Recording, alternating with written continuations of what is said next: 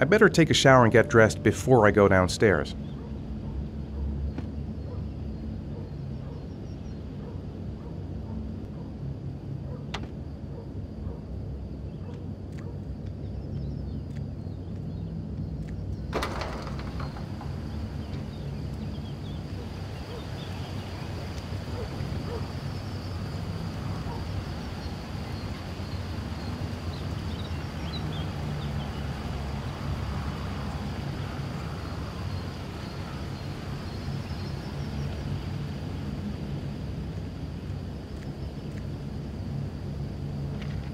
Gone shopping. I'll pick the kids up from school at lunchtime, and then I'll come home to get things ready for Jason's birthday party. Don't work too hard. I love you.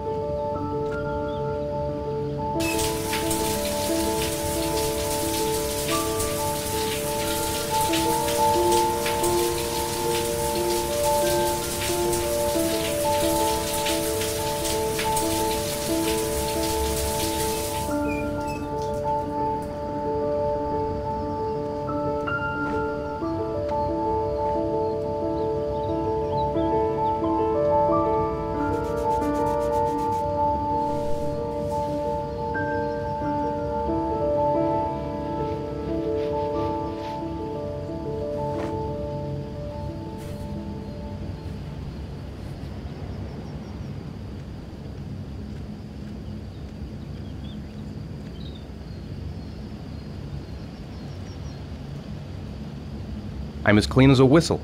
Time to get dressed.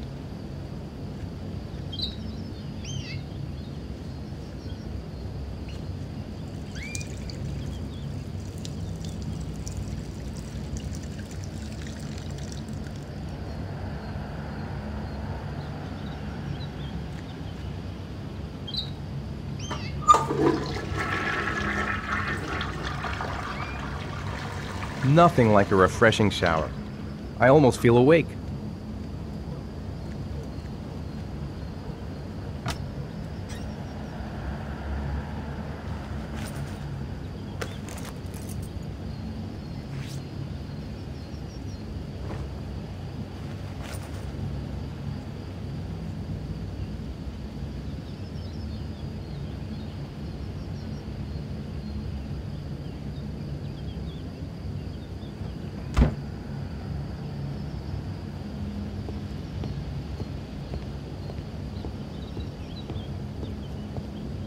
I've got some time before Grace and the kids get back.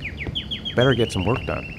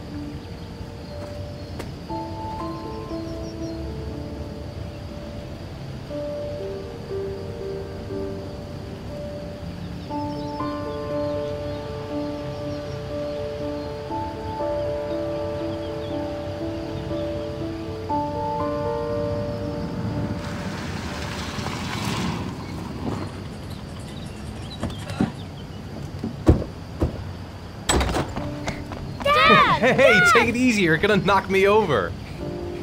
So this is your big day, huh? Am I grown up now? 10 years old, that's not exactly grown up, but you're getting there. Now, can I drive your car? And I think you're gonna have to wait a little while for that. Ethan, can you please help me? I'm coming.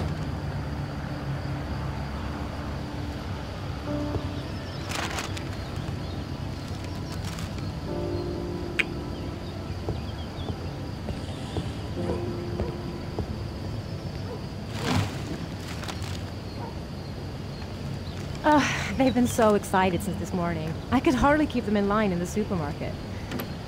How's your day been? Managed to get any work done? You're dead. I said you're dead. I made some pretty good progress. I've just got to work on a few more details, and then I should be ready to present the plans to the client.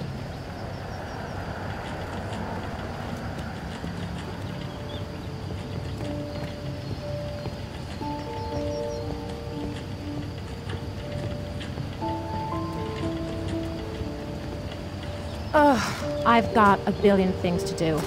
It'll never be ready before Jason's pals arrive. Can you please help me?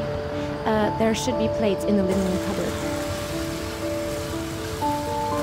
No problem, leave it to me.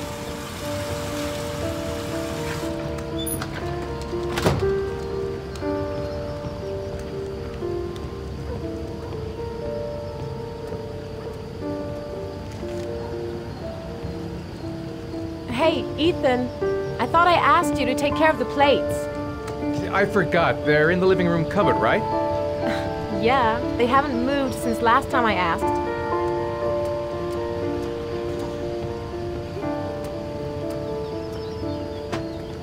That door is always sticking. Give it a big tug.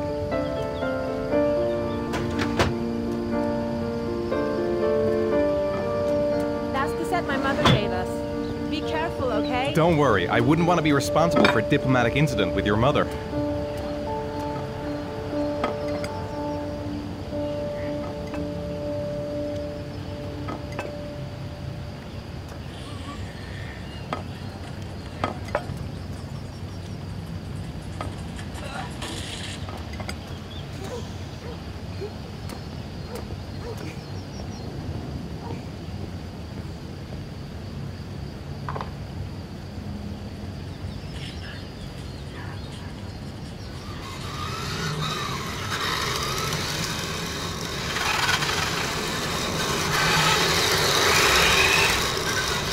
I thought you bought that for the kids.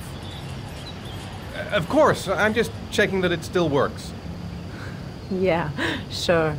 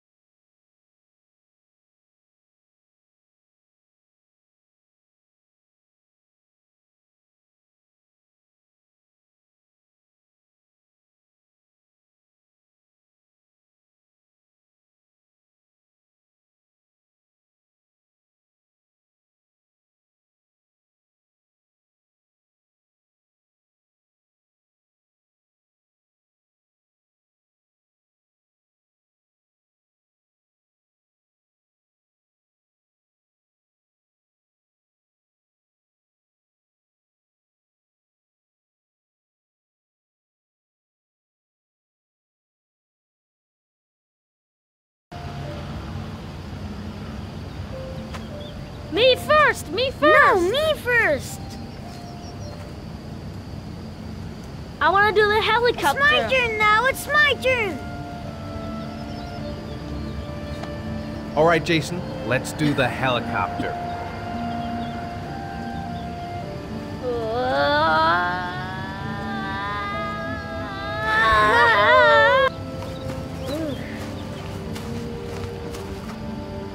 It's my turn now. It's my turn.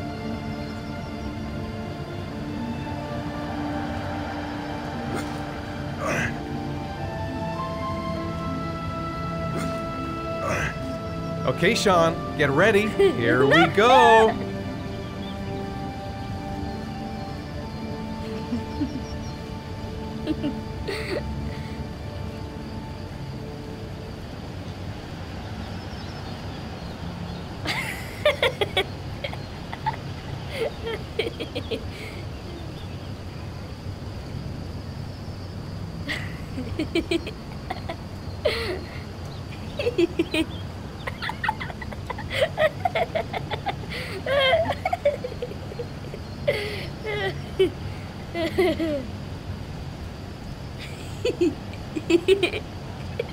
Come on, Dad, show us how strong you are. Big muscles. But be careful, hang on.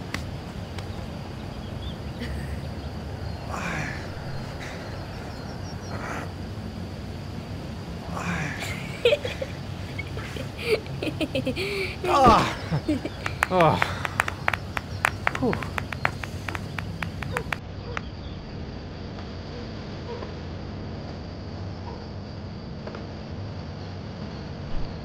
This time you're done for. You're gonna pay for all your crimes, evil one. Ah, surrender, weakling. Say your prayers. Come on, Jason. Fire! Give up. I am victorious. Watch out. Oh! Wow. Attack, attack. Yo! Whoa. Whoa. Yeah, that's great. Yeah, Jason. Ah! Big bad. Come on. Oh, that's gonna leave a mark. Yeah, Jason. Continue. Yeah. Yeah! Go, Jason. Yeah. Yeah! No. I scum. Food's ready, kids. You coming in?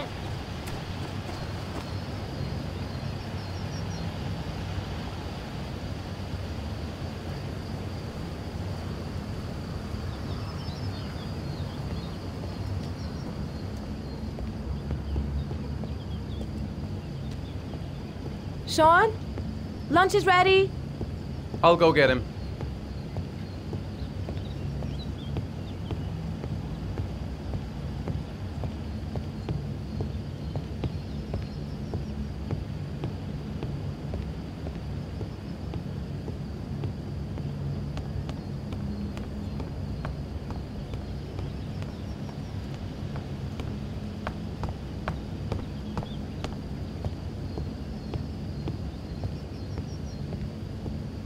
Sean? What's up? It's Merlin. He's dead. He's dead and it's all my fault. No, it's not, Sean. Of course it's not your fault. I'd give anything if you could come back to life. You know, Sean, there's some things which just have to happen. Even if you don't want them to. It's not fair, Dad. It's not fair. I know. I know.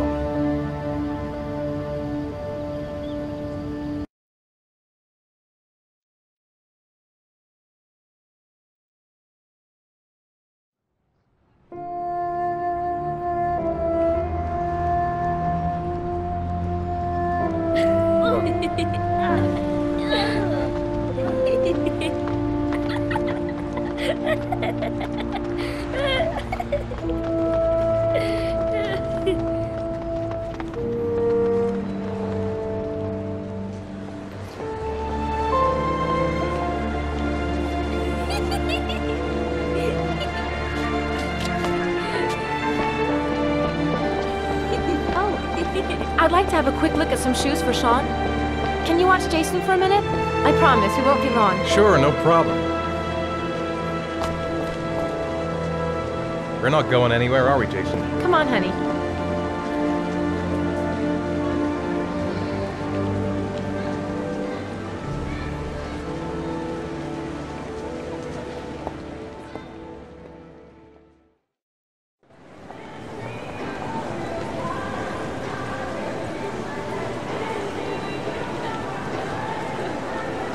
Jason. Jason. Jason. Jason. Jason. Jason. Jason. Jason. Jason. Jason. Jason. Jason.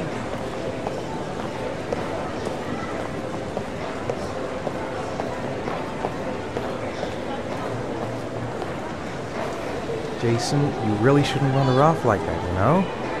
There's an awful lot of people in here. Please, Dad, can I have one? I would really love to have one. Please, Dad, come on. Okay, let's go buy a balloon. Great! Hey, champ!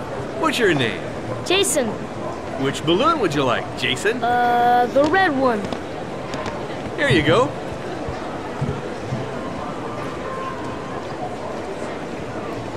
That'll be $2, sir. Jason, wait for me. Wait for your dad, son. It's really crowded in here.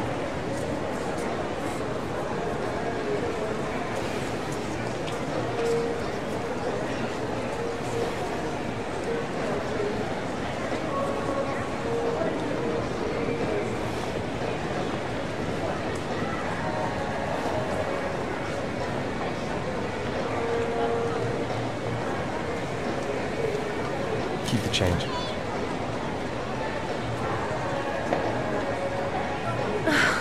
It is impossible to try on a pair of shoes with this crowd. Where's Jason? He was here a second ago. I bought him a balloon. I turned around and he just disappeared. Disappeared? What do you mean disappeared? Stay here. I'll go get him. I'll be right back. Jason! Jason! Jason! Jason! Jason! Jason! Jason! Jason! Jason! Jason! Jason! Jason! Jason! Quick, I need to go downstairs now or I'm gonna lose him in the... Jason! Jason! Jason! Jason! Jason! Jason! Jason! Jason! Jason! Jason! Jason! Jason! Jason! Jason! Jason! Jason! Jason!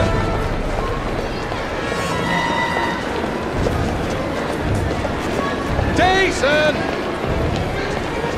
Jason! Jason, God, you really had me scared. Jason! Jason! Jason! Jason! Jason! Jason! Jason! Jason! Hey, man, watch where you're going. Shit!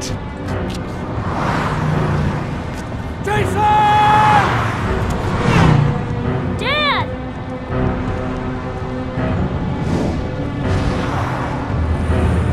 Jason!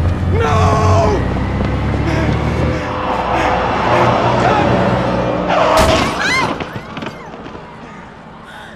Jason! Jason! Oh my god, no! No! No, Jason! Oh my god, no! No! Oh my god. No!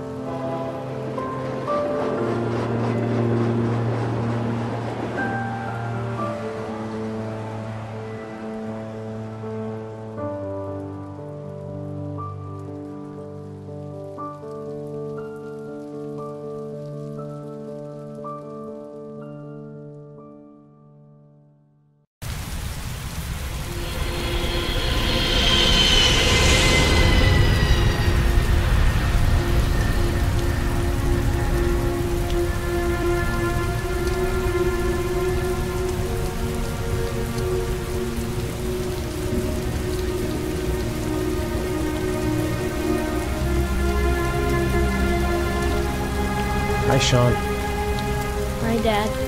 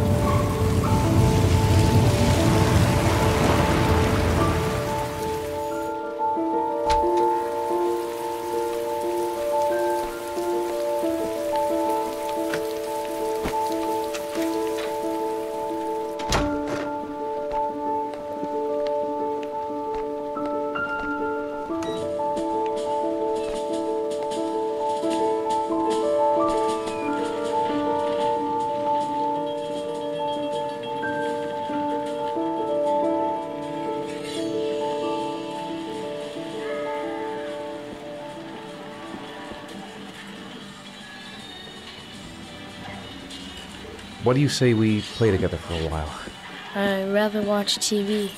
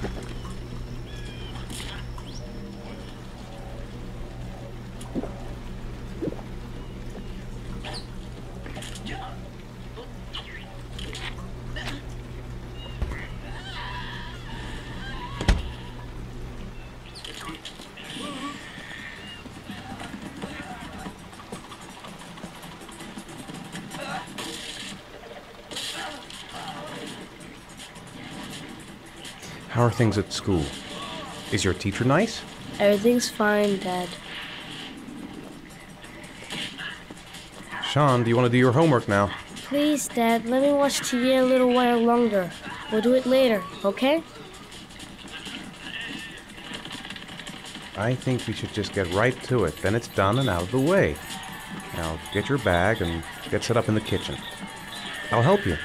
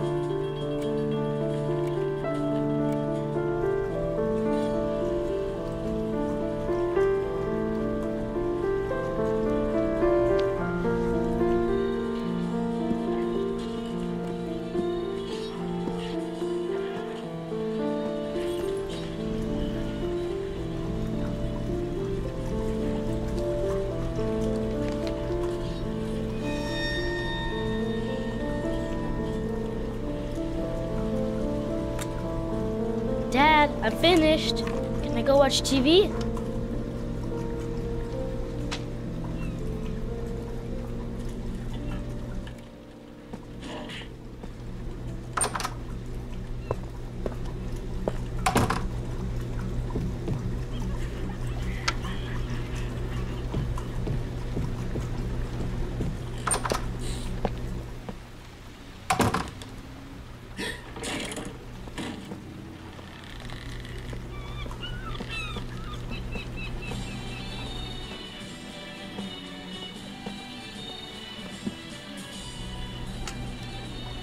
Let me have a look. Pretty good. Looks like you're done. Off you go.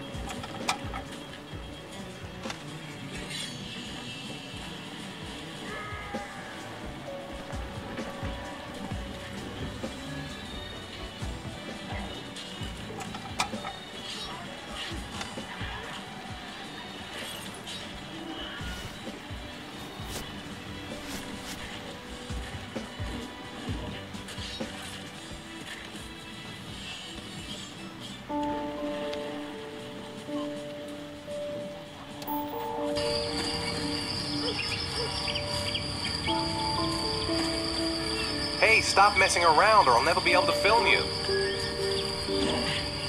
What do you want me to do? I don't know. Oh, yeah, Jason, tell me what you want to be when you grow up. I don't know. Maybe a fireman or an astronaut. Oh, wait, I know. I'll be a dinosaur hunter. I'll make video games. And here's the most beautiful mother in the whole wide world. Oh, Ethan, stop. Don't film me. You know I don't like it. Hey, Dad, film me. I'll show you how fast I can run. Yeah, me too, Dad. I can run really fast too.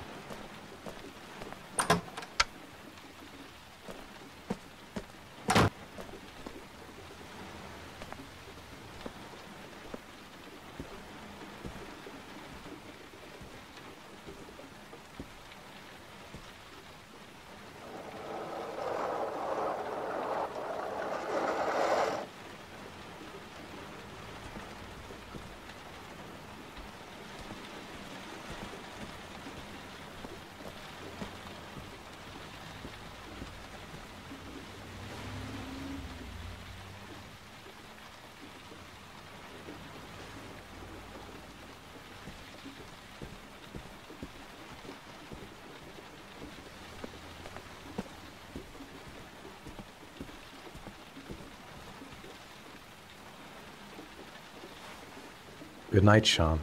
My teddy! I haven't got my teddy, Dad! You must have left it somewhere in the house. Do you have any idea where it could be? No, Dad. Please, I can't sleep without him. That's too bad, Sean. Time to sleep now. Oh no, Dad. Please, I need my teddy. No, we'll find it in the morning. Now go to sleep. Mom would never put me to bed without Teddy. Why are you mean like that? It's not my fault that Jason is gone. It's not my fault.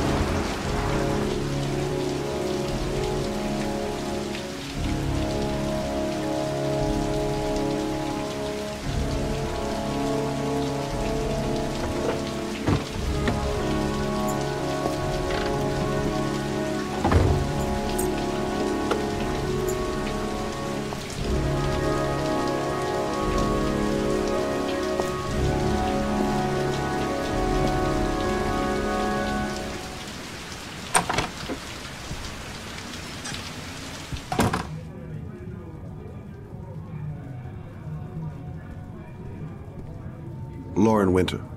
Ring any bells? Nope, can't say it does.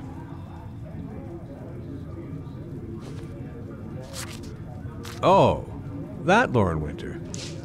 3rd floor, last door on the left at the end of the corridor.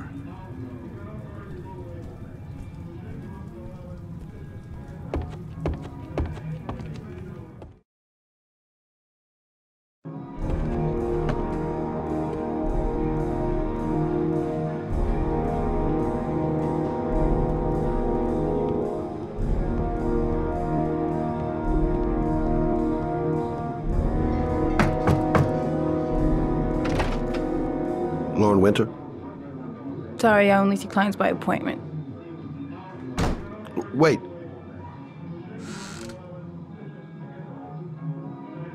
It's $50.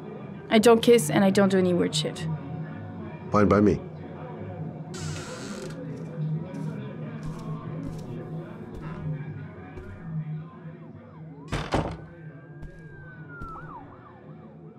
Put your money on the table. You got exactly 10 minutes. When the alarm rings, it's over, okay?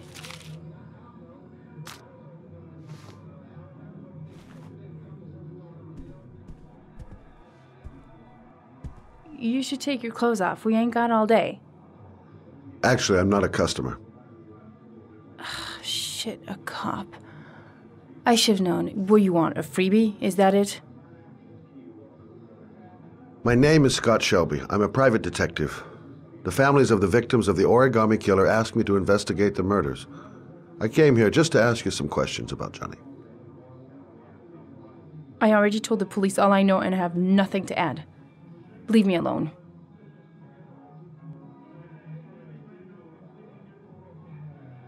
I understand, Lauren. I know what you're going through. Oh yeah? You know what it feels like to find your own son's body on a wasteland? I'm sorry, I don't believe you have the slightest idea what I'm going through, Mr. Shelby. The killer is walking around free as we speak. He'll kill again if he's not arrested. My Johnny's dead, so what difference does it make?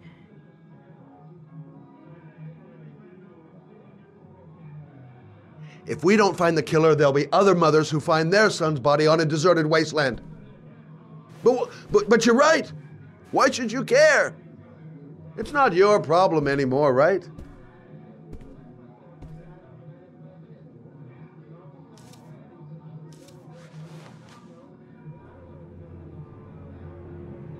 What do you want to know?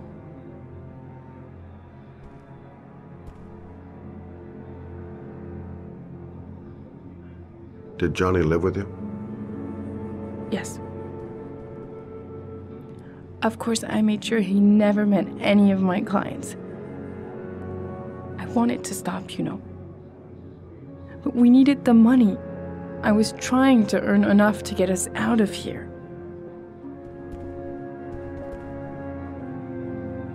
How did your son disappear?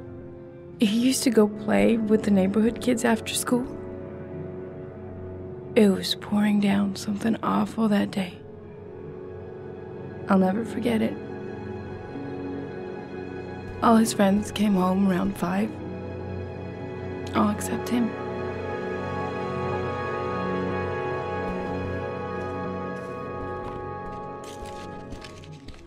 You want one? No thanks, I quit. That's brave.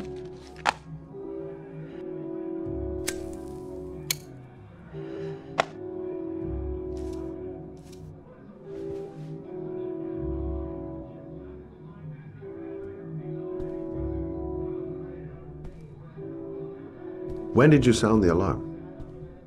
About 8 o'clock.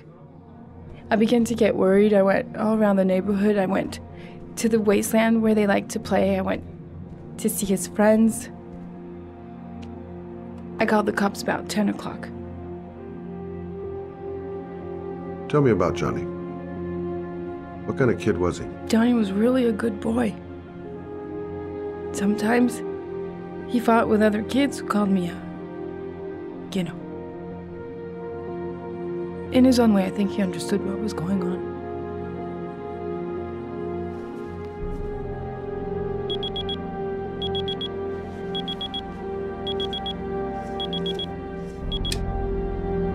Time's up, Mr. Shelby. I hope you got what you wanted. Now get out of here.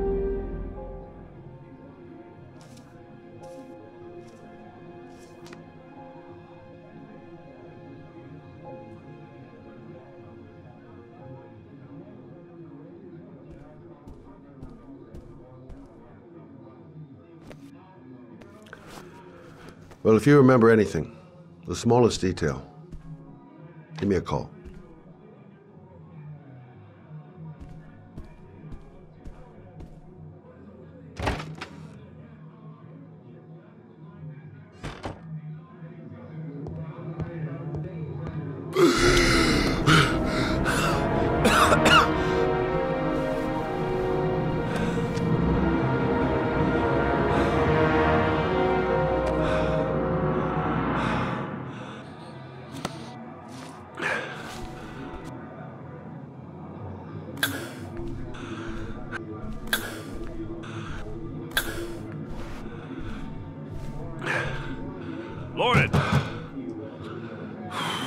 Lauren, open up, baby. It's me. Troy, what are you doing here? I already told you I don't want to see you anymore. Sorry, Dal, but I really wanted to see ya.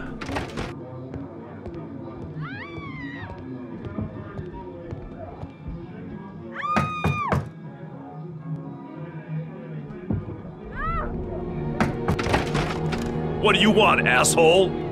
Lauren, is everything all right? She's just swell. Now beat it, loser!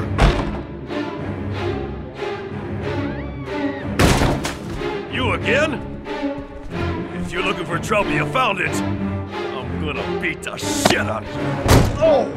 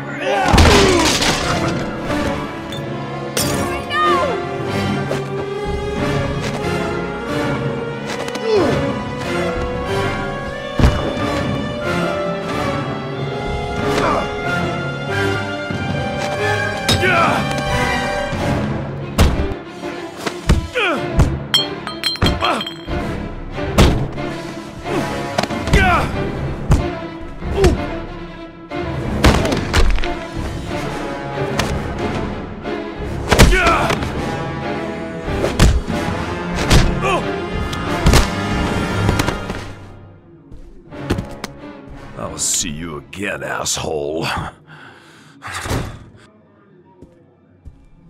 Are you alright? Better than him, I guess. Who is he? An ex-client who thinks he owns me. He was getting violent, and I told him I didn't want to see him anymore. Well, you should be careful. He'll probably be back. Sorry about the mess. Mr. Shelby? Yeah. Thanks.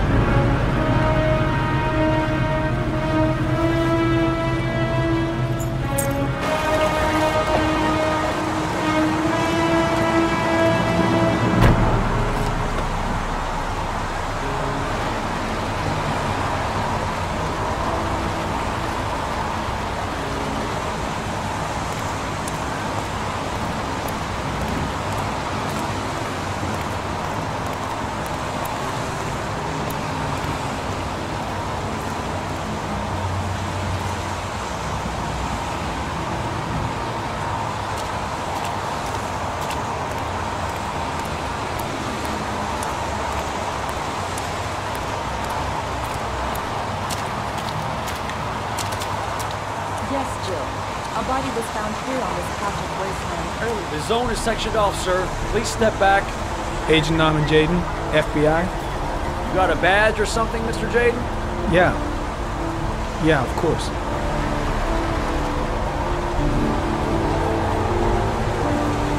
Check. You can pass.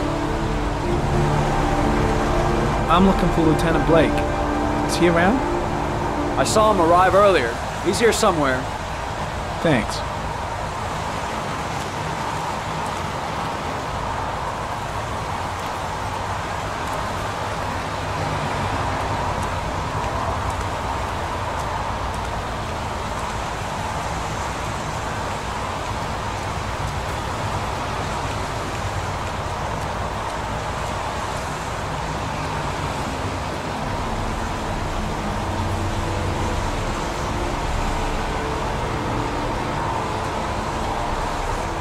Video memo recording, Agent 47023, Norman Jaden, Tuesday, October 4th, 2011. Time is 8:14 a.m.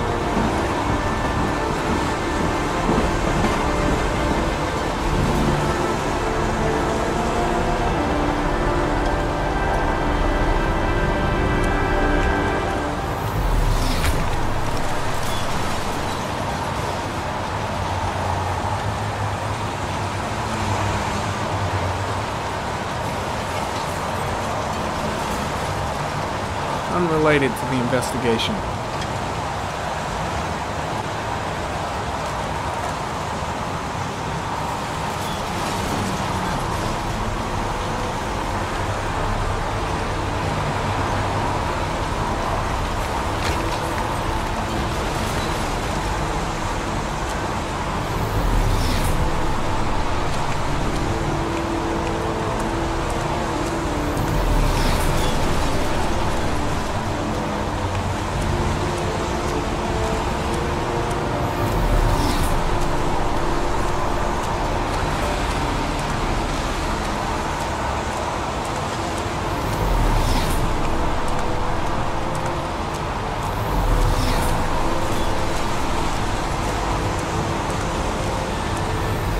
I'm looking for Lieutenant Carter Blake.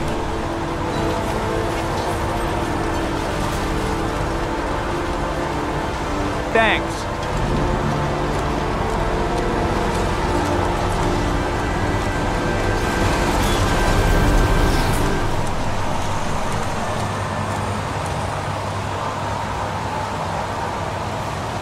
Airy comment, sample of no interest. Comes from one of the policemen present on the wasteland.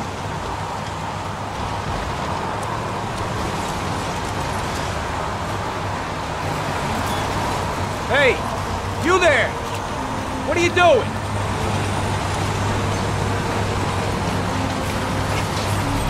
Lieutenant Blake?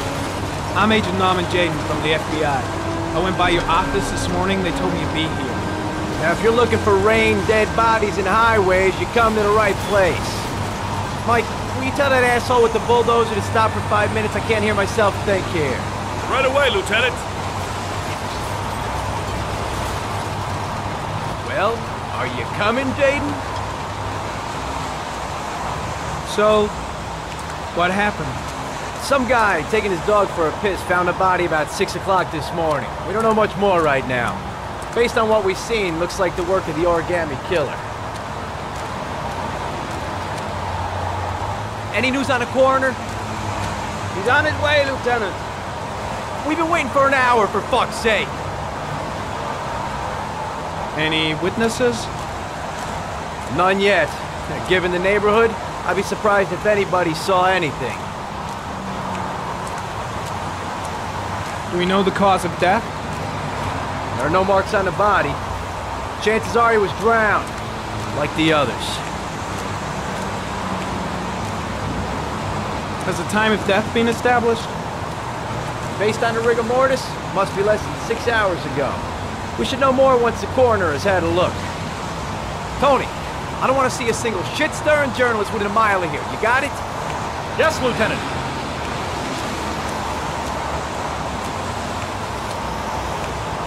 Do you have any leads? My men are going over the scene with a fine-tooth comb. If the killer left anything behind, we'll find it. Listen, I'm a little busy here. Why don't we discuss all this a little later, back at the office? Well, no problem. I understand. Do you mind if I have a look around? Be my guest. Hey, Jaden, you come and see me if you find anything, okay? We're on the same team now.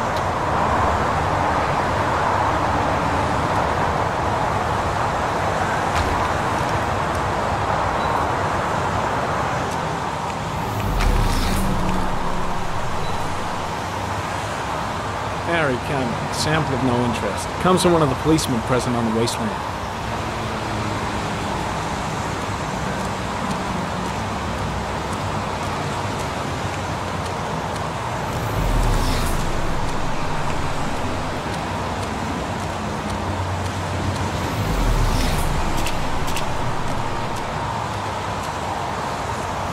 Some orchid pollen. The concentration of pollen in the air is quickly decreasing because of the rain, but it gets higher in the direction of the body.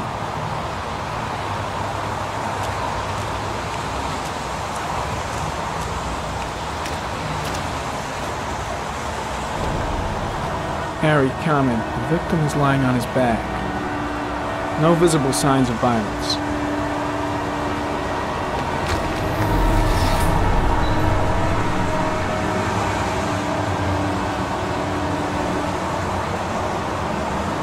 An orchid was placed on the victim's chest.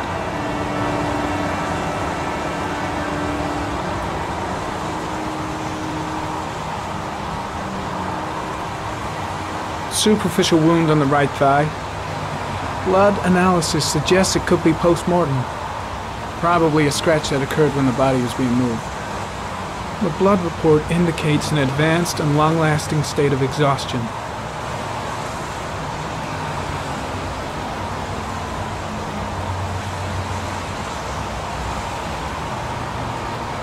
A small origami figure in the right hand. Fingers were probably closed after the time of death.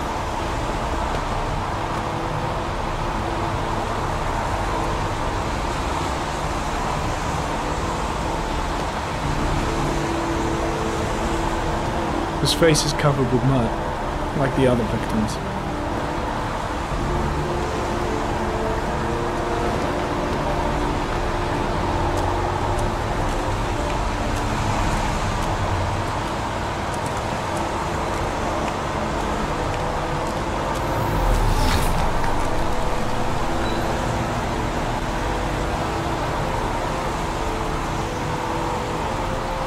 Sorry, comment. Sample of no interest. Comes from one of the policemen present on the wasteland.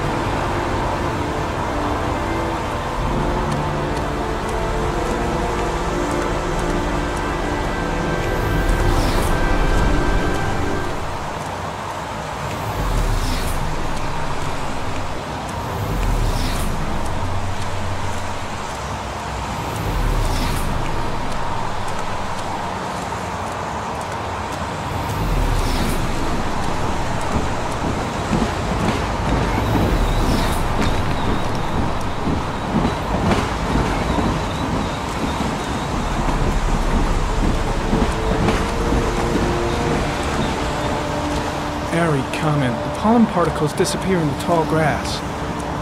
It's probably the end of the trail. Harry, comment. Traces of blood on the railroad track.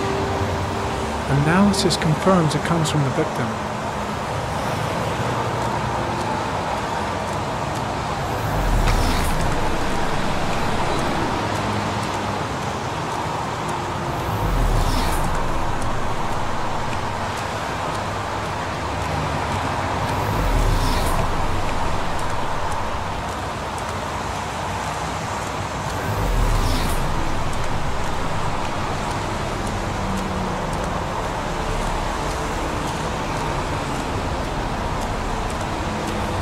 There's a railroad track near where the body was left. Same as all the other victims.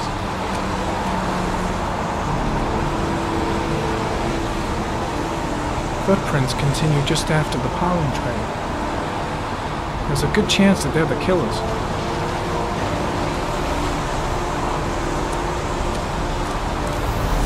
The footprints begin at the tracks.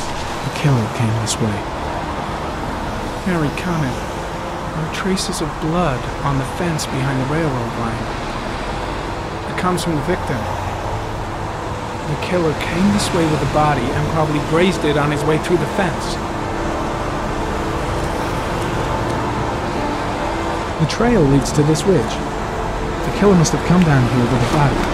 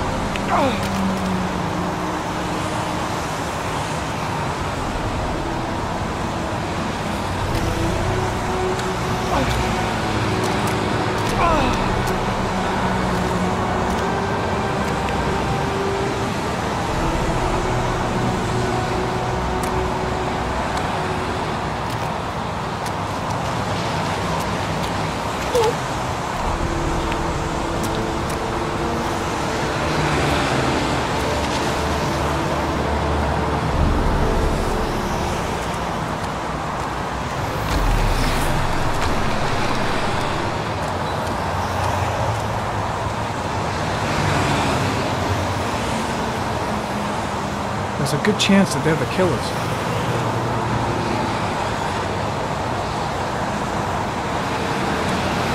Impressive. Seems the only traces the killer left are those he intended to leave.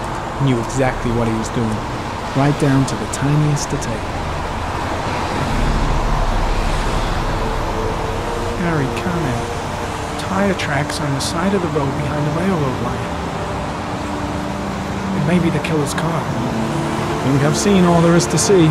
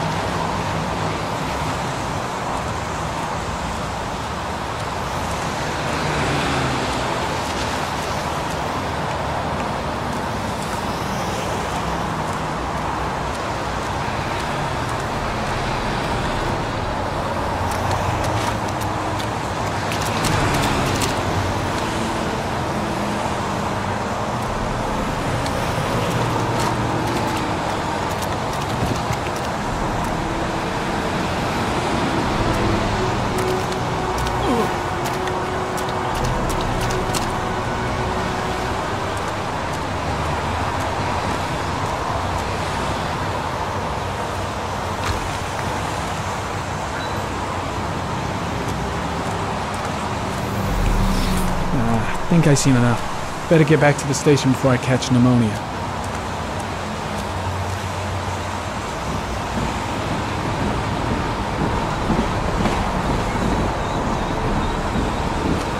Way too many people here.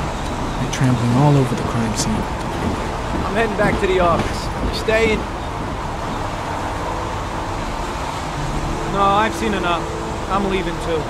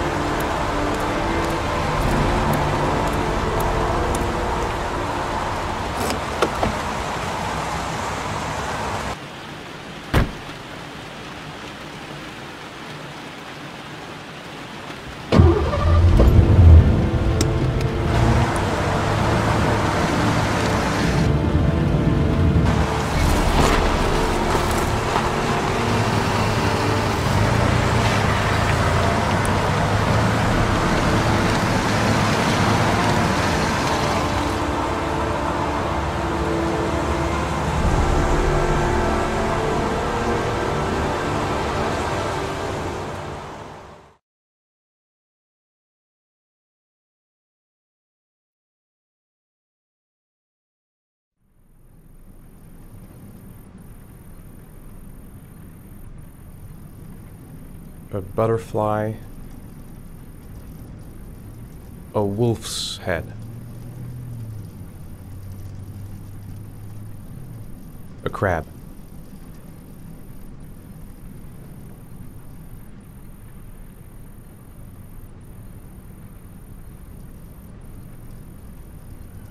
Don't think, Ethan. Give me the first idea that pops into your head.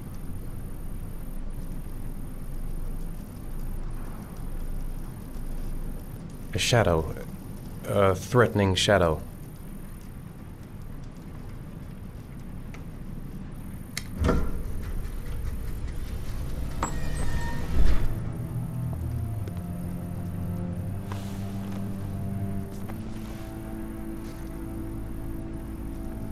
I have the results of your MRI scans. Everything seems to be normal. There is no physical damage from the accident. However, I am worried about your psychological condition. I know it's not easy, but you've got to start over, Ethan. You're not responsible for what happened. It's my fault Jason is dead. He'd still be alive if I'd been looking out for him. It was an accident. Accidents happen every day. You can't blame yourself forever for your son's death. How is Sean?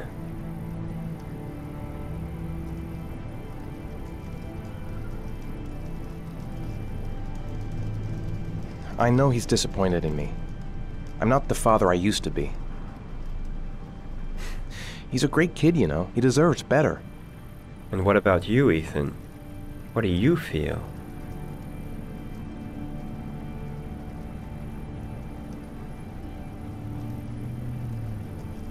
I stopped living at the same time Jason did. When that car ran into us. Is there something else you wanted to tell me, Ethan?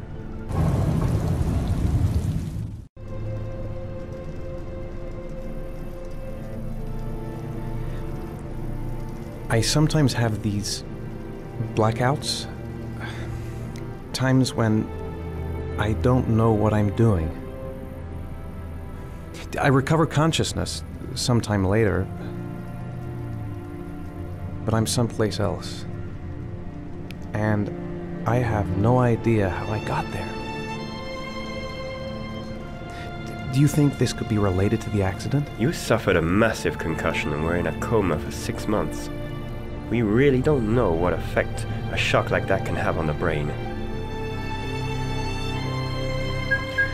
That's the end of this session. We'll continue this conversation next week. You were lucky, Ethan.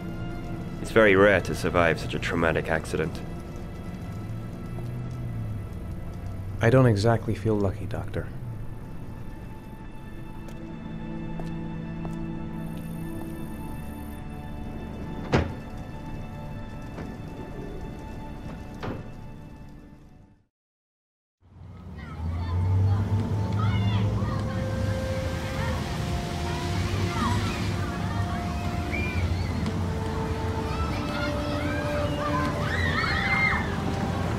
How did things go at school today?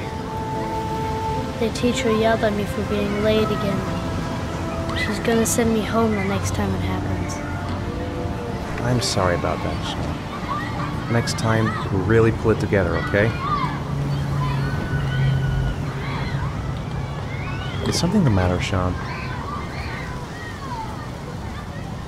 No, I'm alright.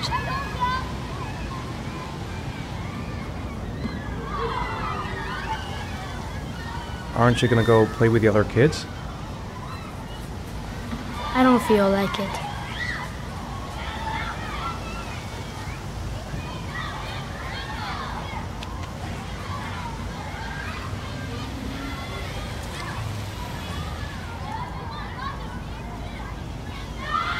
I haven't been on a seesaw in a long time.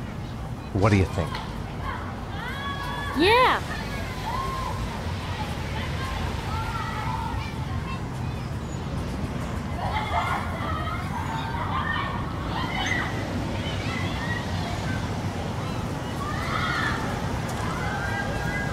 Come on, Dad, make me fly!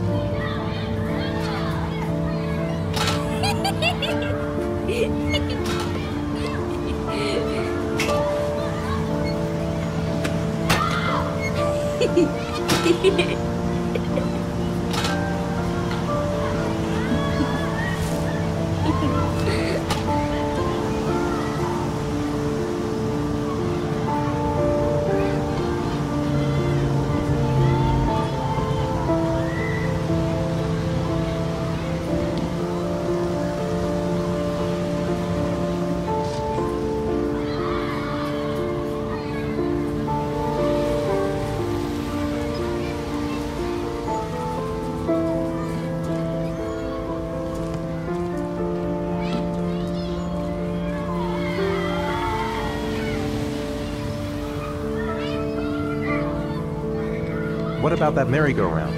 I bet I can push you so fast you won't be able to stay on it. Great!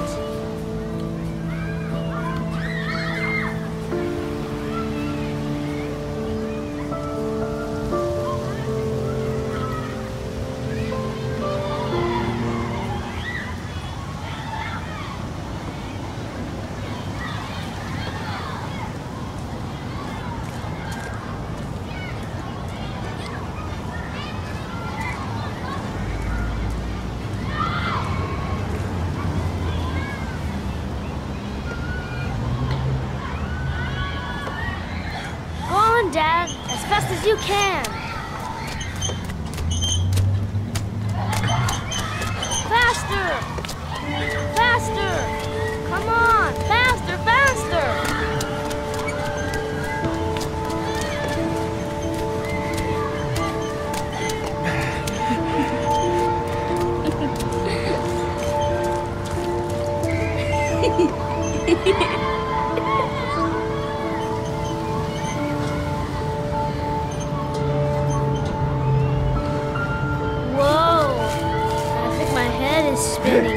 Good training for astronauts, though.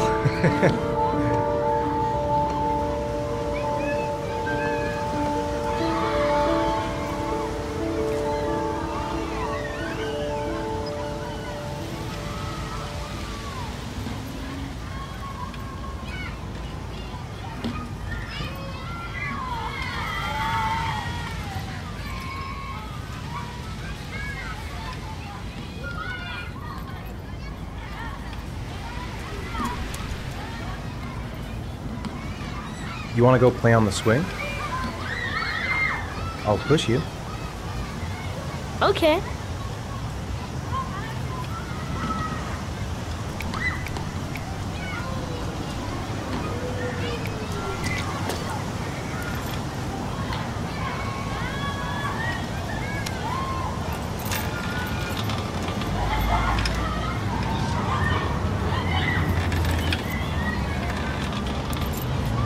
Come on, Dad! Higher!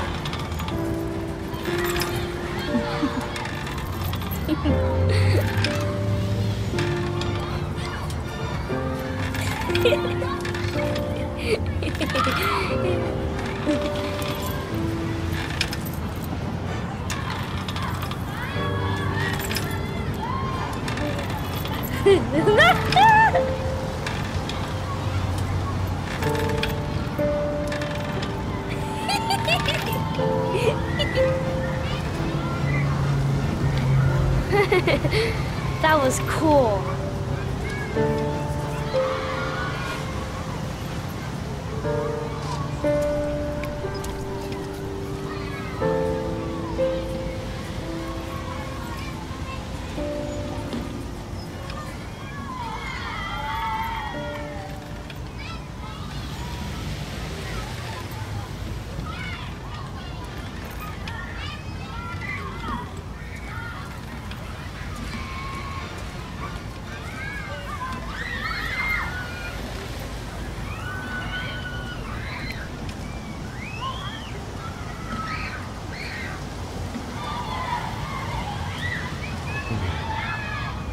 Looks like rain's coming.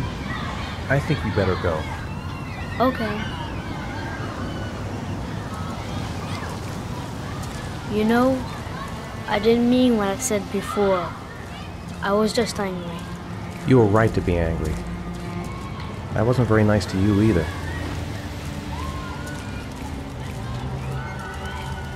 Come on, Dad, what are you doing? Coming.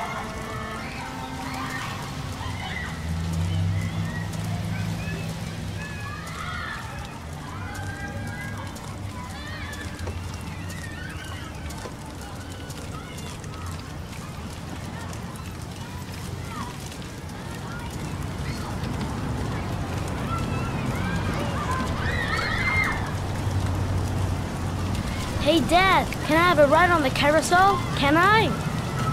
Sure. Go pick a horse and get on. I'll get a ticket.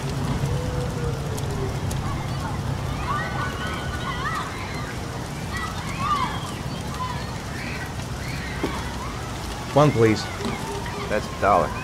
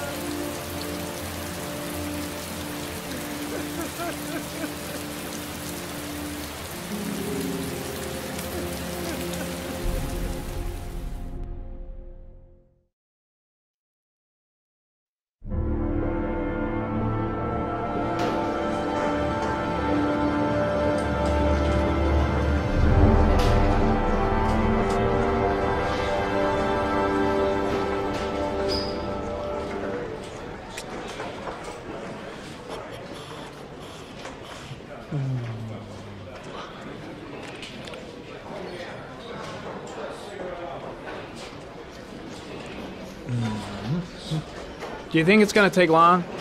No, he should be finished soon.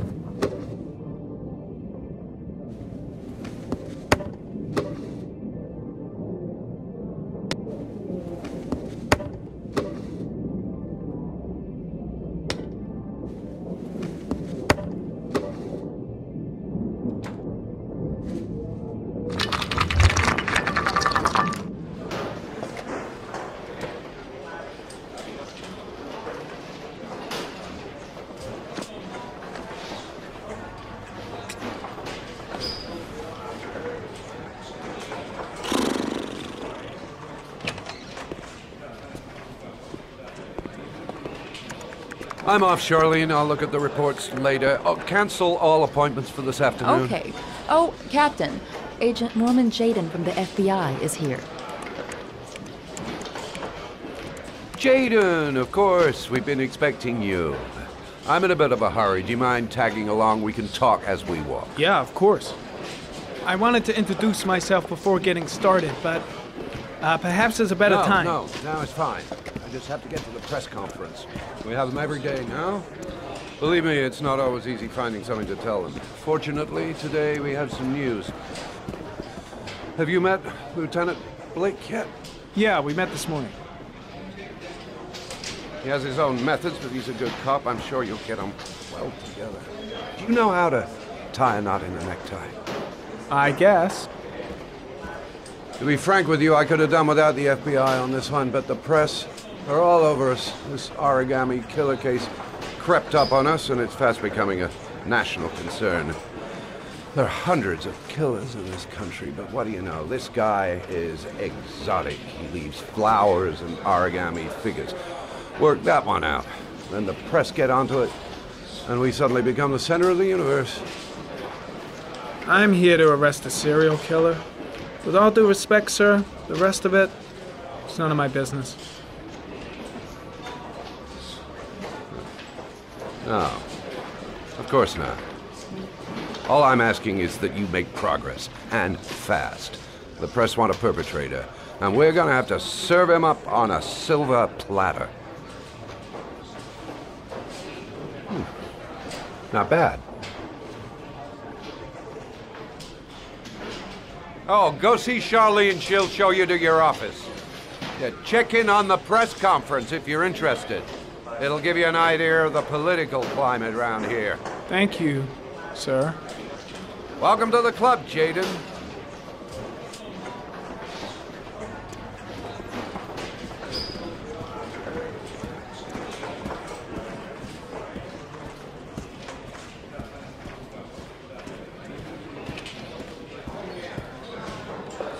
I'm ready to start. Maybe we should kick off by talking about the case? I have some work to finish here. Let's talk about that later if you don't mind. Okay. No problem. Just let me know when you're available.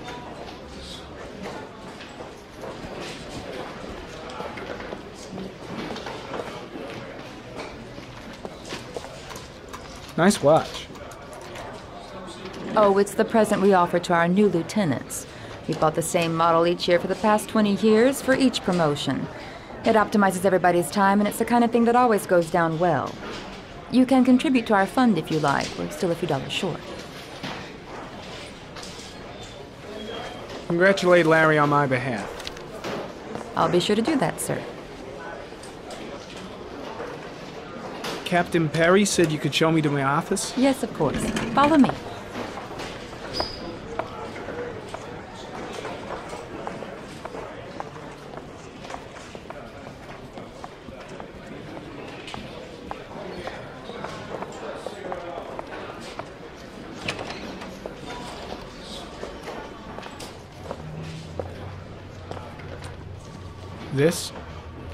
This is my office?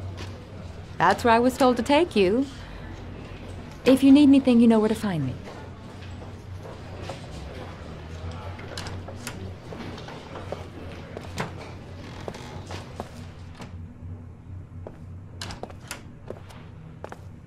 Okay, time to work.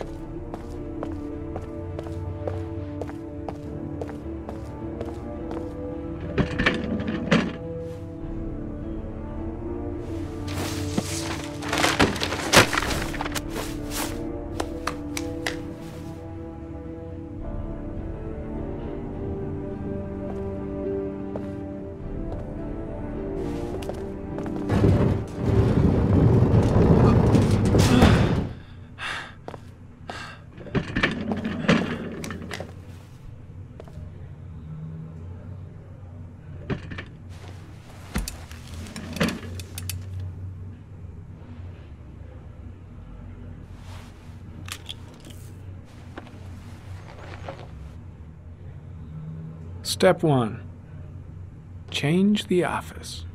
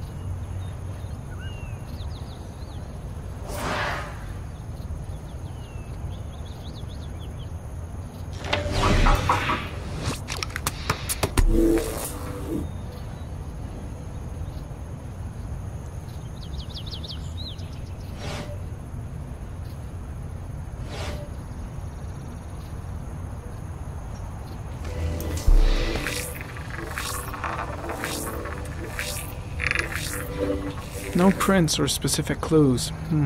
Nothing much to go on.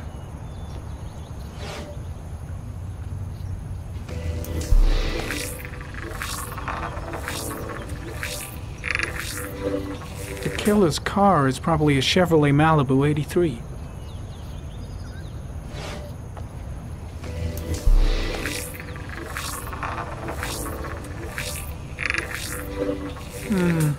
A common species. That doesn't help much.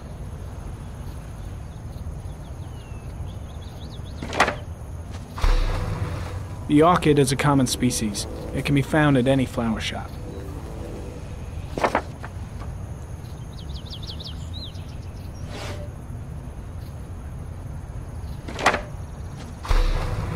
Just one origami store in town.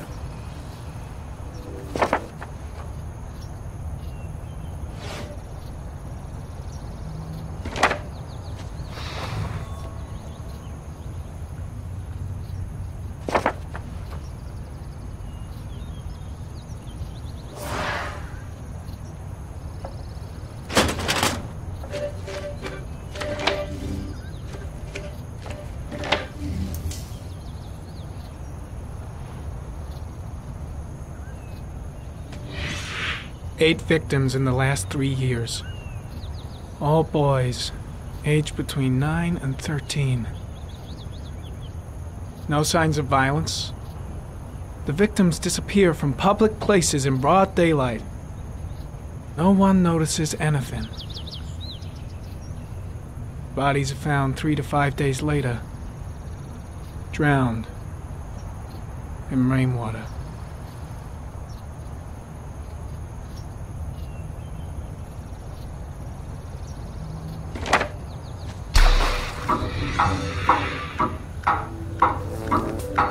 The killer has a large comfort zone. He gained confidence rapidly and moved away from his base. This won't make the geoprofiling any easier.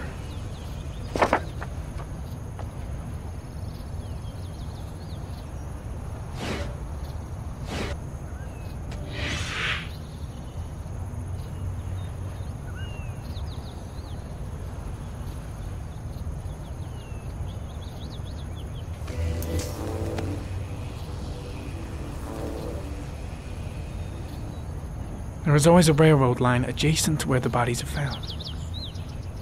And all the victims disappeared in the fall.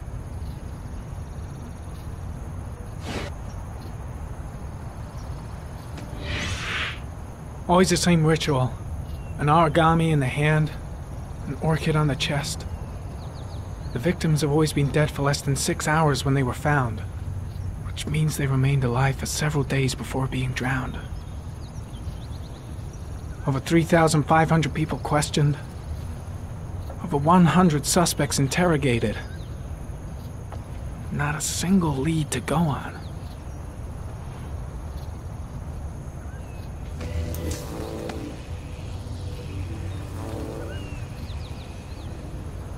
The killer is white, aged between 30 and 45. He is intelligent, calm, and determined. An organized type. He has a car. He's probably employed, but his work allows him free time.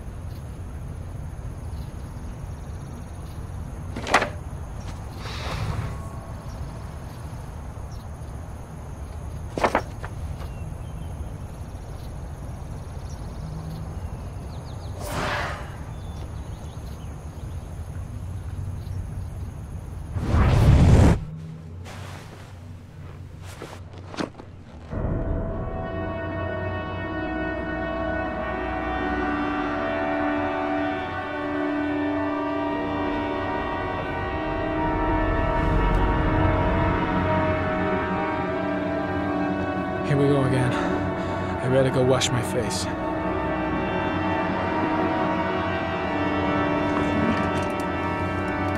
I need to take some. I'm gonna faint if I resist. That's all right. I know I can make it. I know I can make it.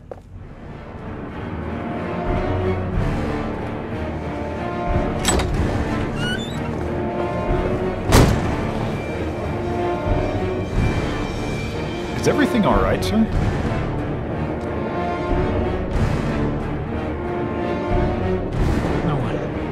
No one must see.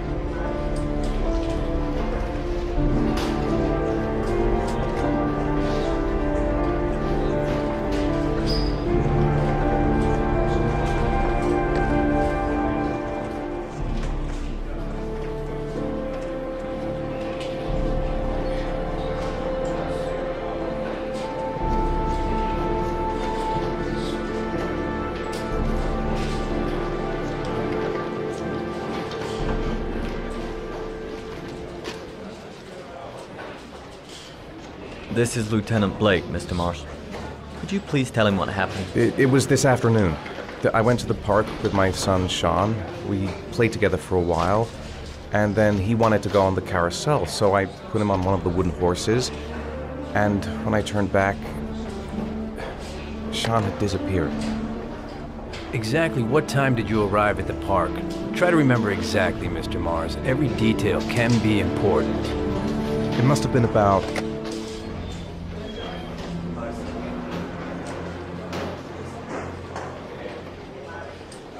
5:30, I think. I'm not really sure. What was your son wearing when he disappeared? He was wearing a coat.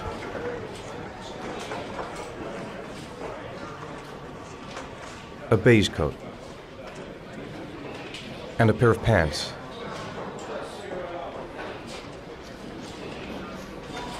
Black pants. How could Sean have disappeared without you even noticing? Weren't you right by the carousel?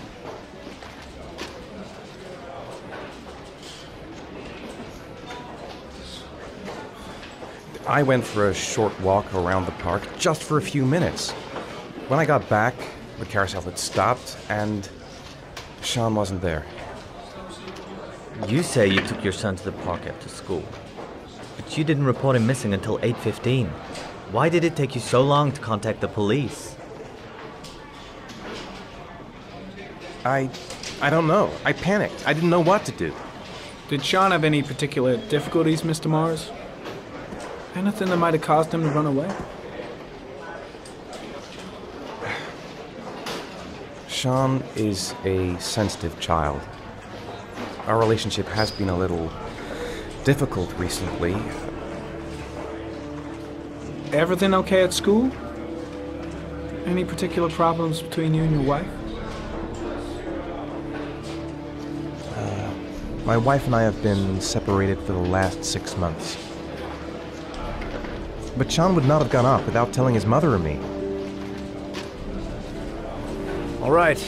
That's all the questions I have for now. You're free to go, Mr. Mars. We'll continue to look for Sean overnight. We'll contact you if we have any more questions. Do you think the Origami killer... Listen, your son's probably just run off and he'll turn up in a couple hours.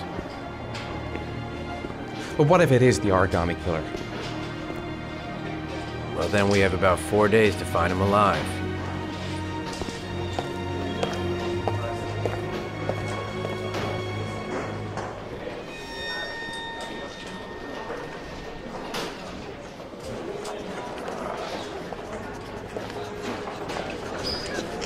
Did they find something? No, nothing yet, but they're gonna keep looking through the night. Do they think it's the Origami killer? It's still too early to say, but it is a possibility.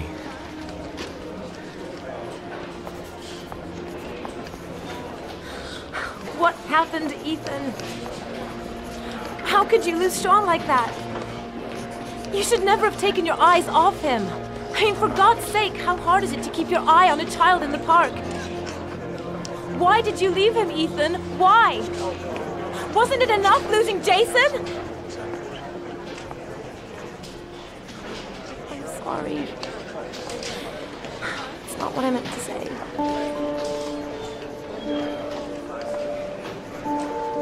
I miss him so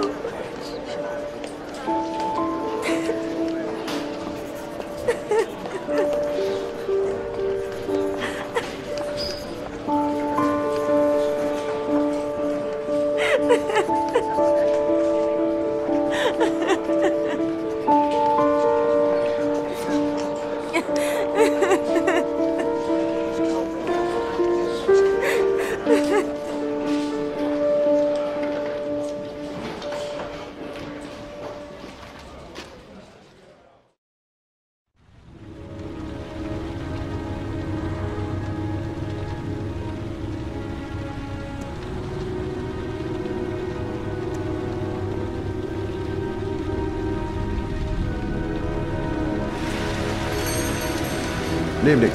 Good evening to you, sir.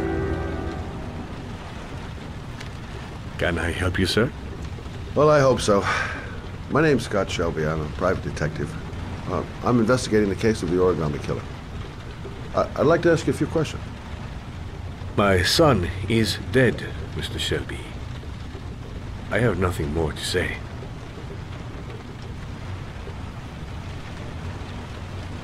The killer has kidnapped another victim. A 10-year-old boy. Like your son, Risa. I have 4 days before we find his body on a deserted stretch of wasteland. No one did anything to save my son.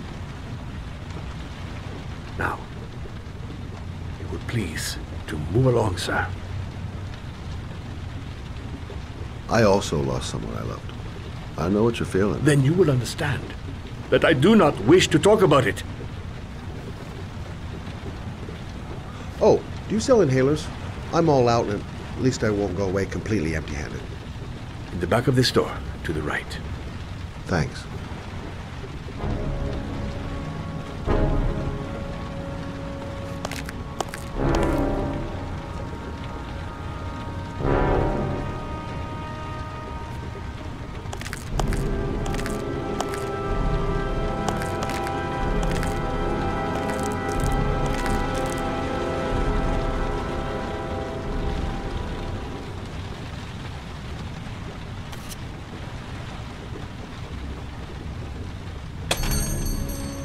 Good evening, sir.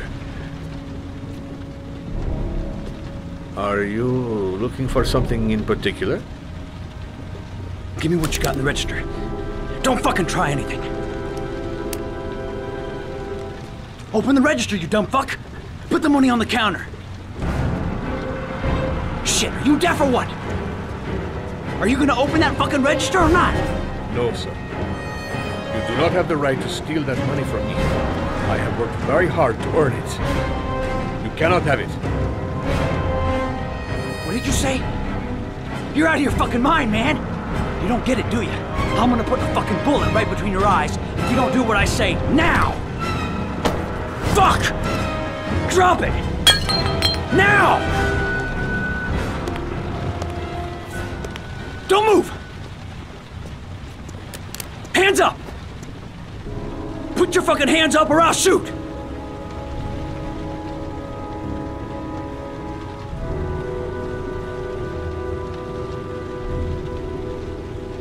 So what are you gonna do? Someone could walk in the store any minute and sound the alarm. You haven't got a chance of getting out of this. The first guy to walk in here gets it right in the face. Fuck it, man, you're making me nervous. And when I'm nervous, there's no knowing what I'll do.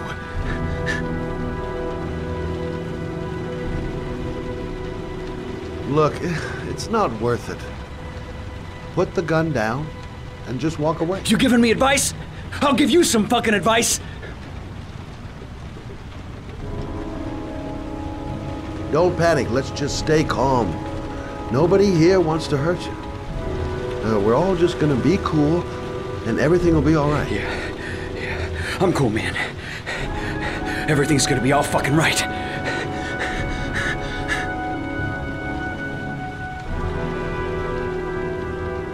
My name's Scott. What about you? What's your name? Andrew. My name's Andrew.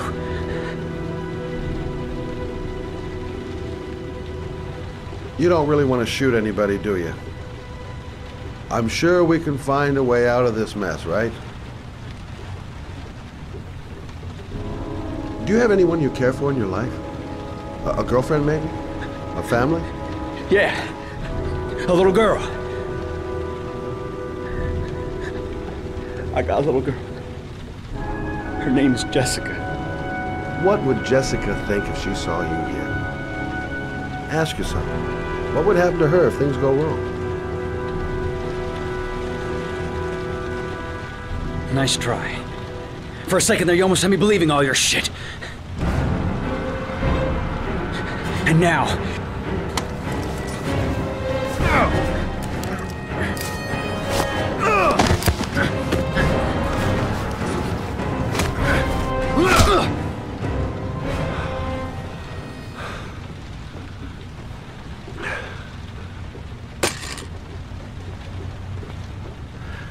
1,000 thank you, sir.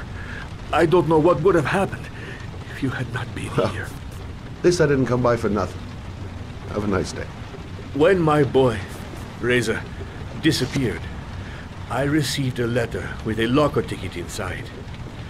Inside the locker, I found this box.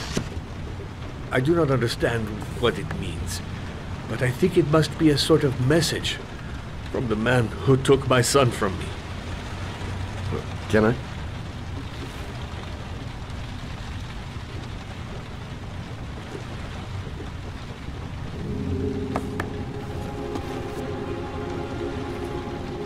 Please, take the box if it can be of any use to you at all. It did not help me to save Reza, but maybe it will help you find the other little boy.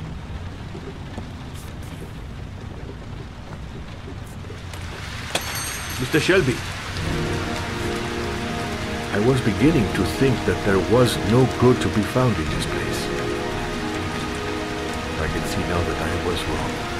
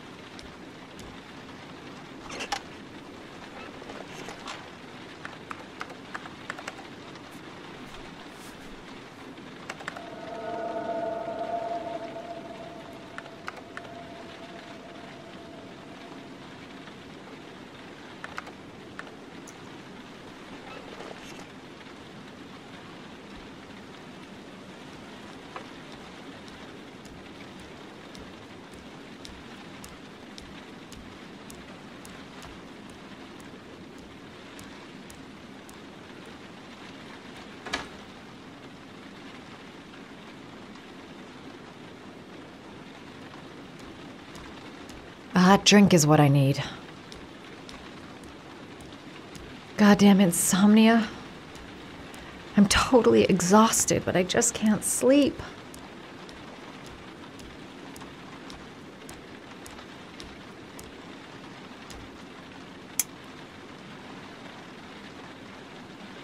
"2:47 a.m. Always the same time.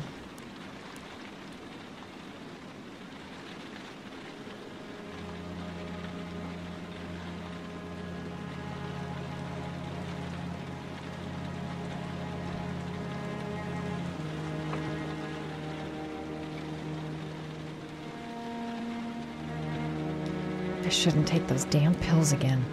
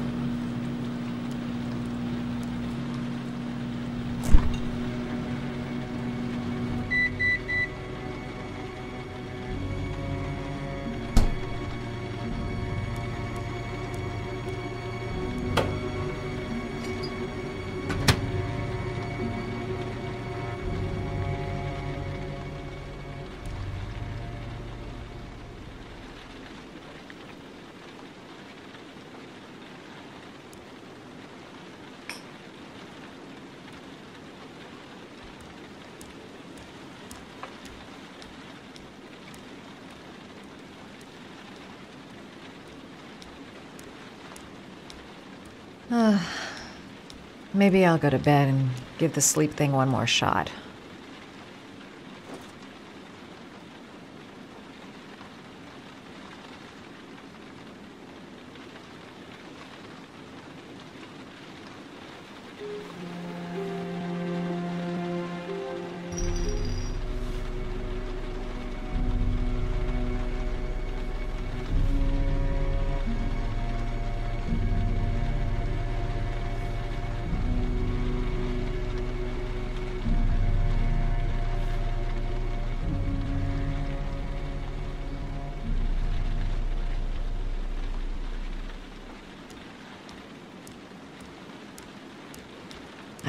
I swear I heard something.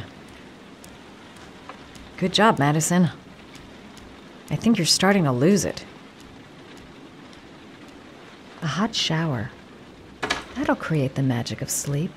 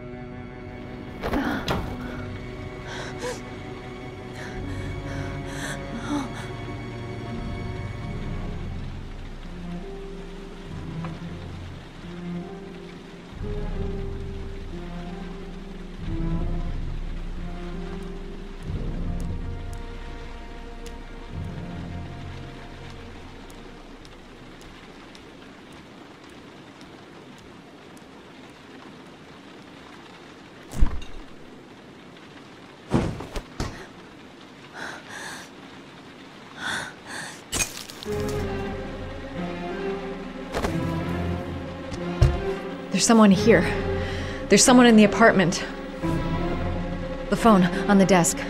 I could call for help. The front door. It's the only way out. If I can reach it, I still have a chance.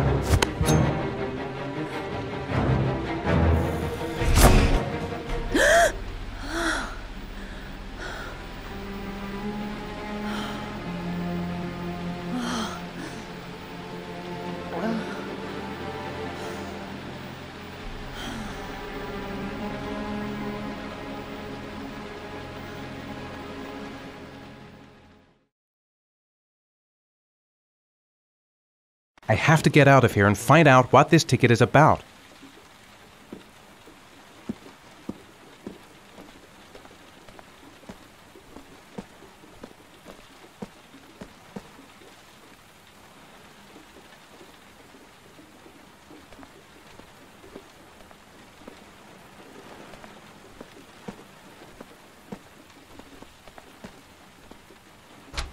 Mr. Mars! Mr. A few Mars! words! Mr. Mars!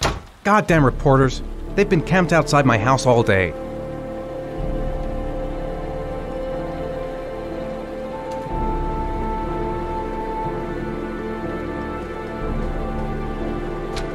Mr. Mars! Mr. A few Mars! words! Mr. Mars!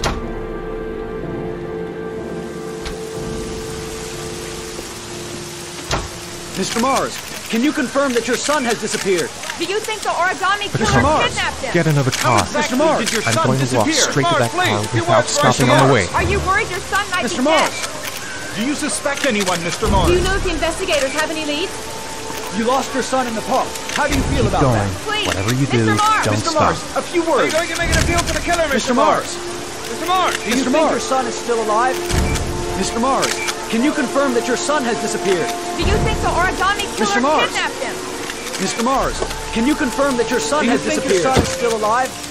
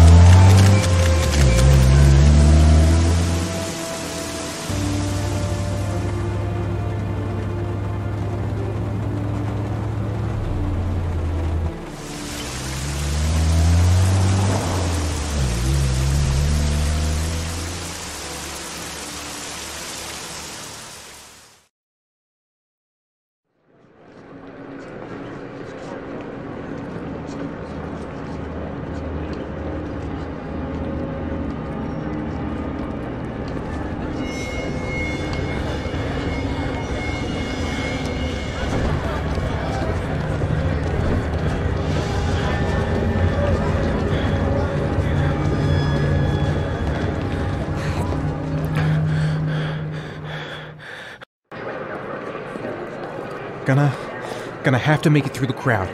I can't take crowds. Just can't handle it.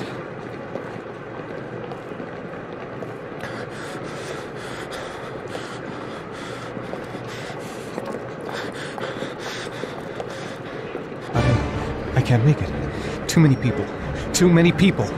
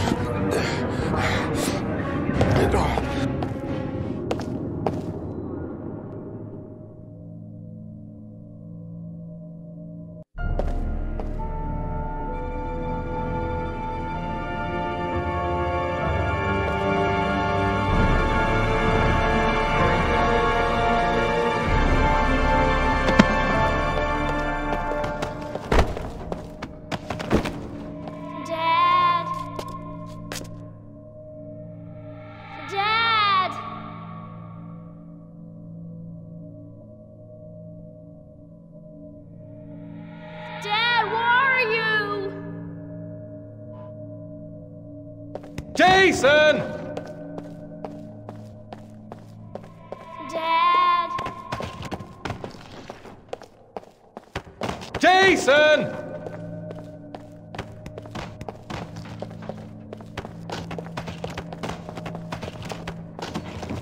Dad! Jason!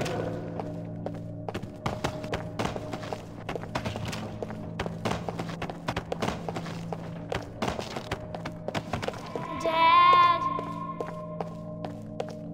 Jason!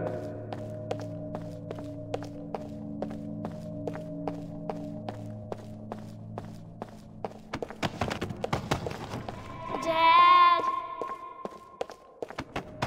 Jason! Dad! Jason! Dad!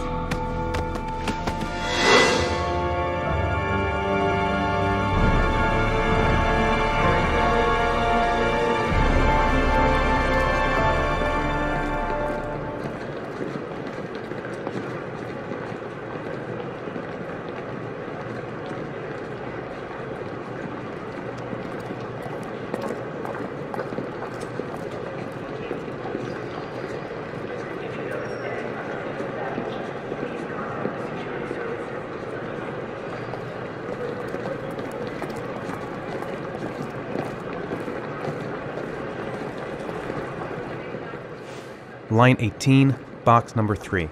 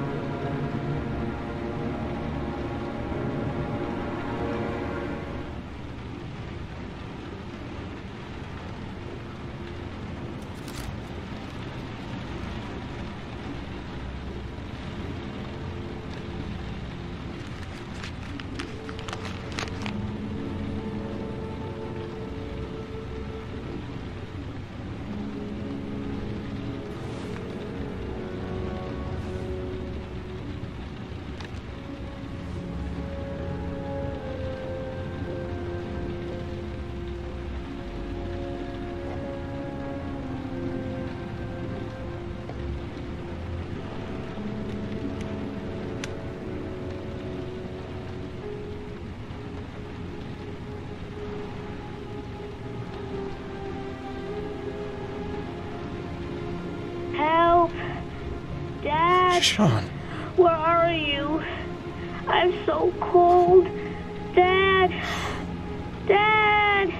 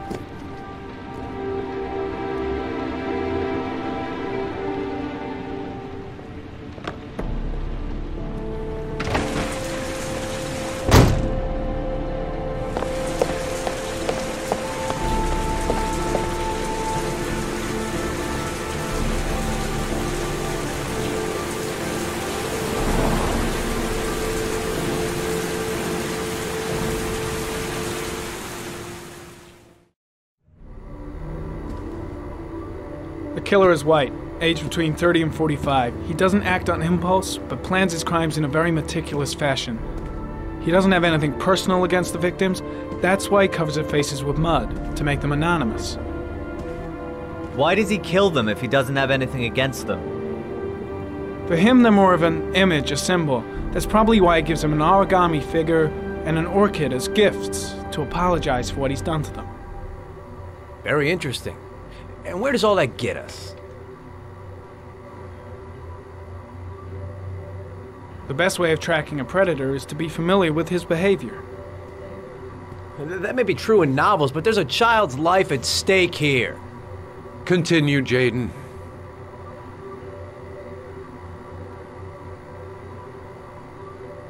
Then I studied the geographical distribution of the murders. Generally, a killer commits his first murder near to where he lives, so he has a safe place to flee to if any complications arise. The more confident he becomes, the further he roams from his base.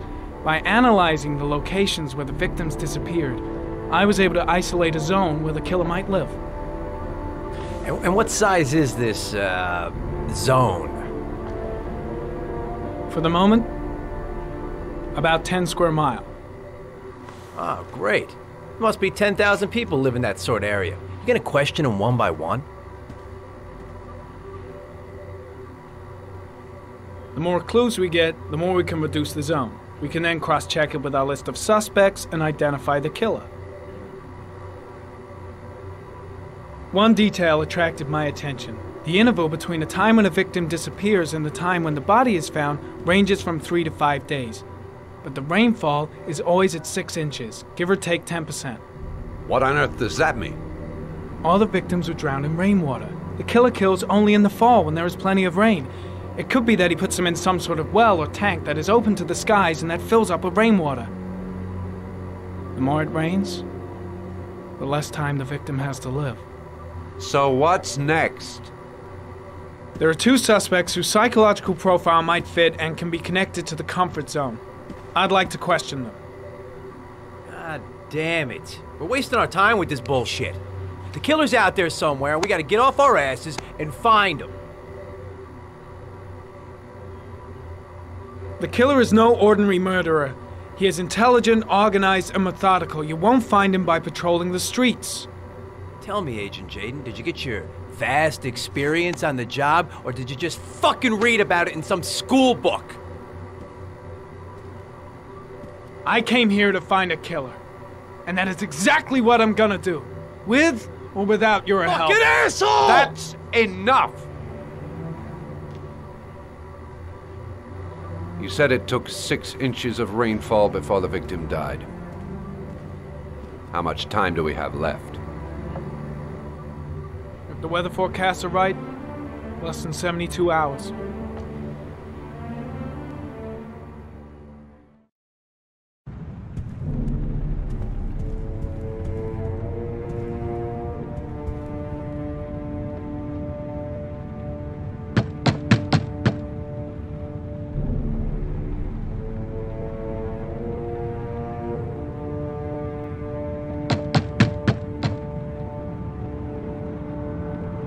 No answer. We waste our time coming here. Maybe we should have a little look inside anyway. There's nobody home.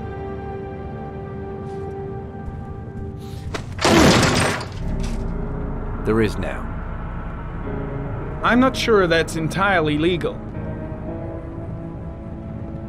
Call the cops.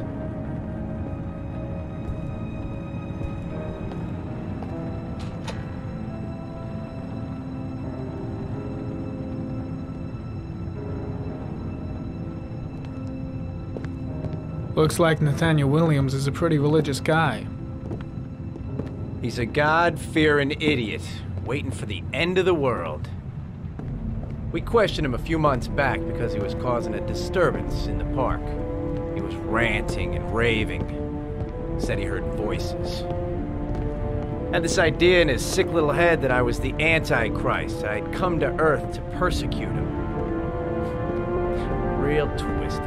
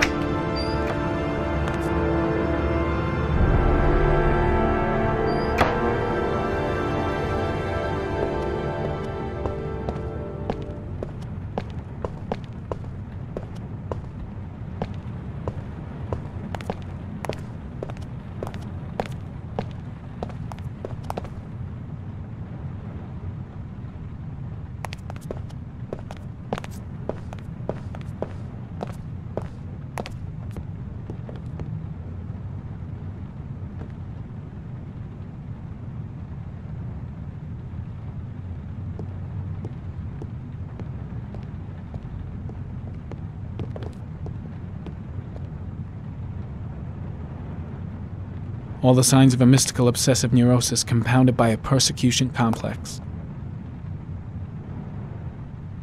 It's stifling in here. Those windows haven't been opened in years. The guy's taking a break from reality, holed up here in this crazy apartment. You don't have to be a profiler to see he's not a killer. We're wasting our time here.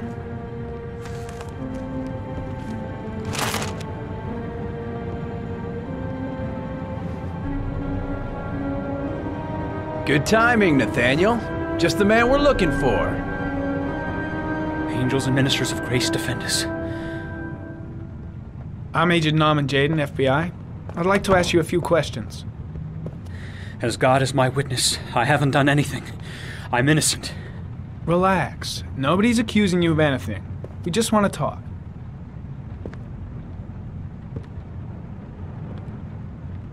Nathaniel, do you remember where you were last Tuesday at 4:30 p.m.? Here? I was here. I was praying. All day. Was there anybody with you? No. No, I was alone.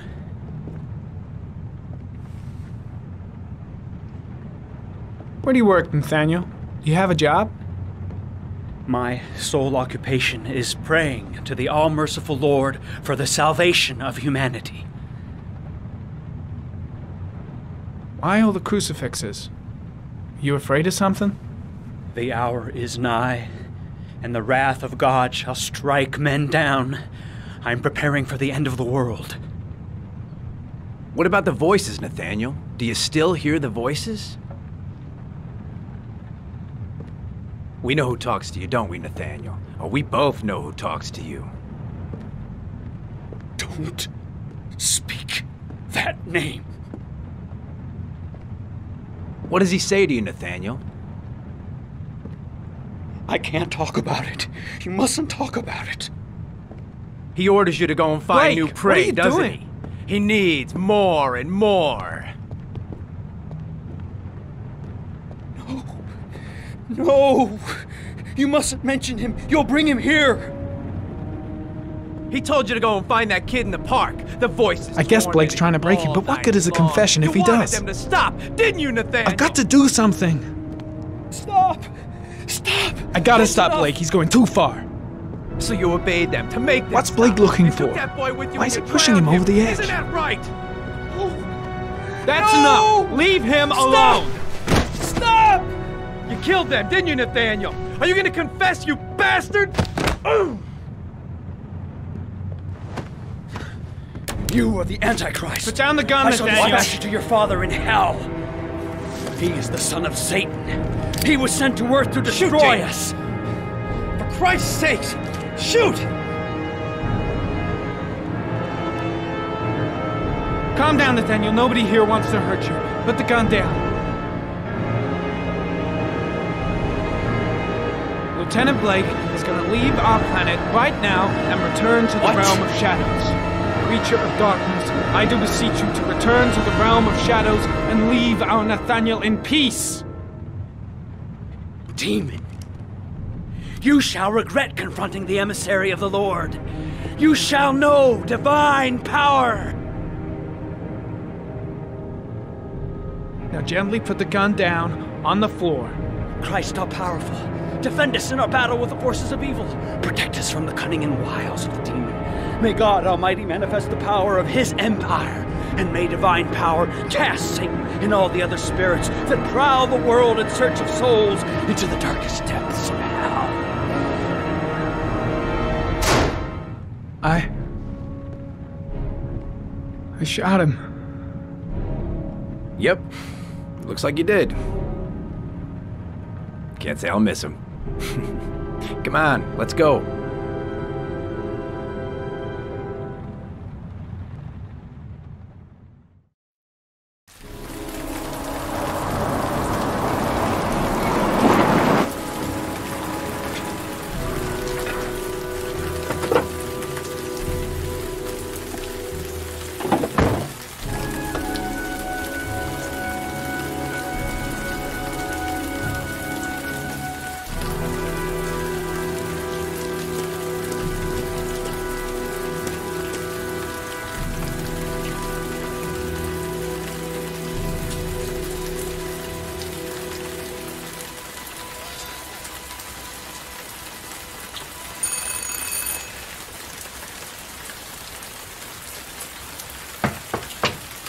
No answer.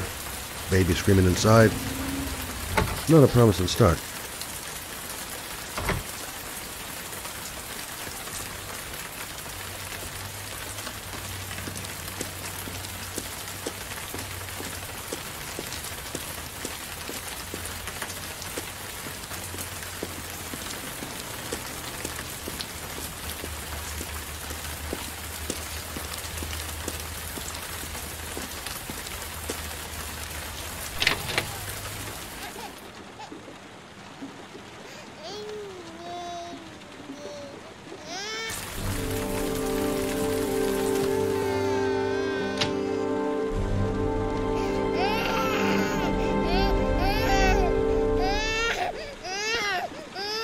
Mrs. Bowles? Anybody home? Oh, Jesus.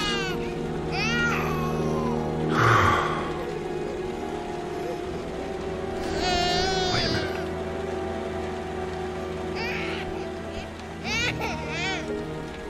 Hello, little cutie. Oh? You looking for your mama?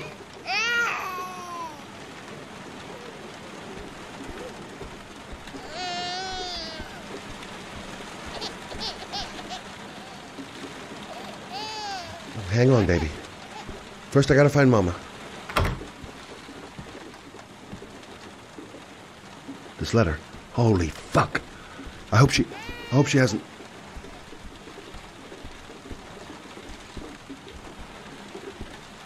on, I have to search the house. Maybe it's not too late. Mrs. Bowles! Mrs. Bowles, are you there?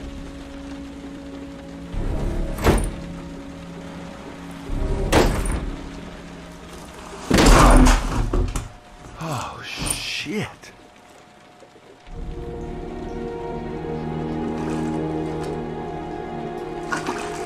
Mrs. Bowles! Mrs. Bowles, can you hear me? Wake up! Wake up!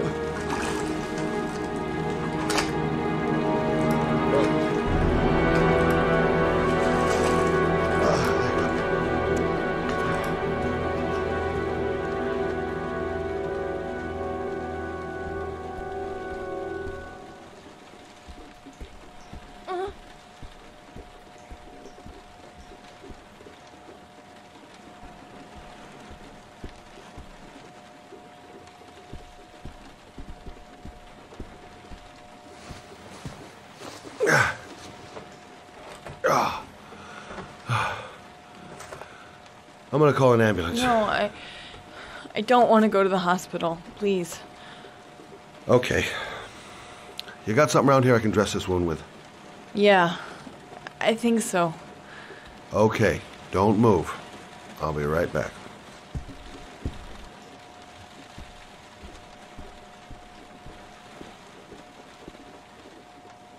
Let's see. I need this, and this, and this.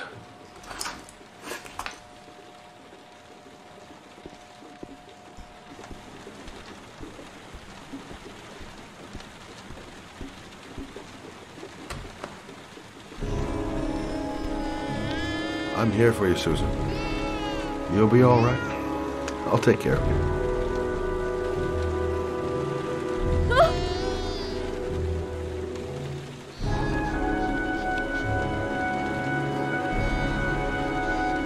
Stay with me, Susan. Susan, do you hear me? Susan, stay with me.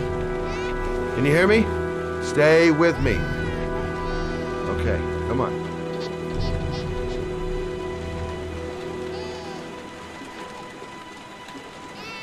There, I done what I can.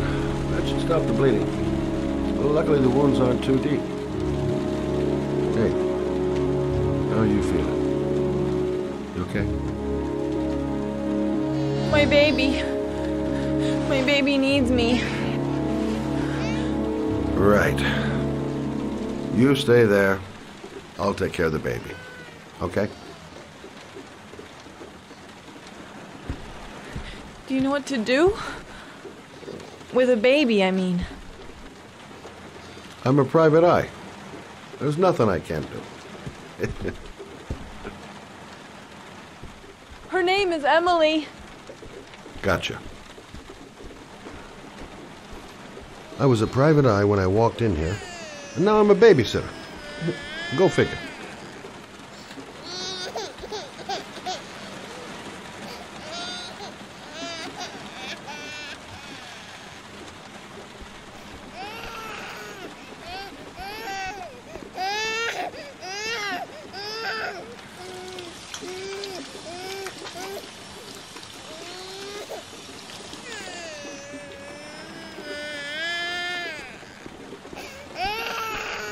Mommy will live for now. Hi there, Emily. So, what seems to be the problem, huh? Oh! Going by the smell, I got a pretty good idea.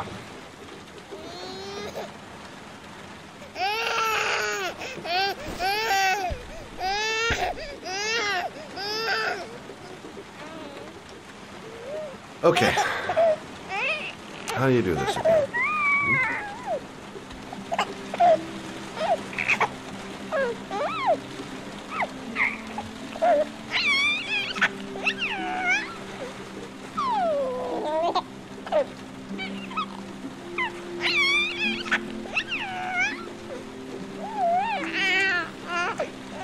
No, brother, that's not the right way. Okay. Let's start again.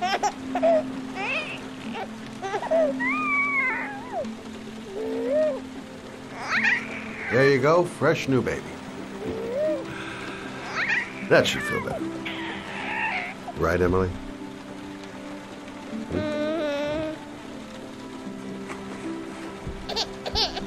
Hey, what's the matter? I thought we solved the problem.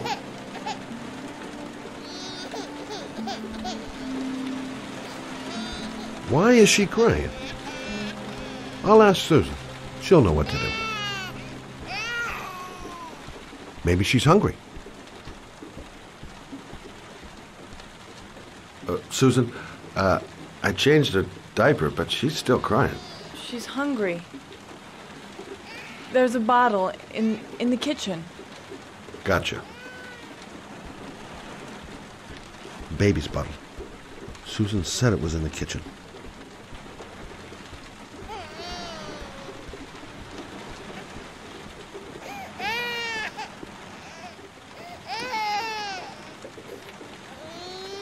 I guess I better warm this thing up.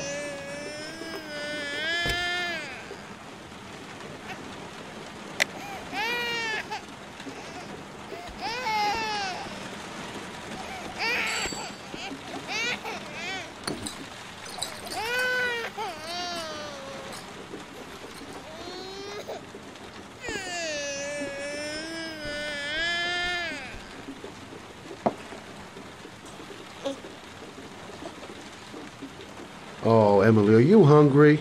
Huh? You hold on. I'll just tilt this bottle a little bit so you don't choke.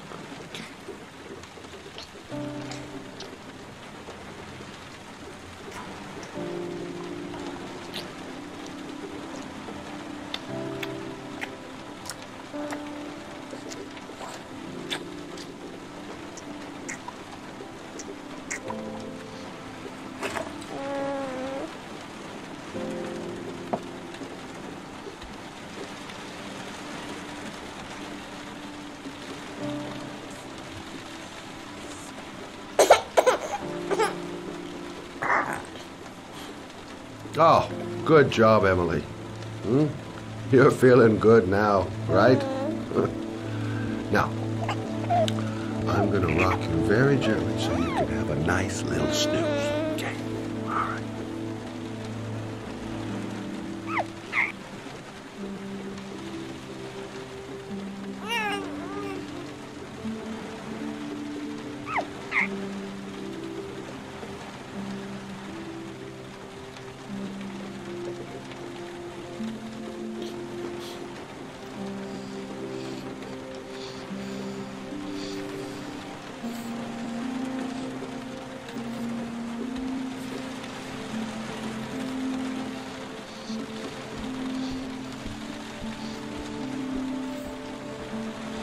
Right. That's about the limit of my maternal powers.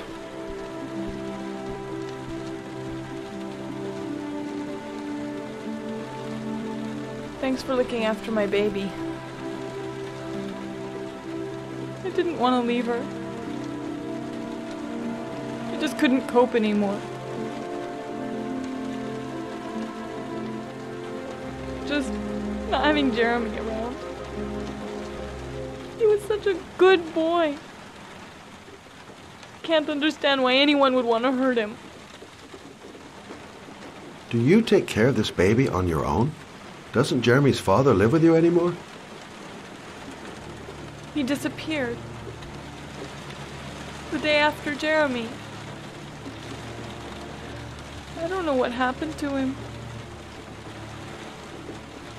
Maybe he couldn't take it.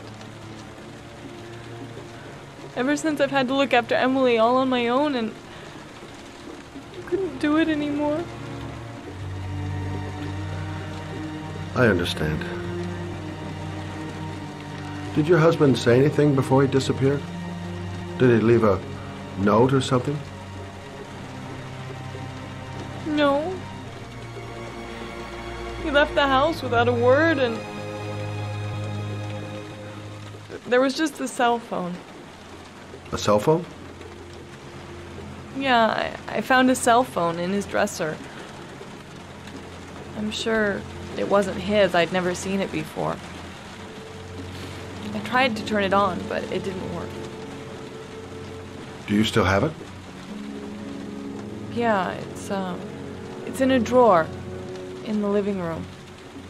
You can have it if you'd like. I'm sure it's of more use to you than to me. Do you have any family or anybody to help you? Yeah. My mother. I didn't want to ask her for anything. We don't really get along. But I guess I'm out of options. Well, look after yourself. And Emma. I will. I promise.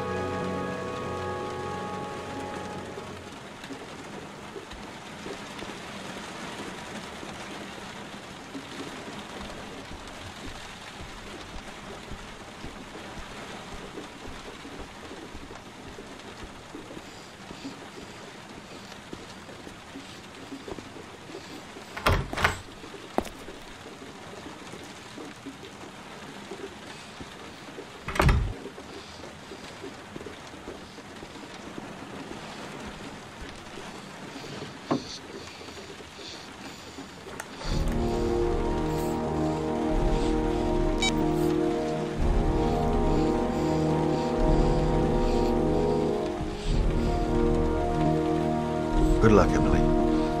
You take care of your mama.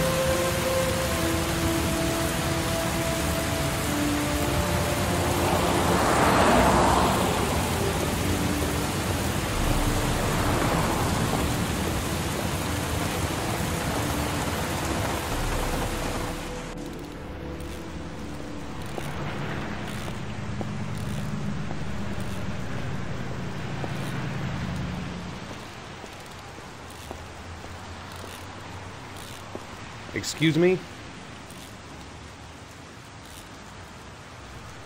Hey!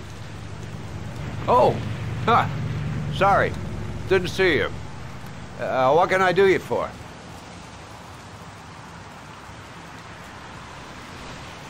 I'd like to get my car.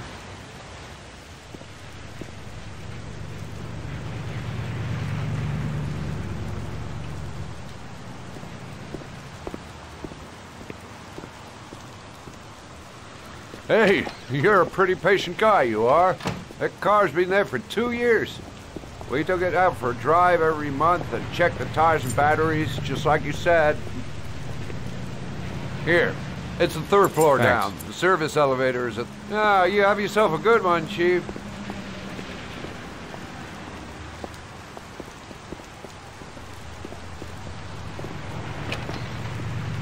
Have I been here before? Don't remember it. Elevator at the back of the garage. 3rd floor. Got it.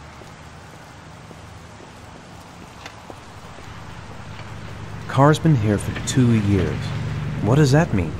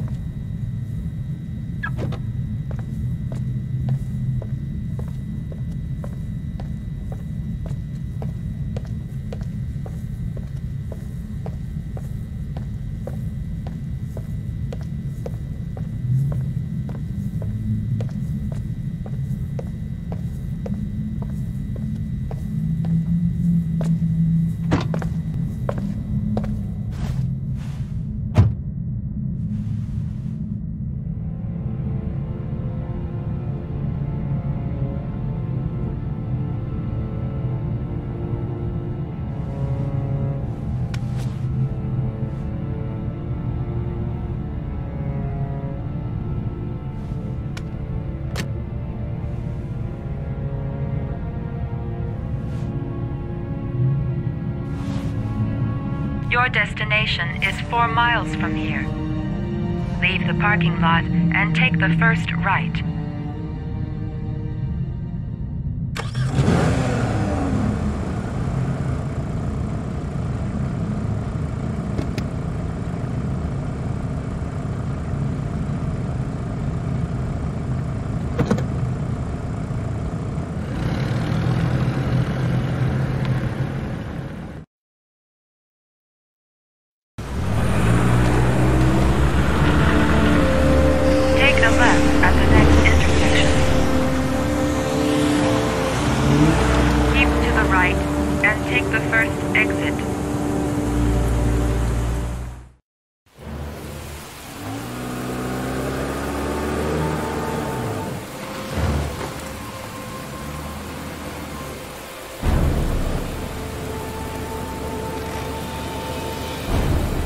You have reached your destination.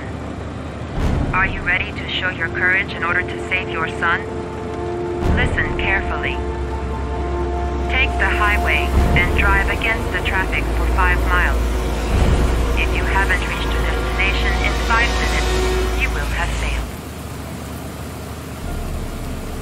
I can do it. I'd do anything to save my son.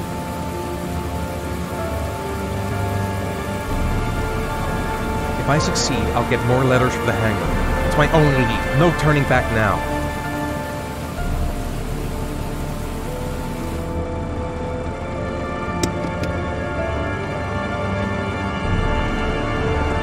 It's sheer madness. I'd kill a bunch of innocent people.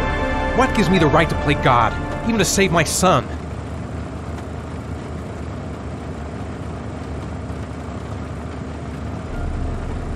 A lot of good it'll do Sean if I kill myself on this highway.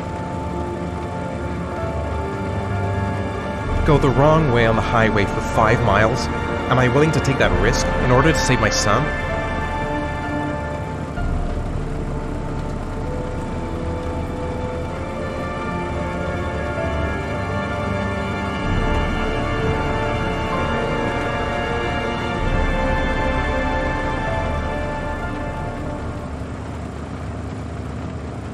I've got to do it, for Sean's sake. I have no choice.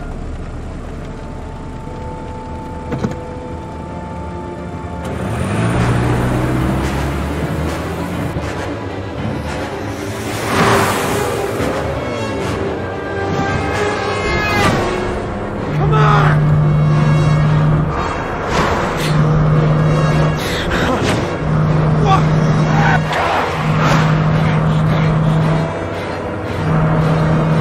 Do this, come on! Go!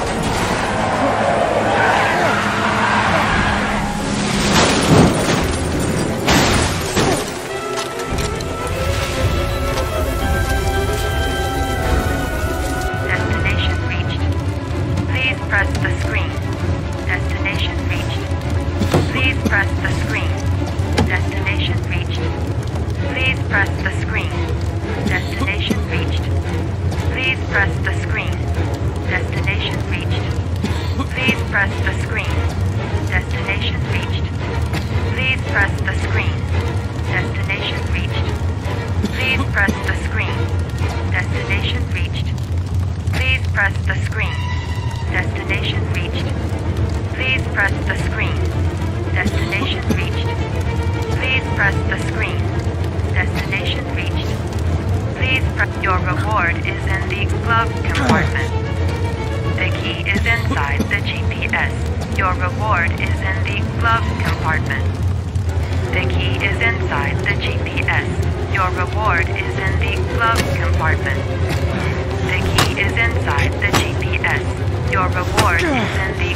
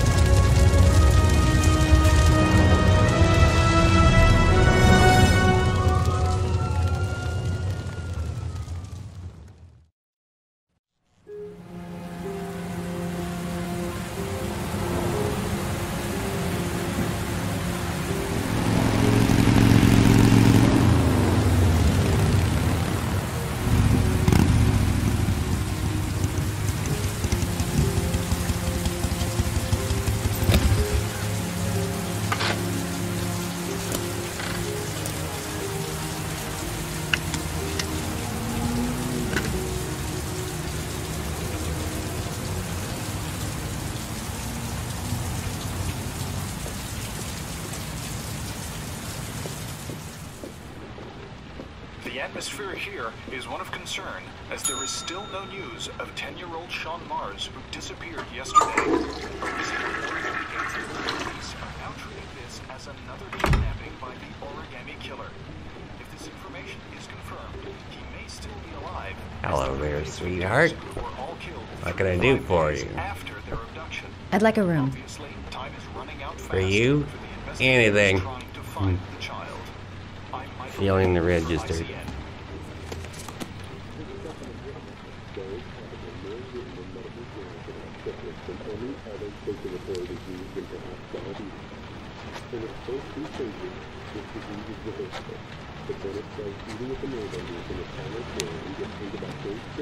Madison, page 27, single. How long will you be staying with us, Ms. Page? I don't know yet. Room 201. Last floor, stairs on the right, in the courtyard. Thanks. The pleasure was all mine. That's for sure.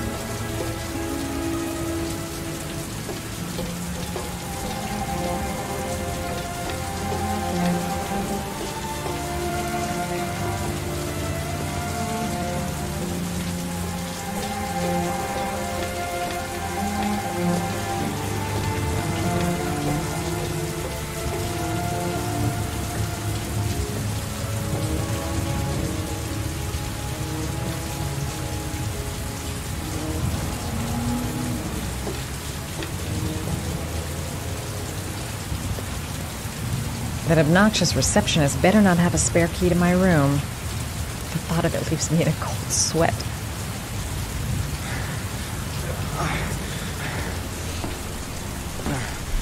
Sir? Are you all right?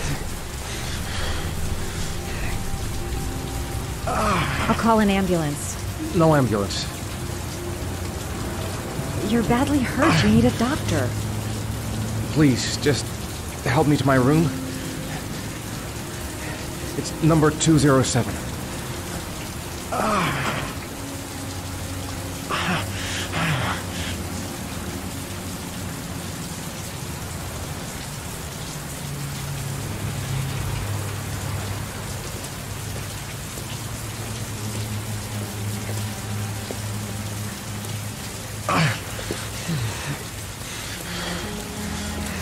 Have you got the key?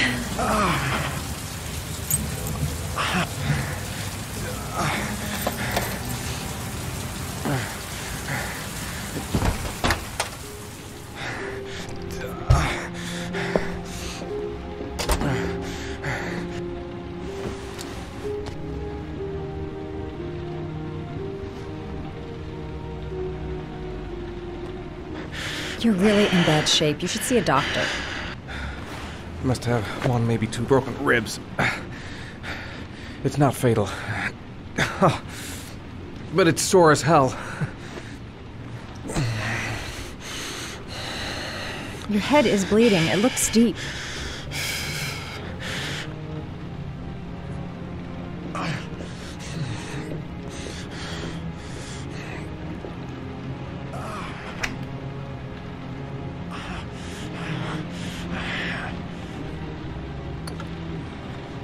I should disinfect his cuts.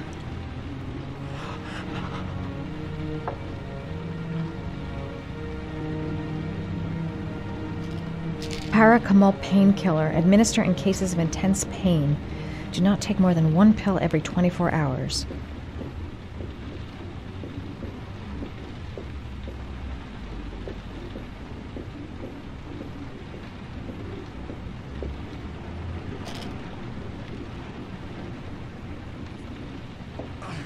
Necophren 100 antibiotics.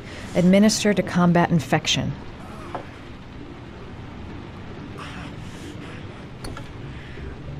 I should disinfect his cuts.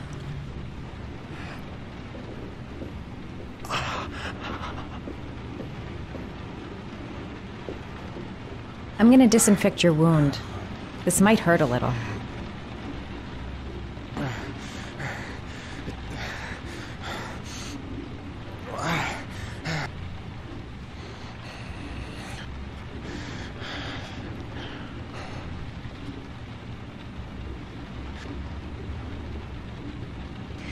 There. At least it won't get infected. Thanks.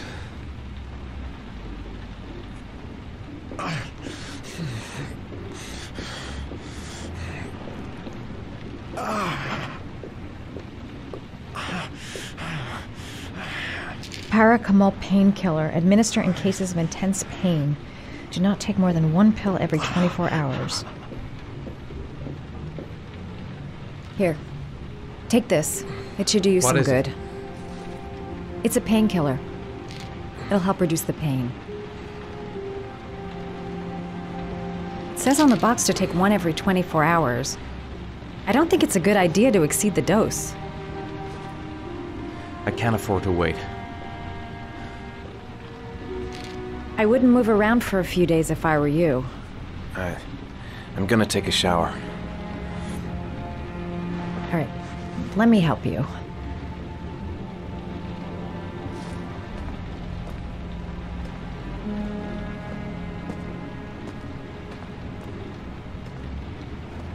I'll wait here until you come out. Let me know if you need anything.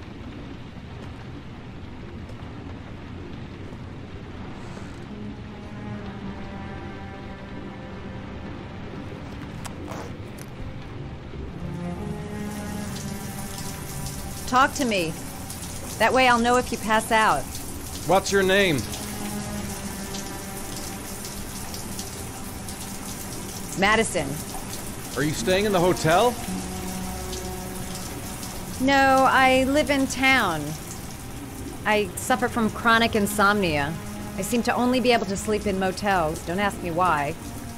Whenever I get too exhausted, I come and spend a night here.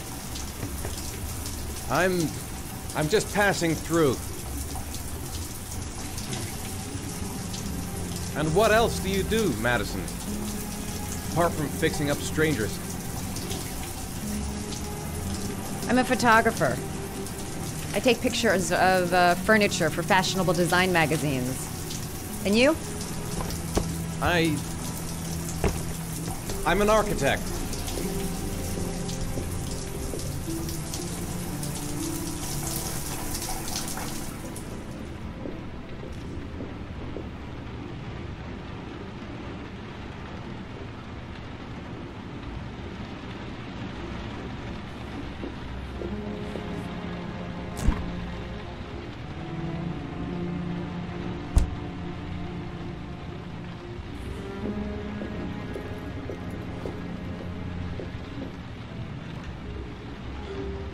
Thanks for staying.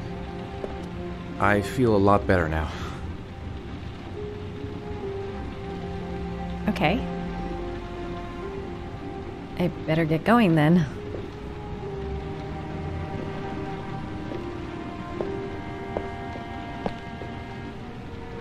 By the way, you never told me your name. Ethan. Be careful, Ethan.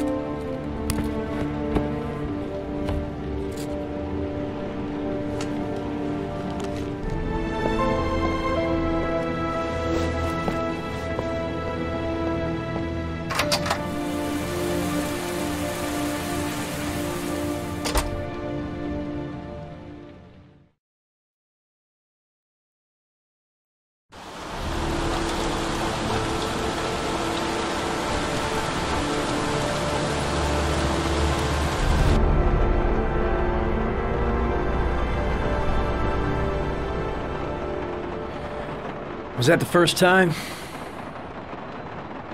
Sorry? First time you killed somebody.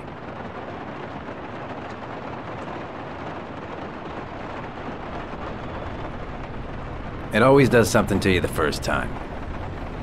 Then you get used to it.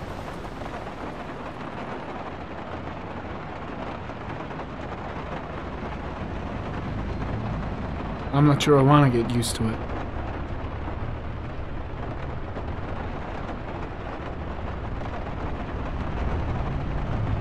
That's him.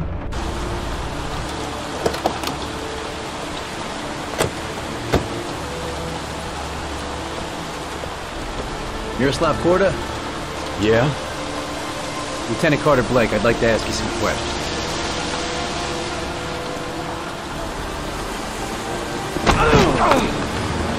Shit, don't just stand there. He's gonna get away. Ah! Hey, man, watch it, dude!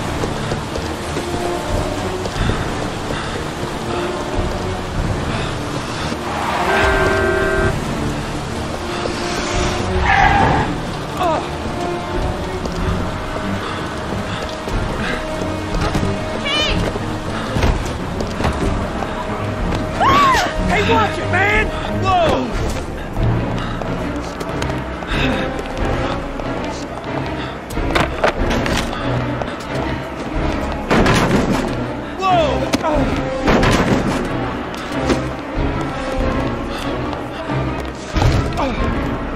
Hey, man, watch it!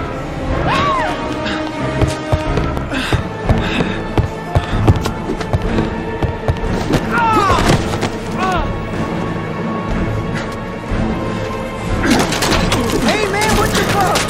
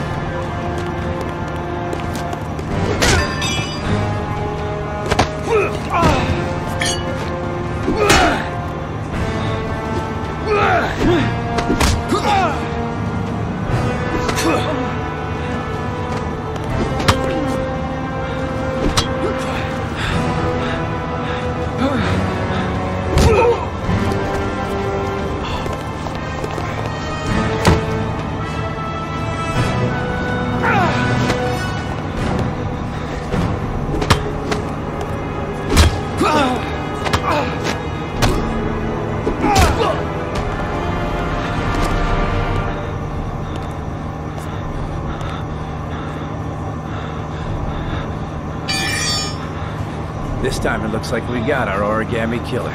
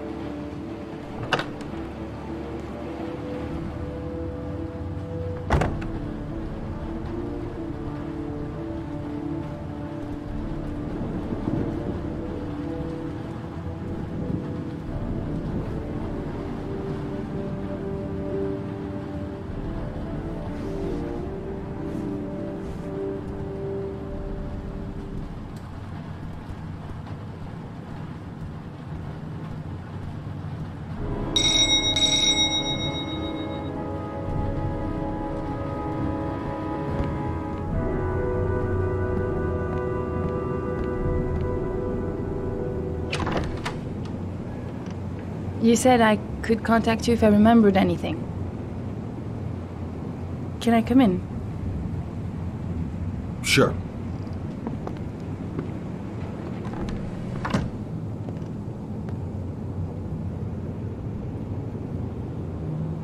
You want a drink? Yes, glass of water, please. Take a seat, I'll get it.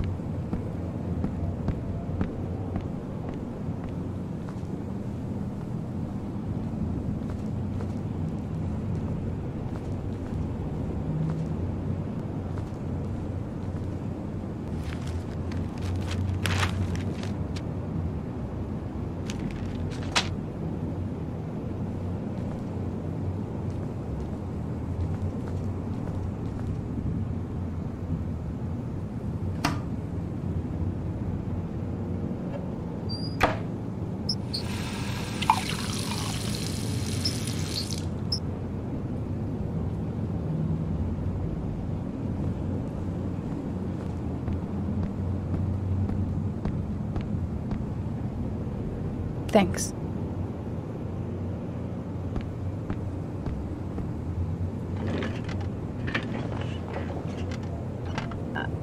I just remembered something. Maybe it's not important, but a letter arrived in the mail the morning Johnny disappeared. A letter? What kind of a letter? It was addressed to Johnny's father. I don't know what was inside it, but he read it and then he left. That's the last time I saw him. And you think there's a connection between that letter and Johnny's death, is that it? Do you remember anything else about the letter? Well, I don't know why, but I kept the envelope.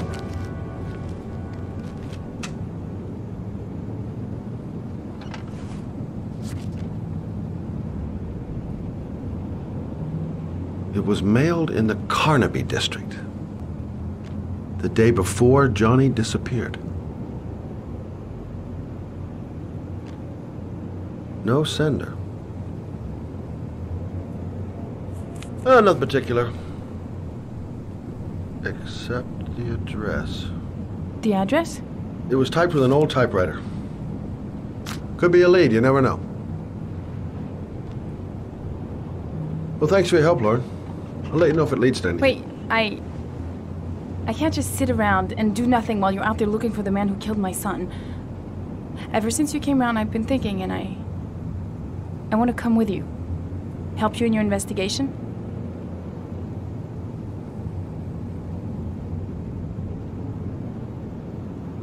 I'm sorry, Lauren, but that is out of the question. If you won't let me help you, I'm keeping the envelope. It's all or nothing. I'm sorry, Lauren, but I work alone.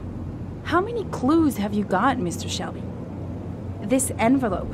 Maybe your only link to the killer. I understand. It was a stupid idea. Sorry for wasting your time, Mr. Shelby. Wait. You're really something special, Lauren. I'll give you that. I'm just a mother. A mother who wants to find out who killed her son. Are we partners?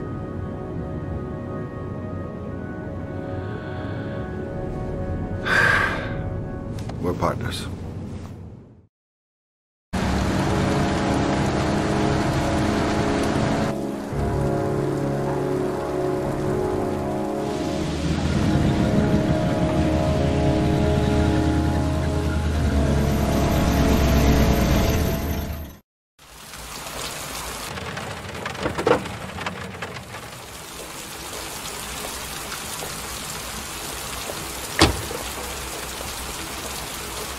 Maybe you better stay in the car. We're partners, remember? Wherever you go, I go.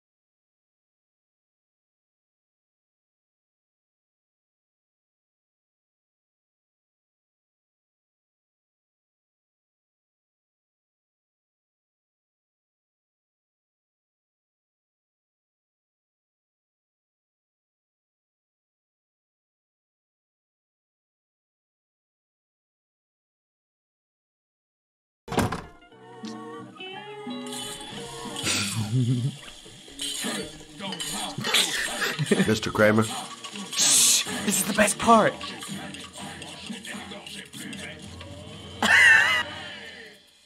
My name is Scott Shelby. I'm a private detective. I'm investigating the case of the Origami killer. I'd like to ask you a few questions.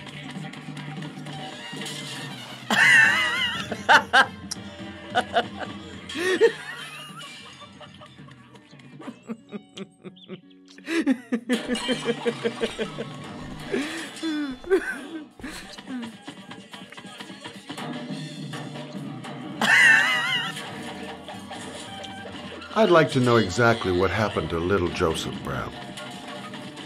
Beat it! You hear me? Get the hell out of here!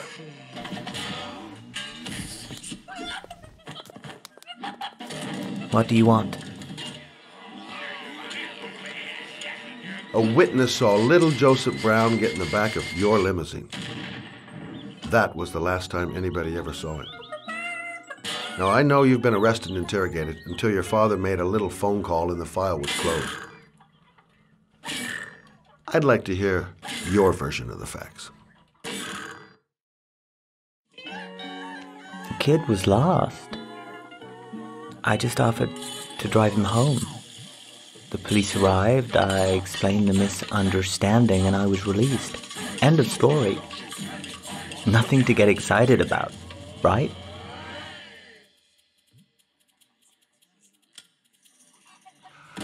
I don't know why, but your story just doesn't check out. You're giving me the crap now. Tell me something I can't believe.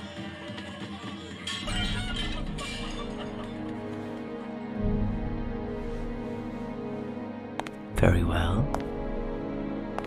I'm the Origami killer. I get my victims into my car. I drown them in rainwater. Then I dump them on a wasteland with an origami figure in one hand and an orchid on their chest. I do that because I'm bored, Mr. Shelby. And it's a creative and entertaining way of having fun. Is that good enough for you? Or do you want more? This interview is over. Get rid of this clown!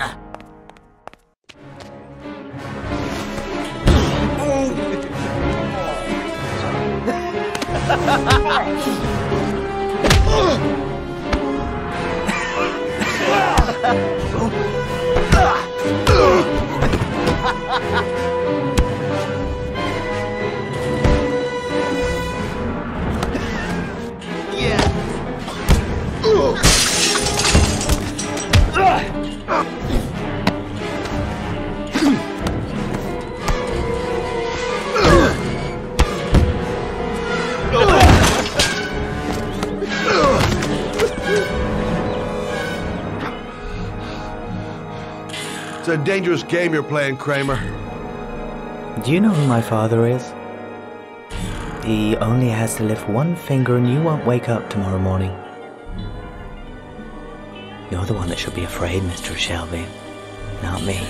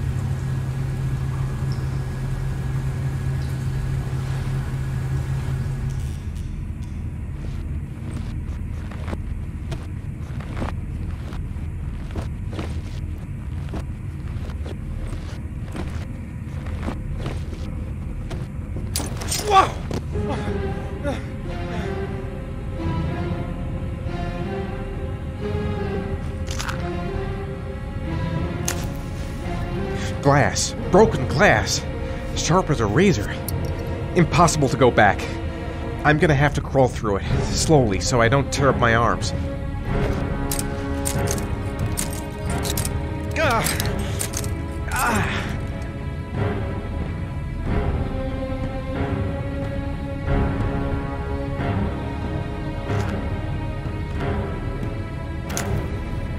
The match flame. It indicates where the fresh air comes from. All I have to do is follow the wind.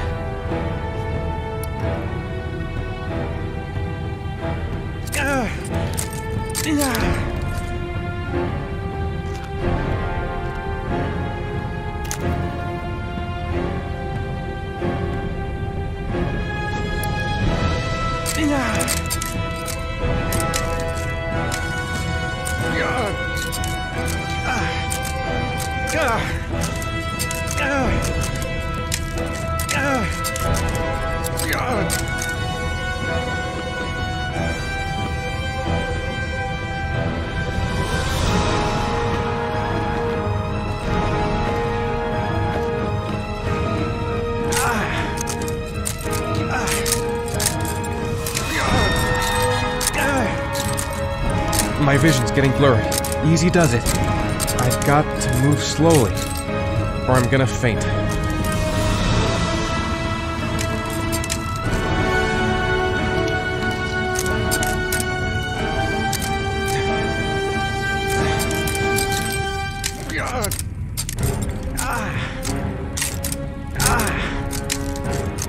A dead end. I'm gonna die in here if I don't find a way out soon.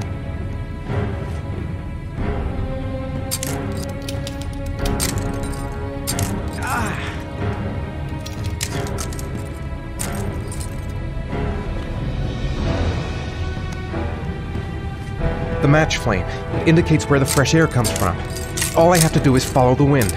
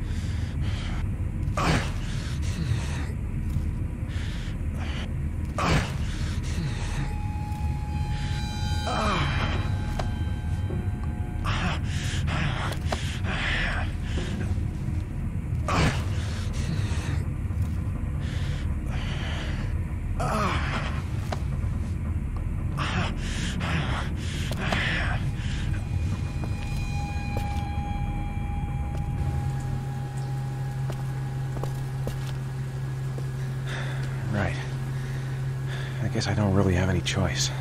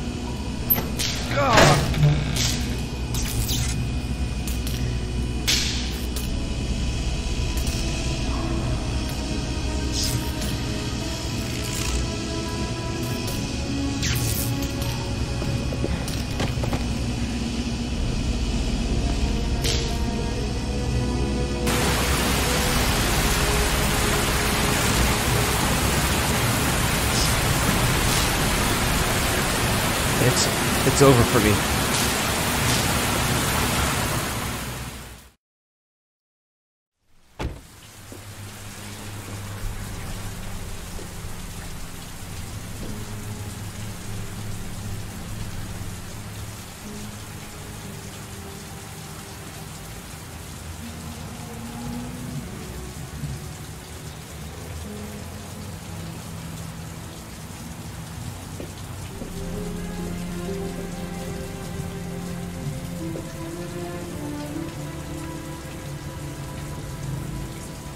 Oh my God.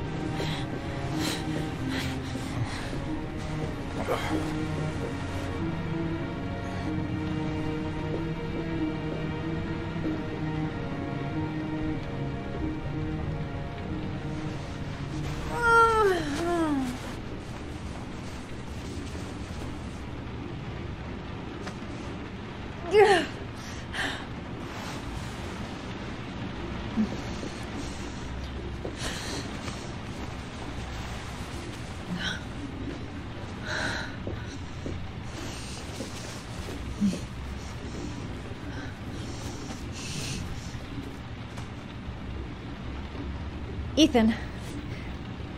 Ethan, can you hear me?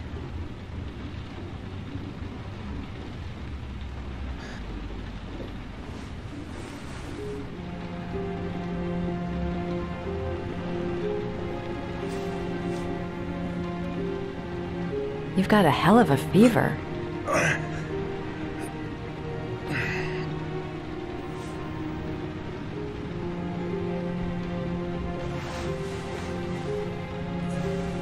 I'm gonna have to get your clothes off to disinfect those wounds.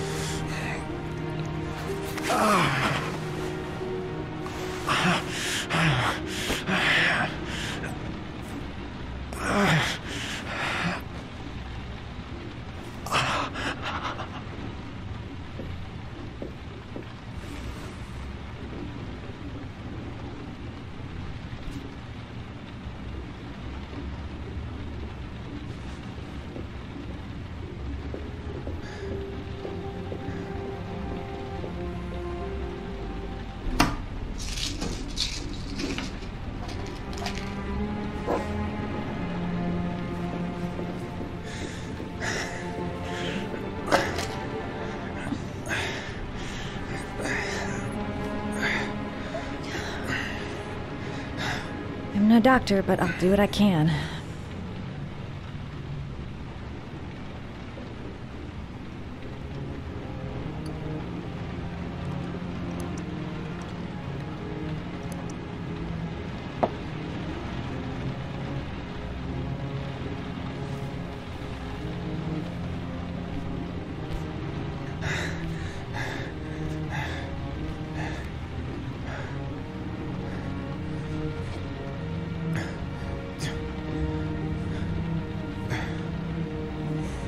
Your wounds are disinfected.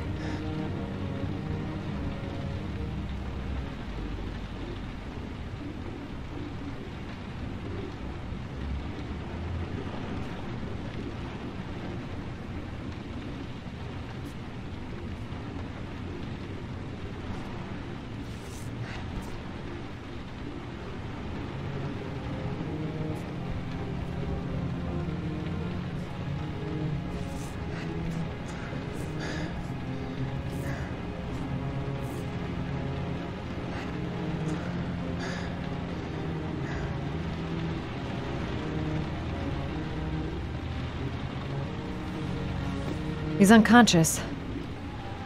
Now I'll just have to wait. And hope he wakes up.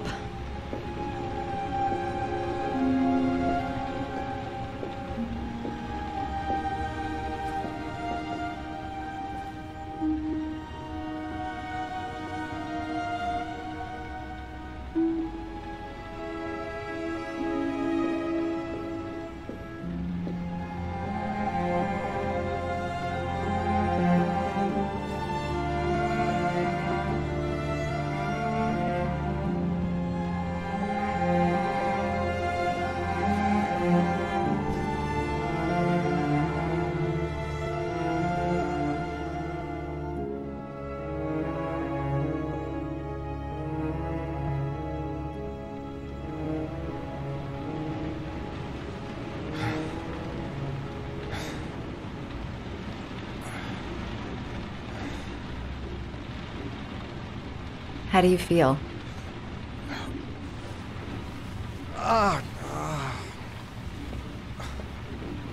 I've been better. Was I out for long? About 3 hours. Why the guardian angel act? You don't even know me.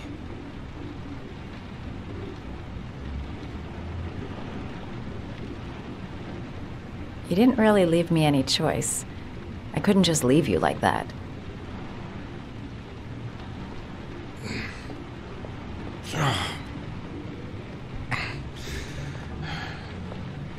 You said you were here because you're an insomniac?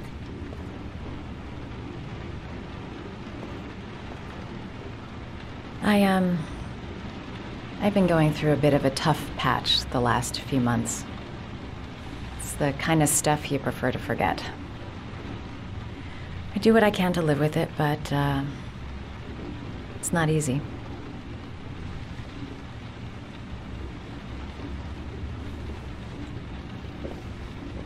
You seem to lead a dangerous life.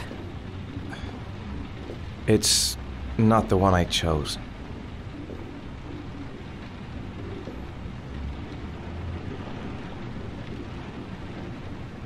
You mixed up with the mafia? Owe someone money? Something like that?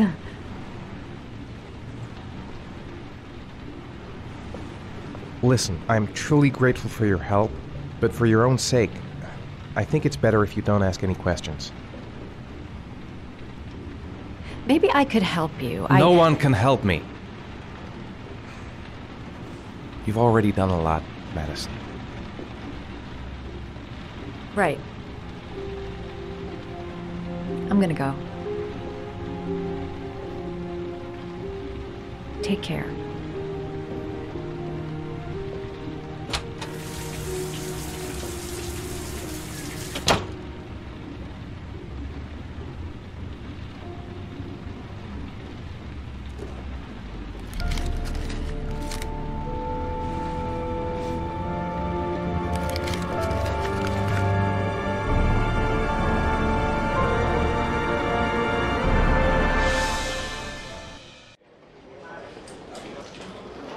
I didn't do it. I swear I didn't do it.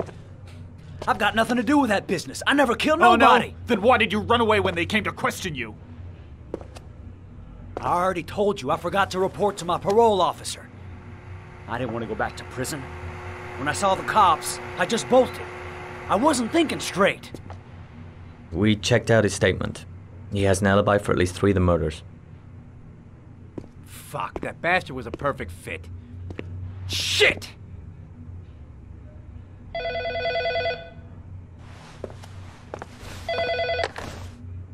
Ash? Okay. Sean Mars's mother is here. She'd like to speak with you.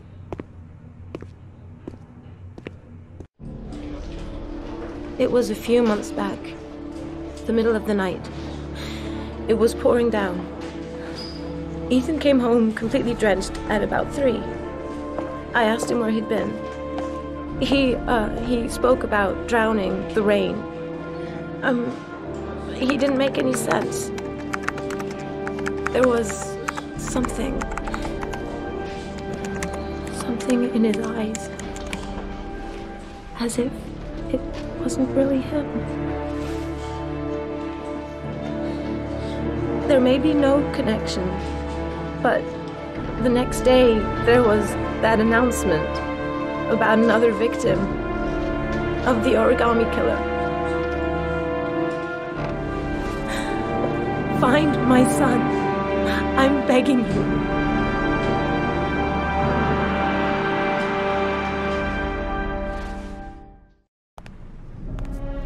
I'm Police Lieutenant Carter Blake, and this is Agent Norman Jaden of the FBI. According to our information, Ethan Mars is one of your patients. We'd like to ask you a few questions about him. I'm sorry, that's impossible. I beg your pardon? I'm bound by an oath of secrecy.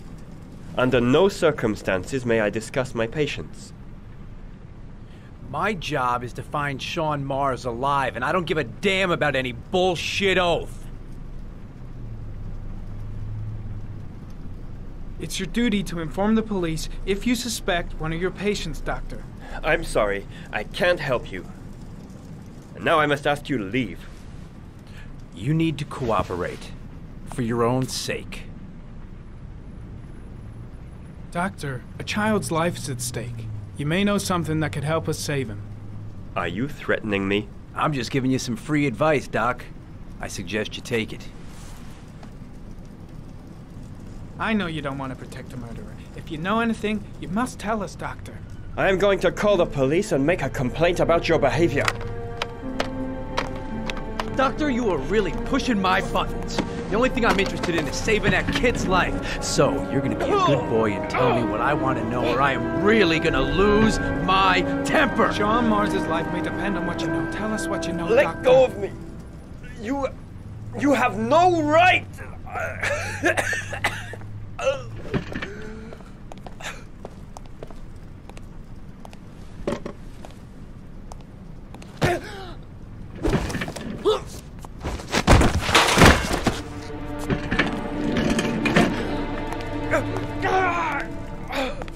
Come on, Doc. There's an easy way and a hard way.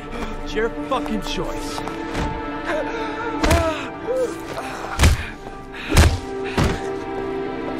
He's right. Legally, you gotta tell us what you know. Oh! What's up with you, Norm? Huh? You getting cold feet? You don't like to get your hands dirty, huh? I thought you wanted to save that kid! I want to save Sean Mars just as much as you do, but that doesn't give me the freedom to do what the hell I like, so you're gonna stop this shit right now!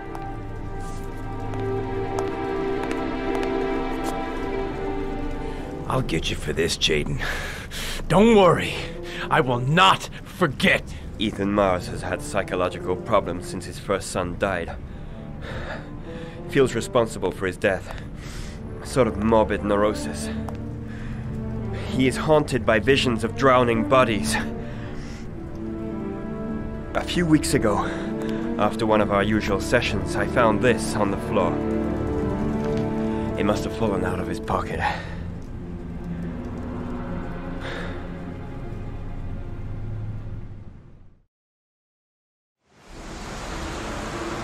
cash, I want you to assign every available man to finding Ethan Mars. I want a man outside his place day and night.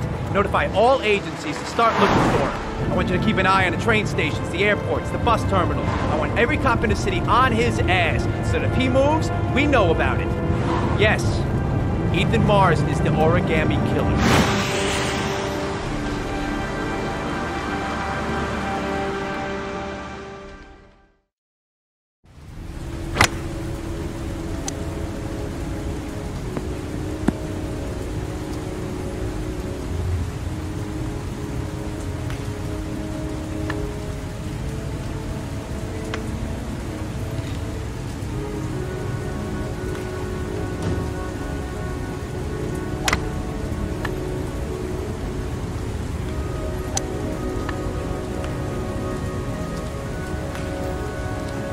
Nice shot. Thank you. Please come in, Mr. Shelby. Would you care for a coffee? Oh, no thanks. Do you play? I tried once, but I think the owner of the course is still looking for me. It's an interesting sport. It requires strength, but also a cool head and absolute precision. Would you care to hit a few balls with me? There's no danger of damaging the greens here. Okay. Take off your jacket and grab a club.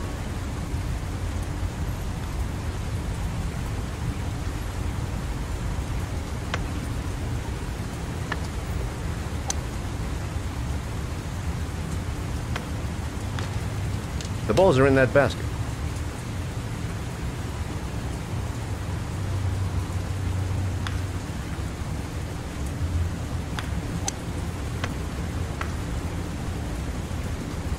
The most important thing is to grip the club correctly. When you feel ready, you swing.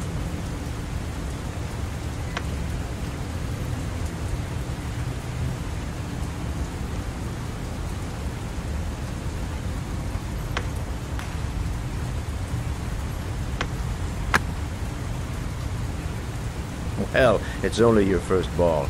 You should try to strike it a little harder next time.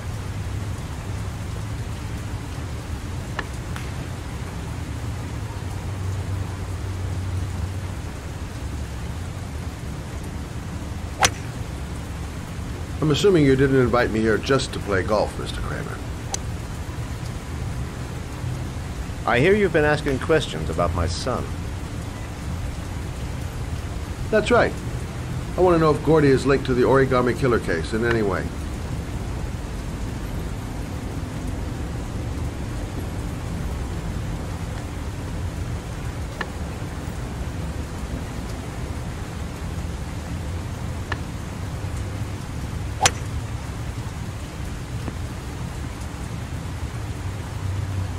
My son had nothing to do with that sordid case. Well, then he has nothing to fear from my investigation.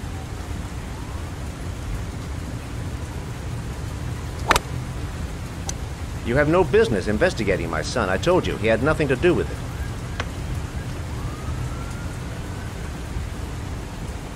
With all due respect, Mr. Kramer, it's up to me to decide who I want to investigate.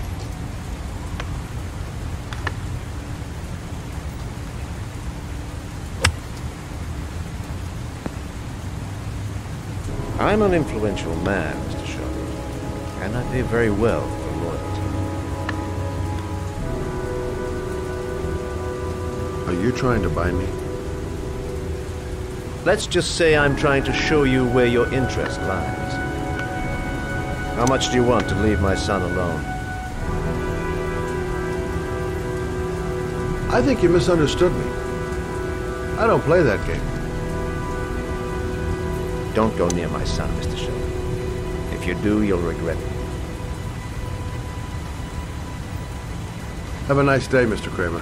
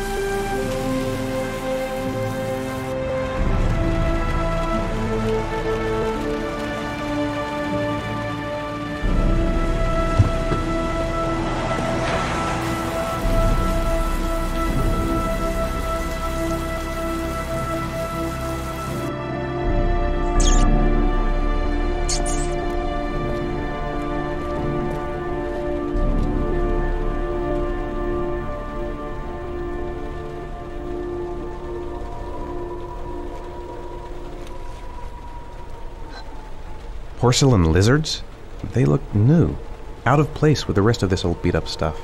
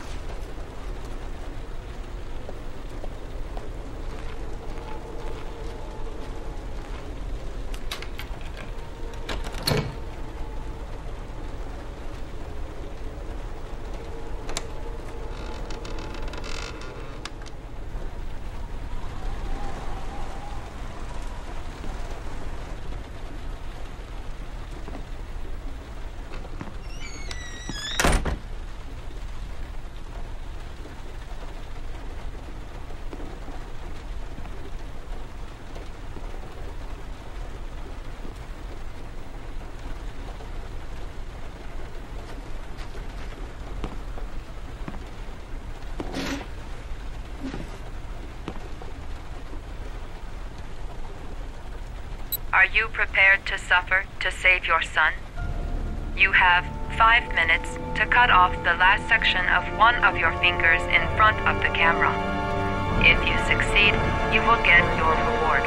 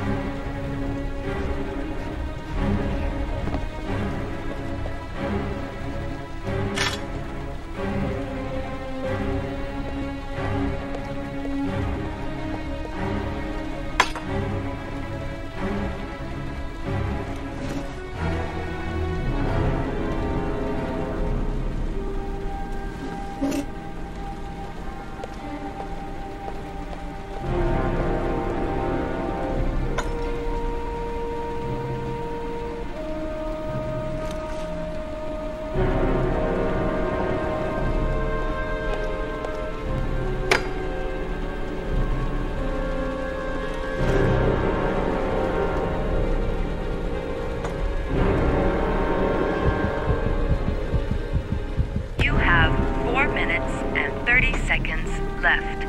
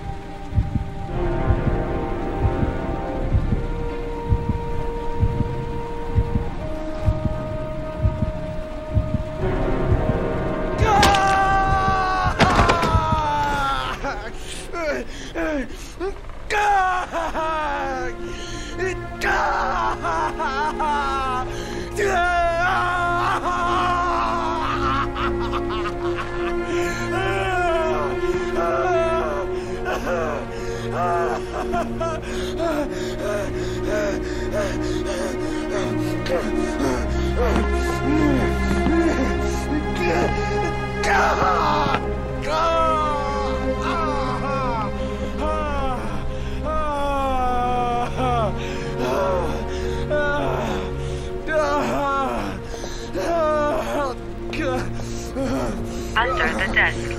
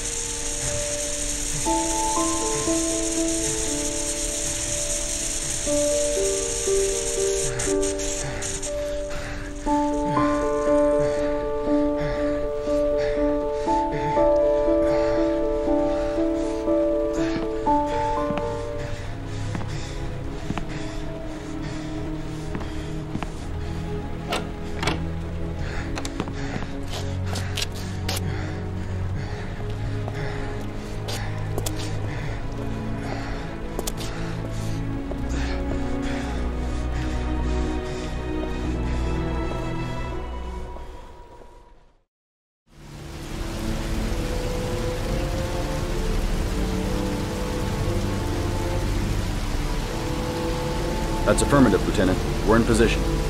Perfect. Nobody moves until I give the signal. Is that clear? We nail him as soon as he sets foot outside. Right, Lieutenant. Lucky that patrol spotted his car. What's he doing in there? Beats me. You're the profiler, right? I thought you were supposed to be right inside the killer's head. Well, that's just it. What I know of Ethan Mars doesn't match the killer's psychological profile. I know what the jury's gonna choose between your theories and concrete proof.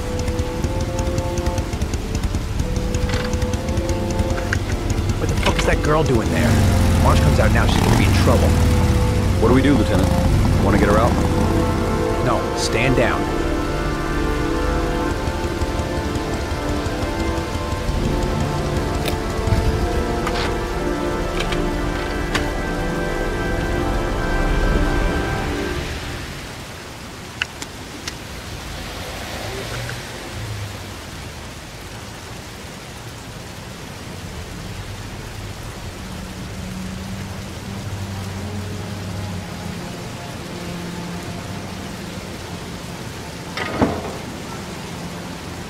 Going inside. Maybe she lives there. Else just as well. We don't want anyone hanging around if Mars comes out. Ethan, what happened? The police. They're out there. I think they're here to arrest you. We've got to find another way out. Shit. What's he up to in there? Wait for a go on my word.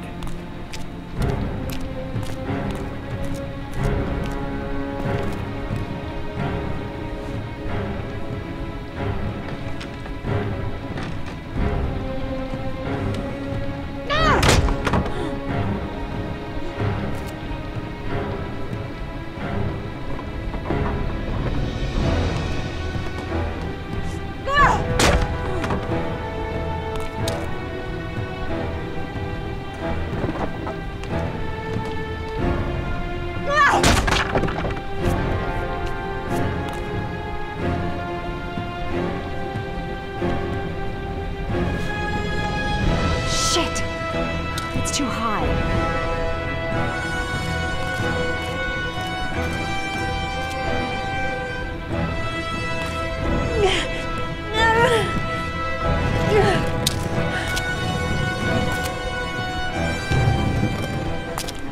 Ready on my go. Stay here, Jaden. Out of the question. I'm coming with you. 2 men at the door, hold your positions. It's a go.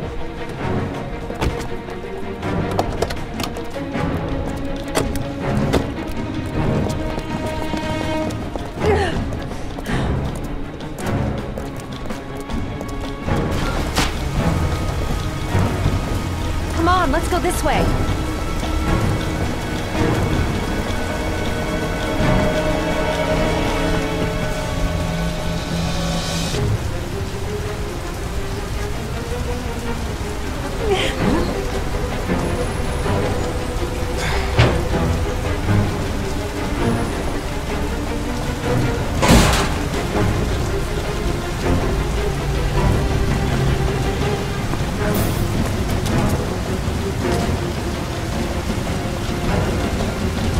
Hey, you, don't move! I'll shoot! Come on, quick! I can't. Hands in the air! Lieutenant, there's a man and a woman exiting the alley. A woman? Shit! It's that girl who went in! Everybody downstairs! They're in the alley! Follow them! The subway.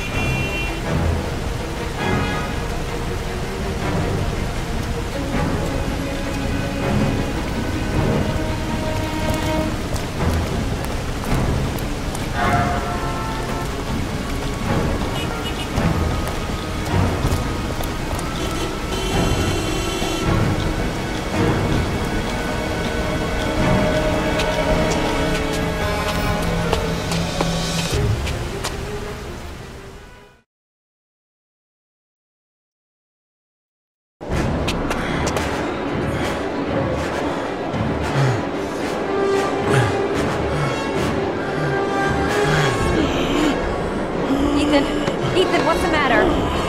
We've got to keep going. Ethan! Ethan, they're coming!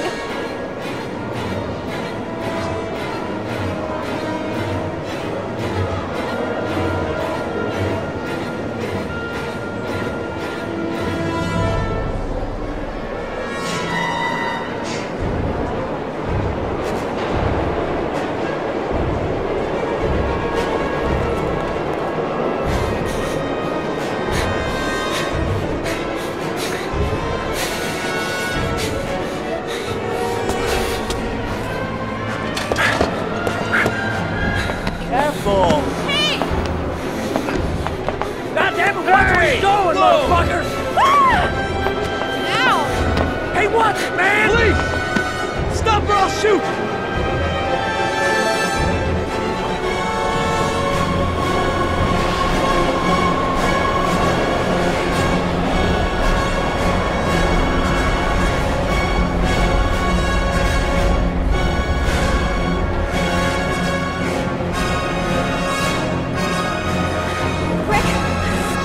Ethan, quick! It's gonna hit us!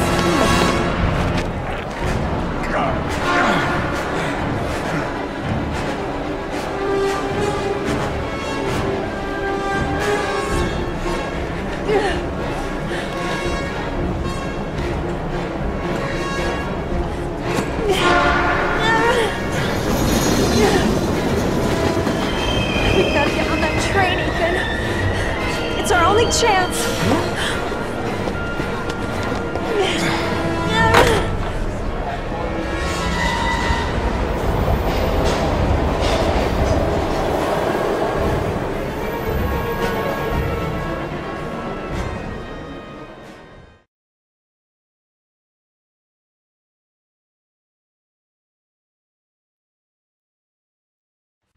Less than an hour ago, we heard from the police who have identified the man thought to be the Origami killer.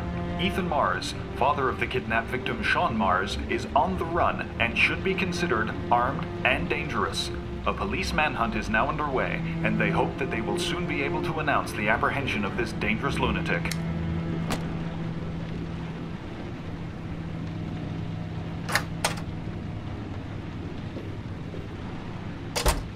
I brought some food. I didn't know what you liked, so I brought some of everything. I hope that's okay.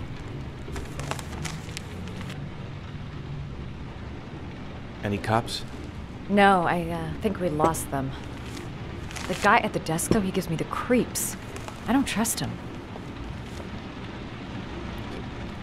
You were all over the news reports, Ethan. Every cop in the country will be hunting you. They say you're the Origami killer. Is it true? Are you the killer, Ethan?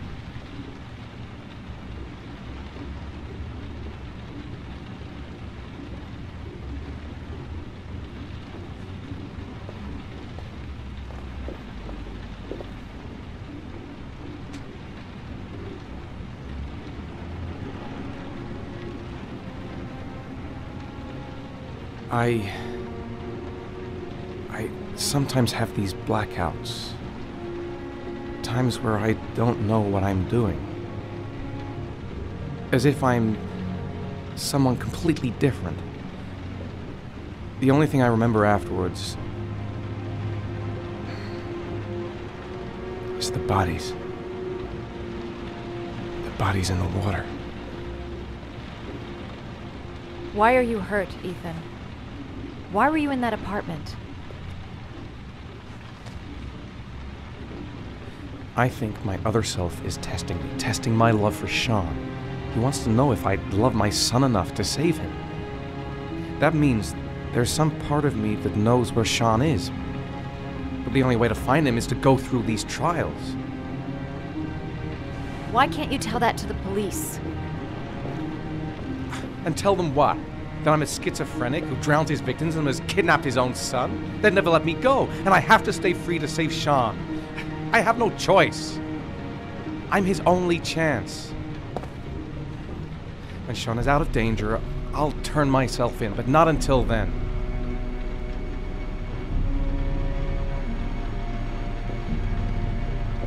You can't keep going like this. You're destroying yourself, Ethan. Finding Sean is the only thing that matters. There has to be another way. You don't understand. Time is running out. Sean will be dead in a few hours. I have no choice.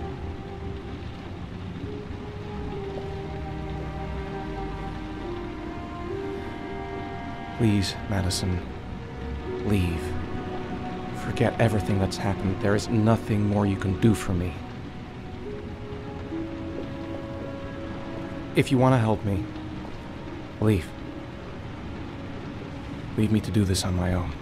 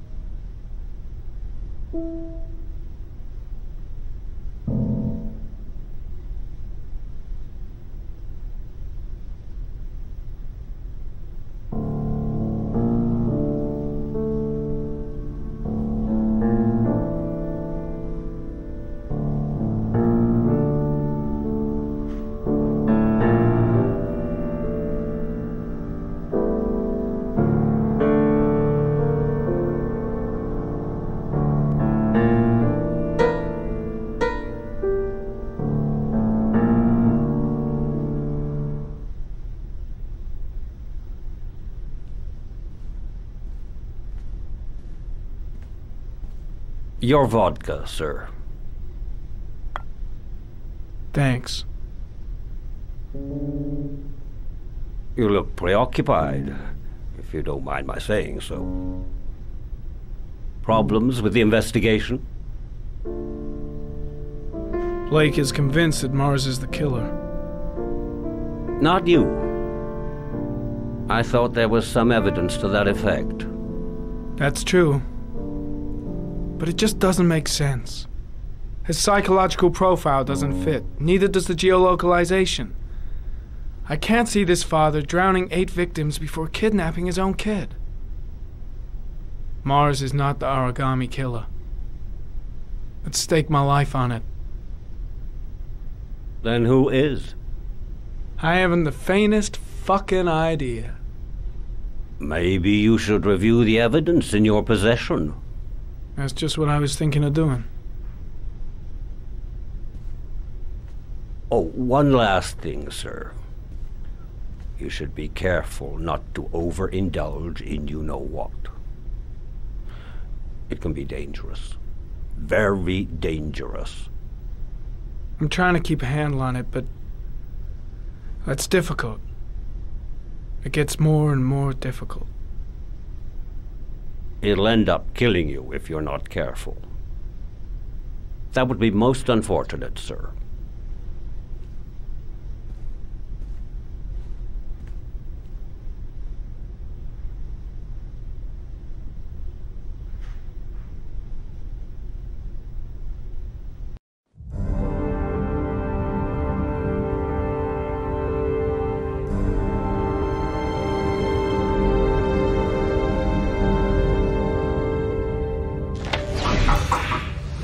Well, looks like there's something new. The video recording from near the park on the afternoon Sean Mars disappeared. I doubt there's anything on it, but you never know.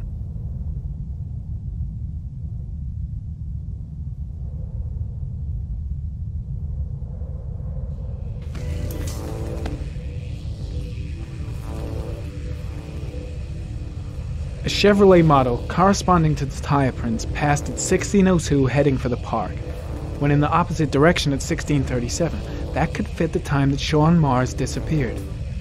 Could it be the killer's car?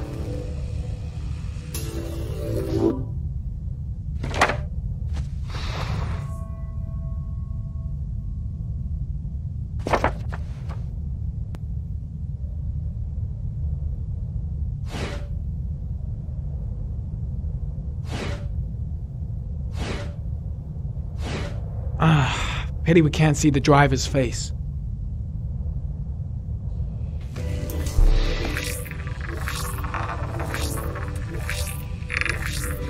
The car was stolen. Let's see. A certain Jackson Neville was suspected of stealing it, but the charges were dropped. Not enough evidence.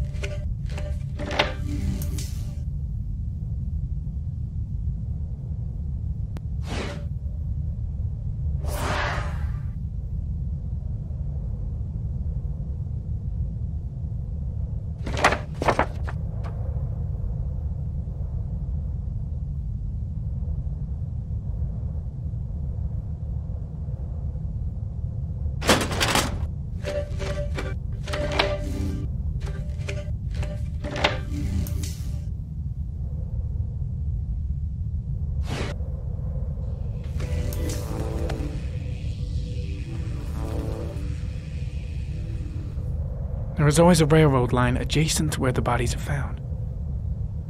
And all the victims disappeared in the fall.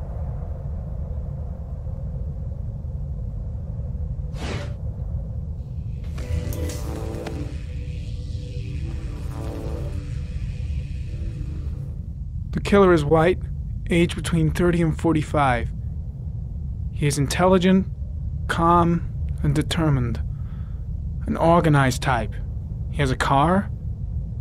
He's probably employed, but his work allows him free time.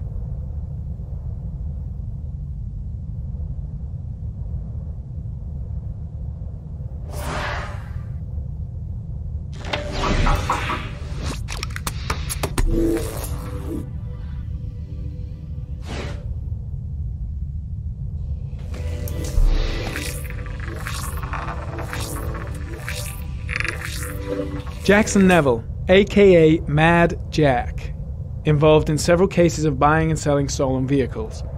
Considered to be very dangerous. This guy might have provided the killer with a car.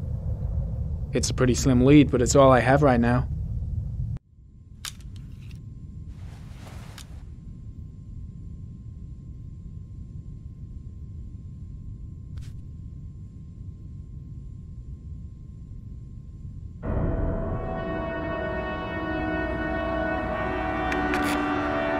Oh, one last thing, sir. You should be careful not to overindulge in alcohol. It can be dangerous. Very dangerous. Shit, it's coming. Trypticane. The tube is on the bedside table. All I need is to take some, and the pain will go away.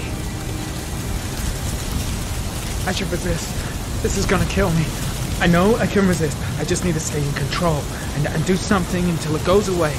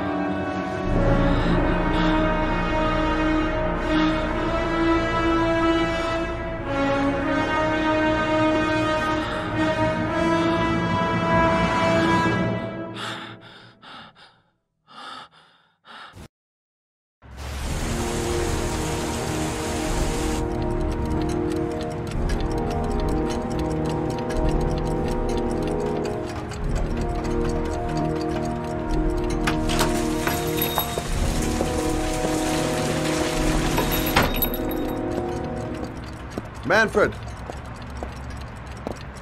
Manfred! Anybody home?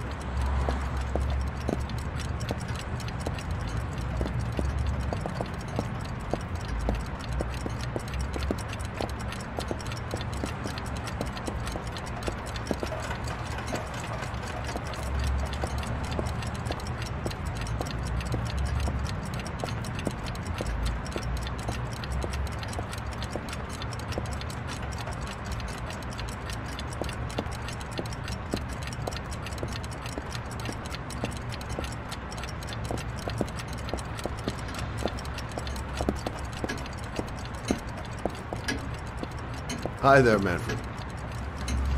Who is it? Scott. Scott Shelby. Do you remember me? Scott? This is Scott! Oh, yes, of course. Well, good to see you. How long has it been? Oh, about 10 years, I guess. At my age, time means nothing anymore. I repair clocks, but I try to forget about time. Well, how about you? Are you still with the police? Oh, no, I quit. I'm a private investigator now. This is Lauren. She's a friend. Hello. Oh, hello, young lady. Well, this calls for a celebration. I've just the thing. Wait there. I'm sure I saw a bottle of scotch around here somewhere.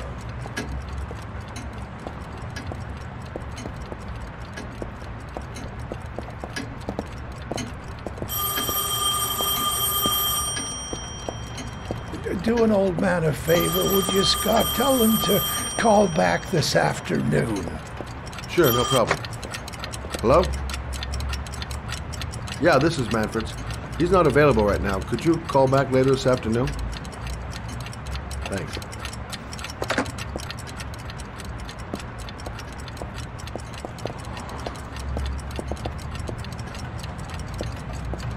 Well, to old friends.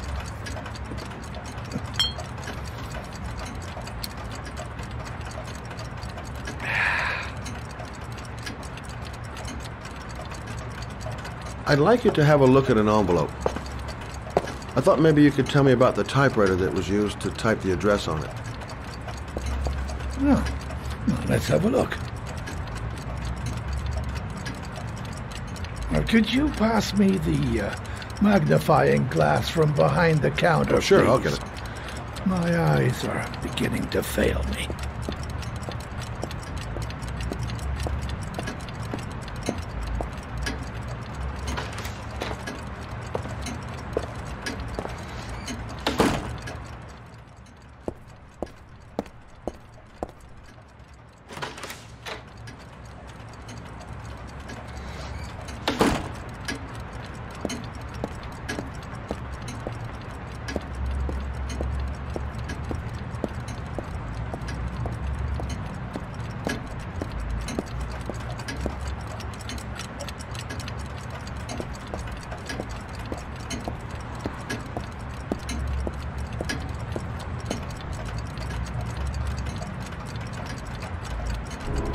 Thanks. Well, let's see what this envelope has to say for itself. The Royal 5. Yes, the shape of the T's and the F's is typical of that model. Produced between 1907 and 1924. Yes. No doubt about it. It's a Royal 5.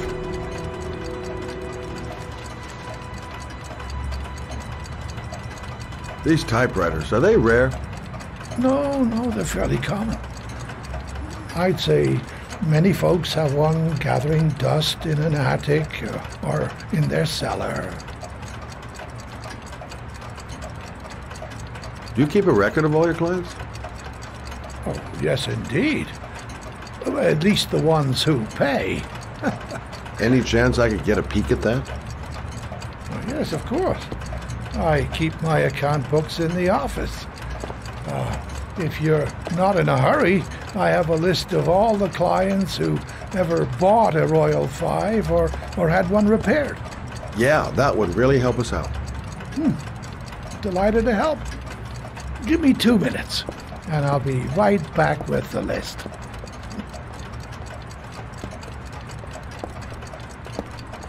You think the killer's been here? If he has a 1920s typewriter, he may have needed Manfred's services to get it fixed. We'll know when we get the list.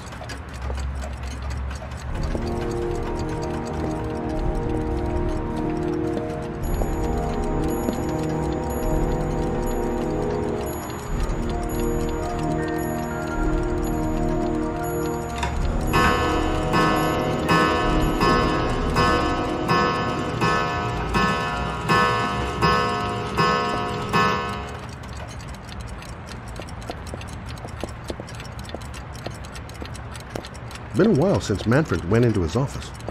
I should take a look. Hello? Manfred! Hello?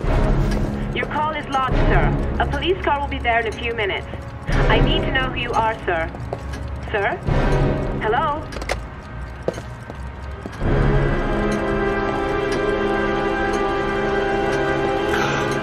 Oh my God! He's dead. Oh.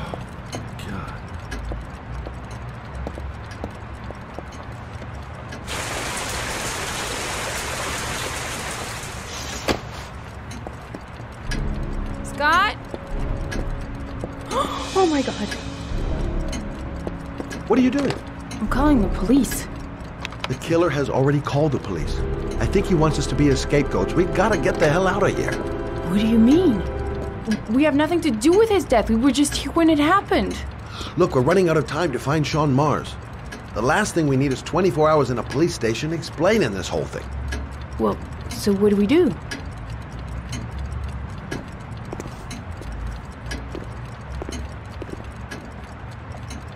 Watch the front door. I'll get rid of our fingerprints from everything we touched since we came in. You better work fast. The police are going to be here any minute.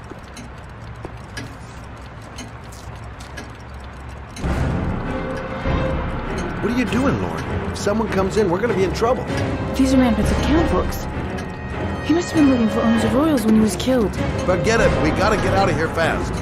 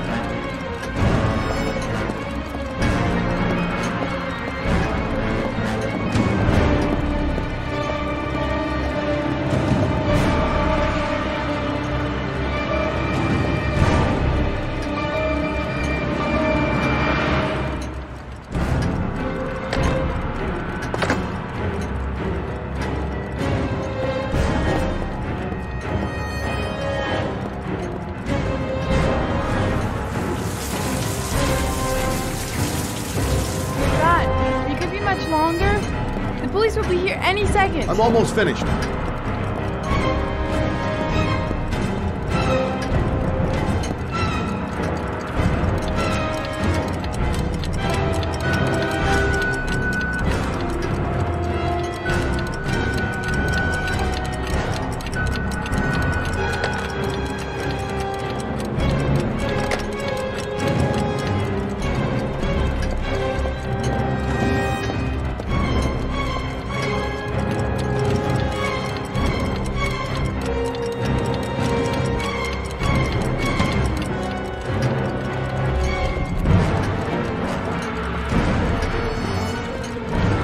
That's it.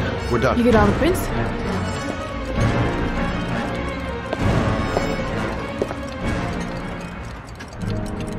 I got what I got. It should be enough to prevent them from finding us. Come on, let's go.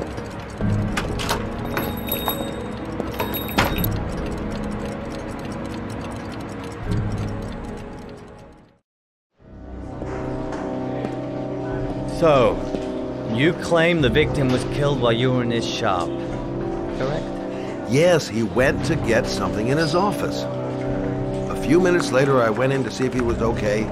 That's when I found him.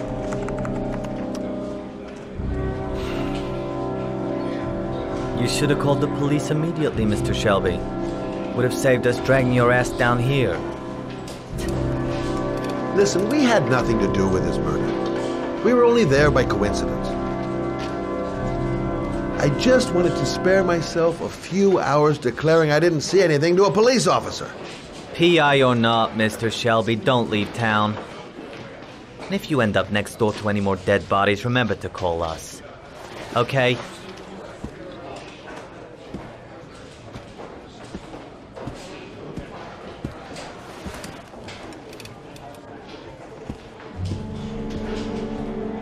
Well, well, Scott Shelby.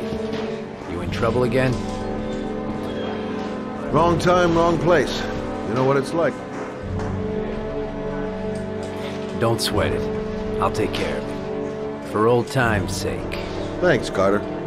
I owe you one. You on to anything at the moment? Well, I got some ideas. Nothing concrete.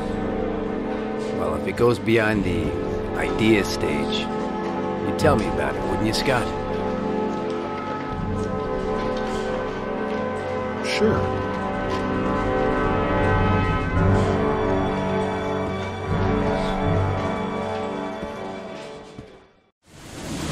Where are we going? I'm taking you home. This is getting way too dangerous. No way. We're partners, remember? We had a deal.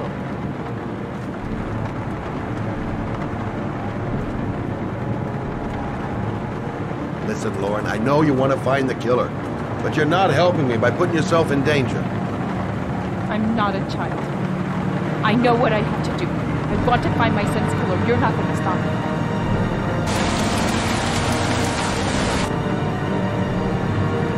You're gonna be a good girl. You're gonna go home and let me get on with my investigation. Stop the car. What? Stop the fucking car!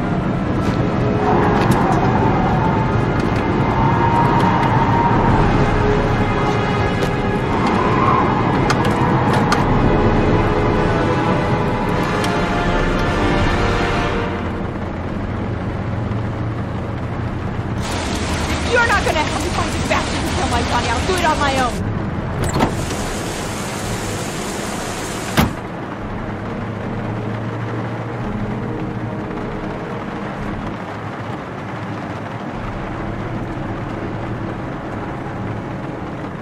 Such an idiot. I better catch up with her.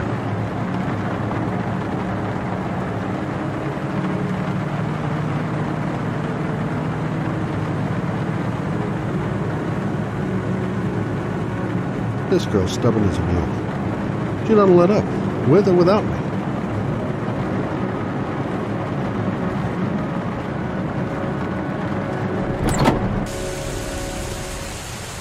Lauren!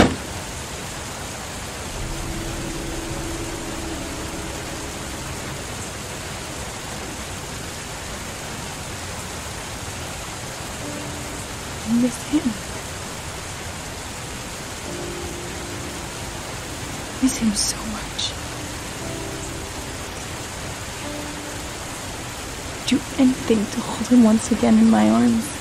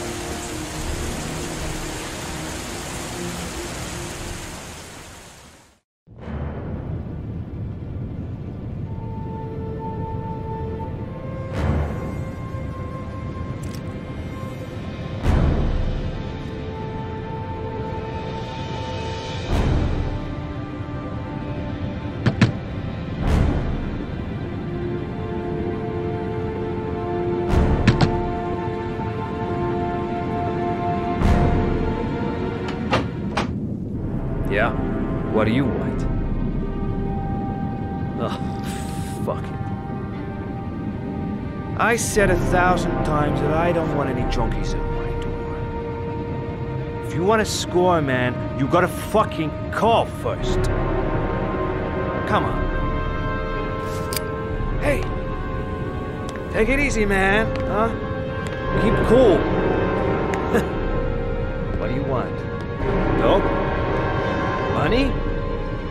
Tell me what you need. I'm sure we can make a deal, huh? God! I'm gonna blow your brains out, you son of a bitch! You think you can come into my house and steal my dope? You're gonna be shooting up in hell, motherfucker! Will you stop fucking moving?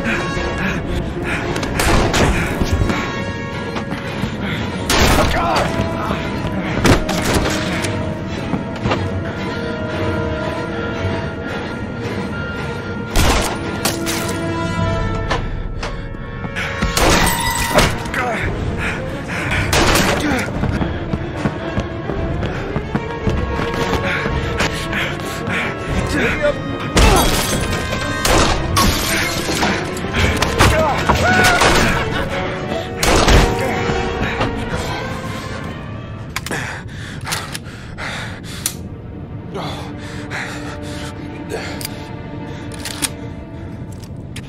Hold it, man. I give you whatever you want. Got dope? Got cash? You want some dope? Please. Please don't kill me, man. I got children. These my girls, see? This one's Sarah. And a little one. That's Cindy. Please, man. I want to see them again. Please. Please don't shoot.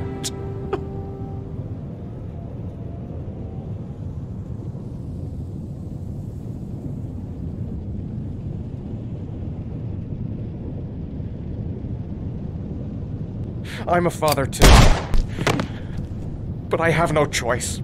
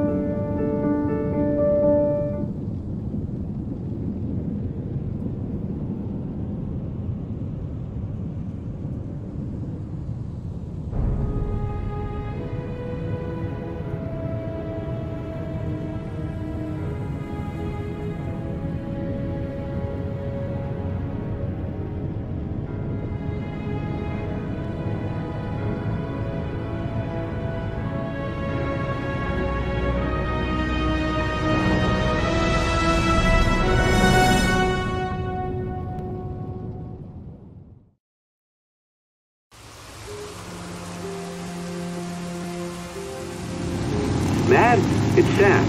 I got your information. The owner of the apartment in Marble Street is a Dr. Adrian Baker. He's a struck-off surgeon. They used to sell drugs to junkies on the quad. He made some cash and bought up some cheap-ass apartments, including the one in Marble Street. Of course, he got caught. He did a few months in prison and was struck off the medical register. Interesting. Thanks for the information, Sam. I owe you one. Hey, Matt. Be careful, okay? I'm on it. Talk to you later.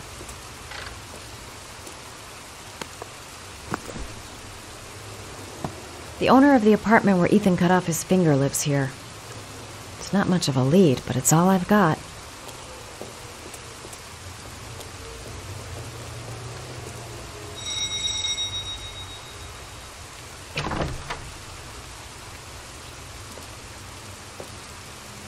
Hi. I was told that you could get Bitropin. Without a prescription. Sorry, you were misinformed. Goodbye. Hold on. I really need your help here. I can pay. Well, why didn't you say so? Please come in.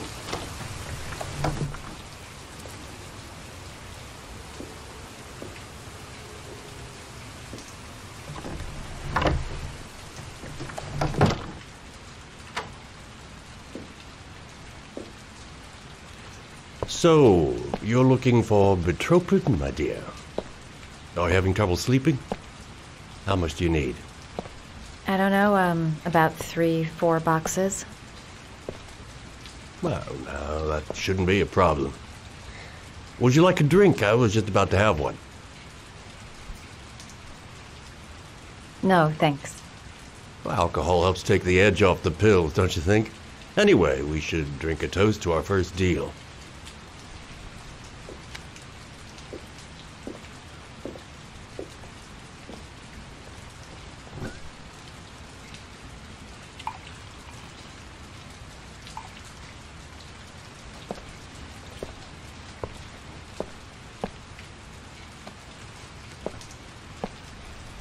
I haven't seen you around here before.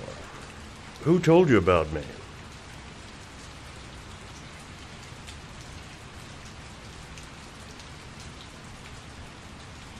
It's a tight neighborhood. People talk.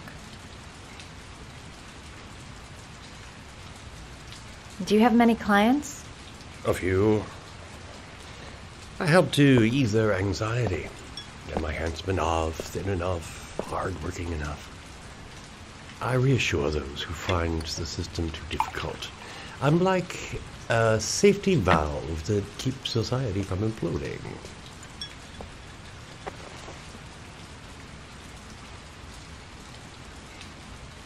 I heard you had some apartments for rent. I'm looking. Sorry, darling. Those are all booked up. Shame. I was looking for something around Marble Street.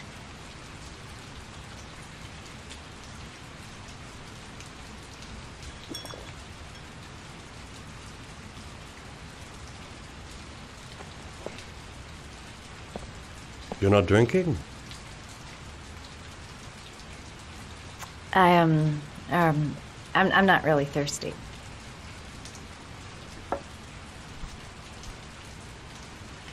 I'll get your prescription. Won't be a moment. Wait here.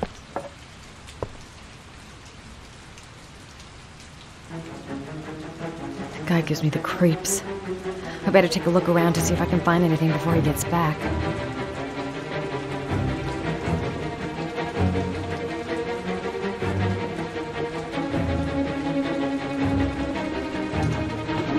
Looks like he retired a bunch of medical supplies on his way out. There's enough sleeping pills here to knock out an army.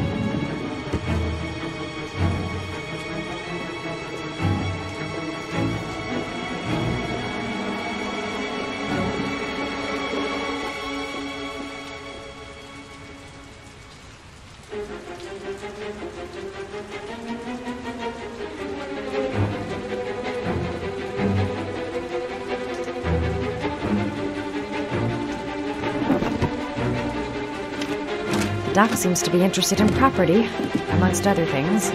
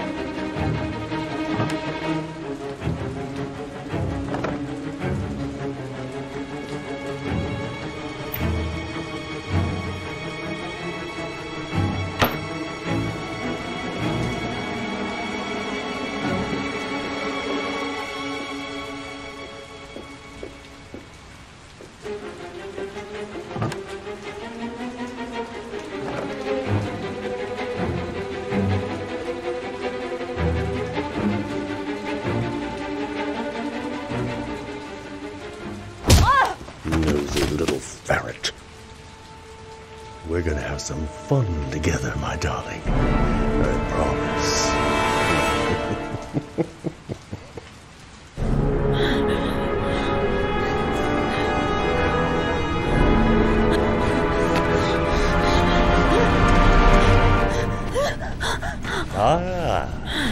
Say hello to Matthew. He claimed he had come to the census. Another one of those goddamn government spies. So, you're interested in my Marble Street apartment. I rented to my friend Paco, if you must know. I have no idea what he does there. Maybe that's where he fornicates with his dancers from the Blue Lagoon. To be honest, I don't give a damn. Just as long as he pays his rent, he can do whatever he likes. But enough with the chit-chat. I miss surgery, you see, so I take every opportunity to practice. I don't have any instruments here, so I use whatever comes to hand. I hope you won't hold that against me. Hold tight. This might sting him.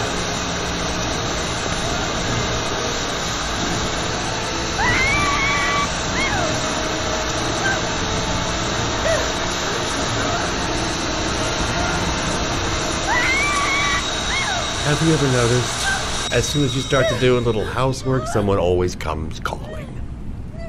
I'll get rid of our visitor and be right back. Don't move. I won't be long.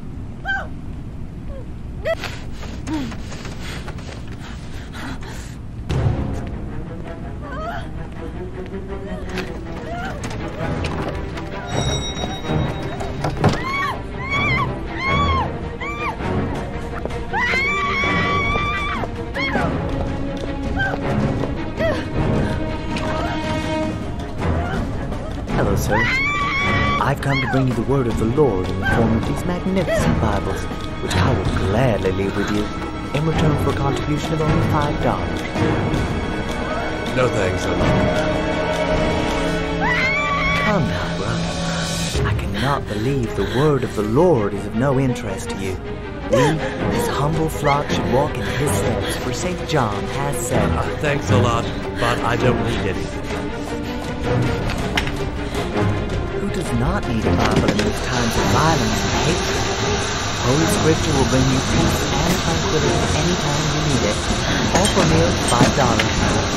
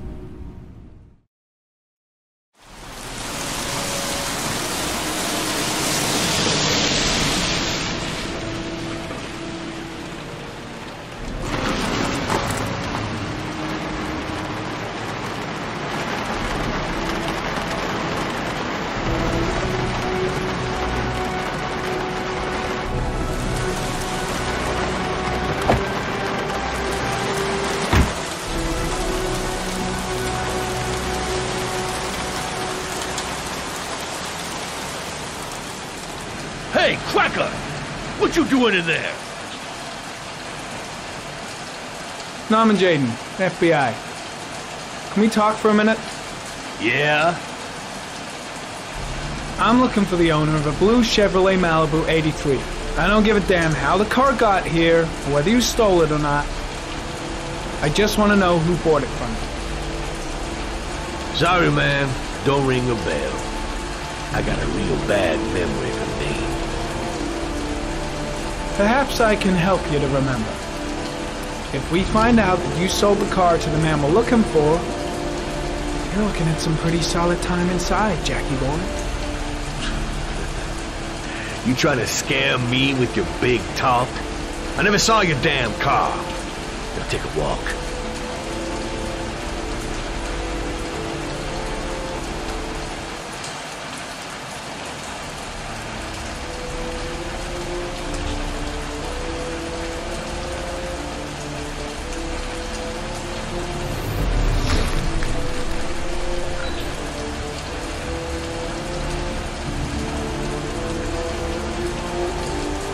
Blood. Now why is there blood here?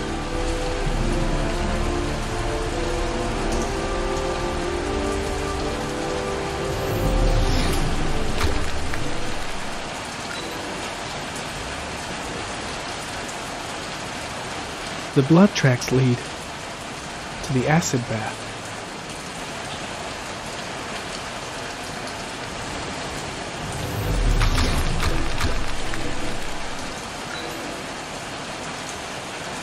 Fingerprints, probably Mad Jack's.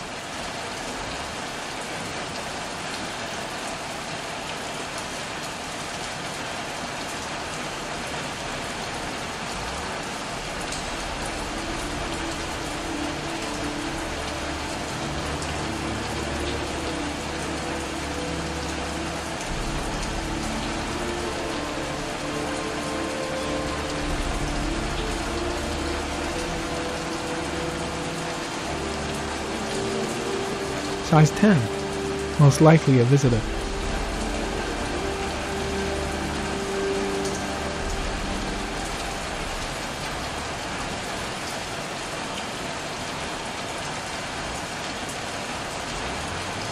Same brand of tire as the car I'm looking for. Has the killer's car been here?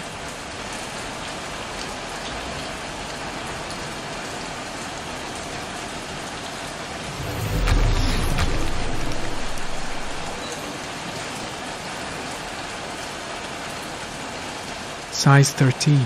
Must be Mad Jack's size.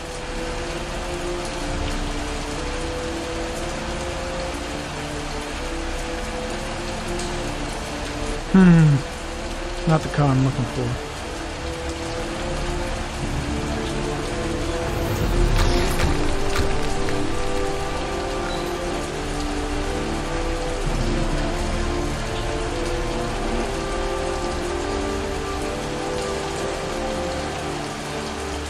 Harry, comment.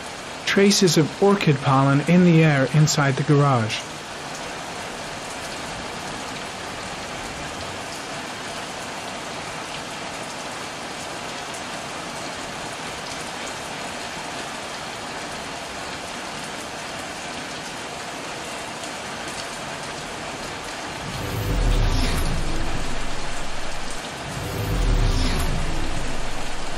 few traces of blue paint, same tire tracks. No doubt about it. The killer's car was here.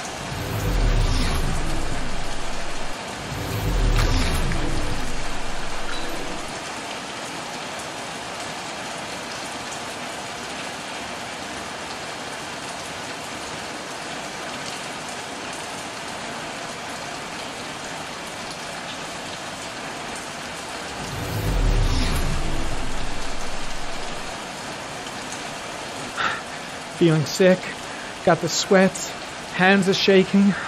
Hope this works out all right. Not much help, this so-called Mad Jack. He's either clean as a whistle, or else he's got something to hide.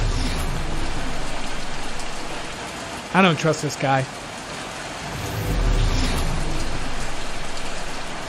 Tube of tryptophan. Got it in my pocket.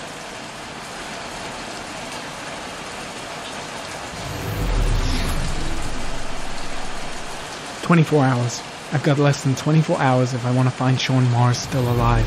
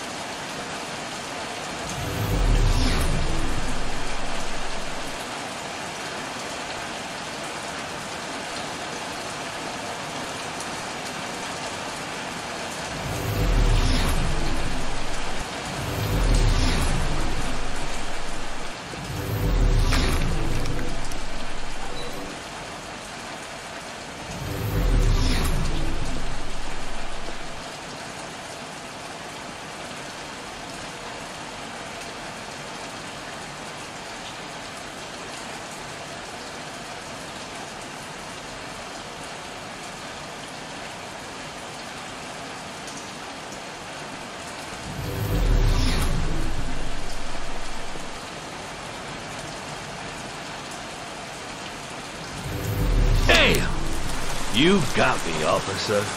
I'll come clean. Now that car, she buff up real good.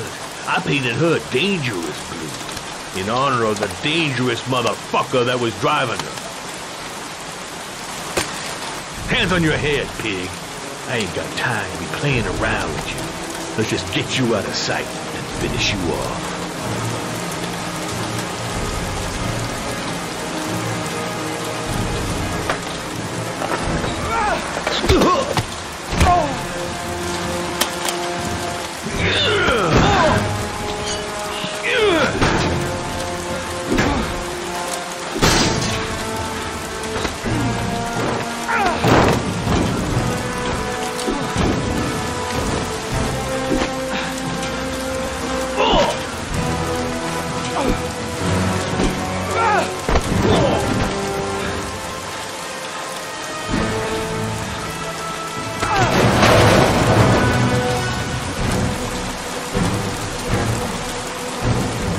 Enough fucking around. You're gonna tell me about the man with the blue car. Go fuck yourself in the ass. I've no time to lose, Jack. I want to know who that car belongs to. What you want don't mean shit to me. I ain't no snitch. You better just lock me up now, boy.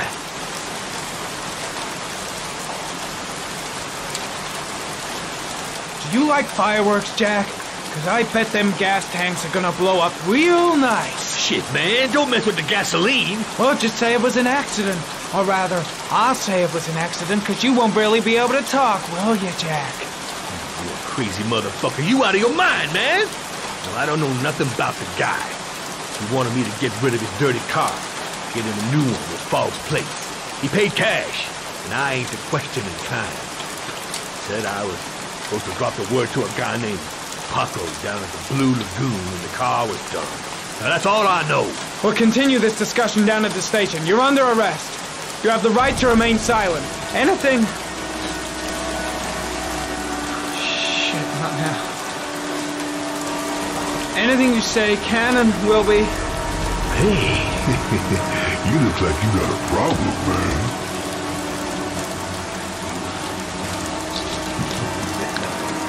What?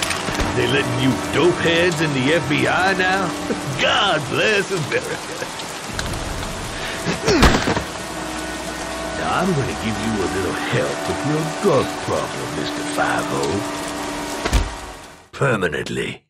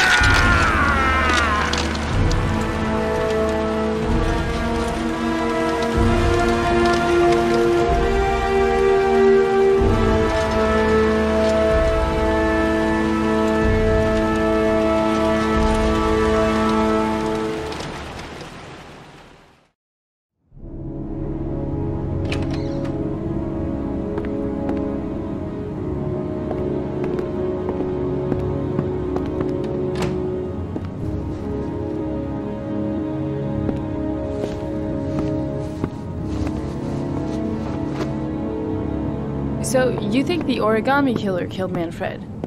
That makes sense. Didn't want him spilling his guts to us. And you suspect Gordy Kramer, right? Oh, him or one of his men. Gordy has the time and the means, not to mention the fucked up attitude to go along with it. He's only a suspect, but he's a pretty guilty-looking one. Are these your files on the case? Yeah, I've been working on them for a couple of years. I built up a mountain of paperwork. Magazines about origami? You think the killer could have subscribed to one of those? If he was even remotely interested in origami in the last 30 years, his name may be in there somewhere. Trouble is, there's over 500 names. That gets us squat. I'm starving. Do you have anything to eat? Well, I'm no chef, but I should be able to make some scrambled eggs if you like. Great. I'm soaking wet. I need to warm up a little. Is it okay if I take a shower? Be my guest. Go in my bedroom. It's the next door. Oh, I'll cook up the eggs while you're under the shower.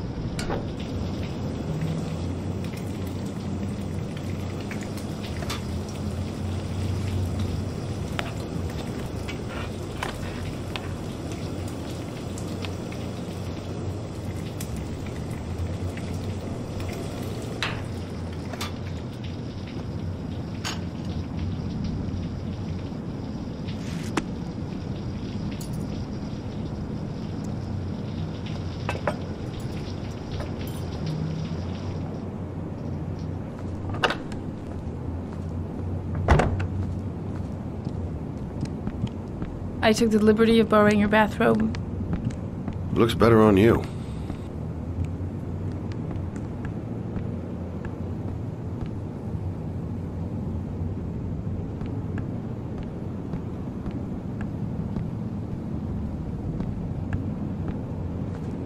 I don't really like raw eggs.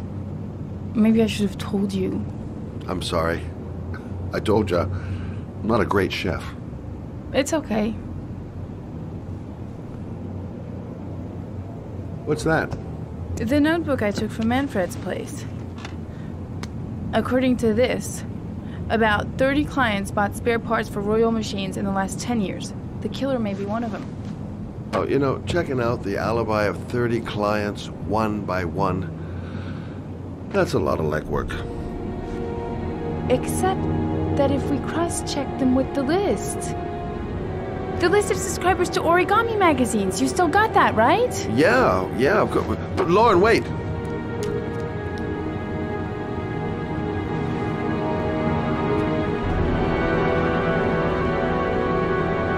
If the killer really used a Royal typewriter and if he subscribed to an Origami magazine, his name should be on both lists. Well, Lauren, I mean, that's just an assumption, but yeah, I suppose. His name is here somewhere. Help me. We're gonna find him.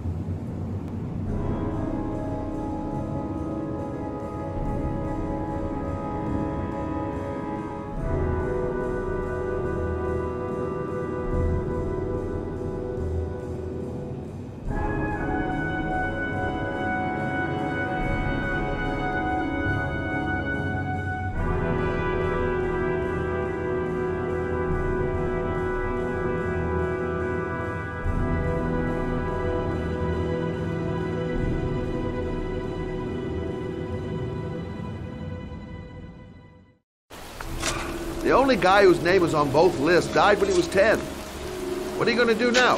Dig up his coffin, make sure he's dead? I know it doesn't make any sense. Unless the killer was only using his name. But why use the name of a kid who died 30 years ago? Well, that's what we came to find out. The name is John Shepard. It should be on a grave around here somewhere. You never give up, do you?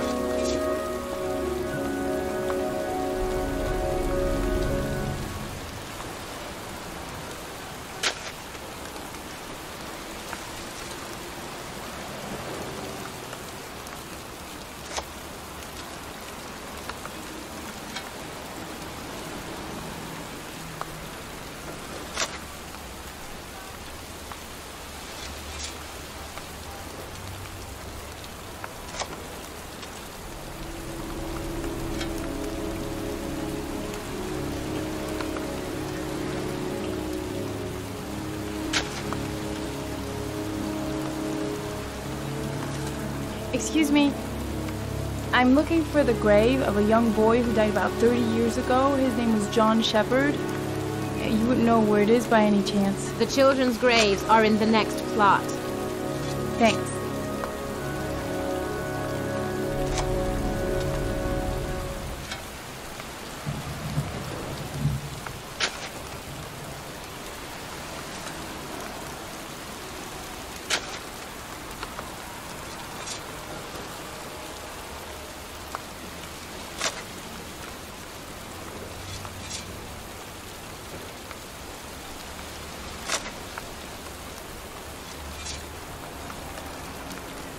Excuse me, I'm looking for... Well, don't worry about it. I can manage alone.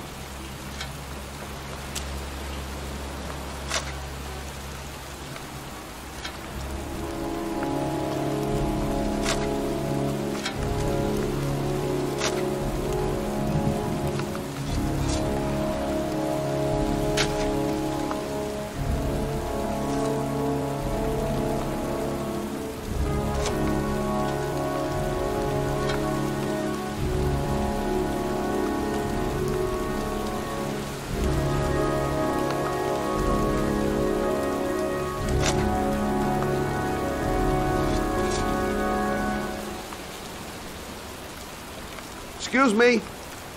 I'm looking for the grave of a boy named John Shepard. Straight ahead. A little further on. Thanks. I found it!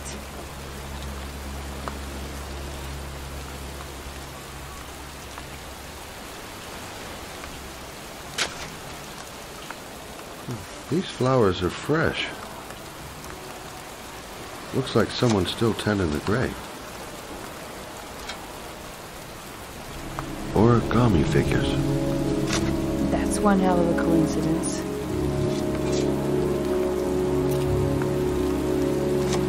Oh, youngin'. That one I knew well. You knew John Shepard? I've worked this graveyard nearly all my life. I remember what happened. It was in 77, October, I think.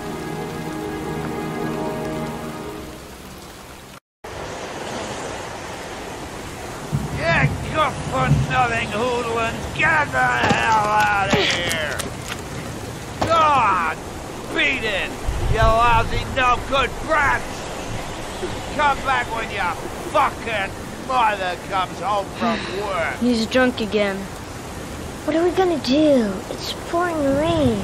We're gonna get soaked if we spend a day outside. Well, at least you won't get beat. Little rain never hurt nobody. Come on, let's go play. Bet you can't catch me!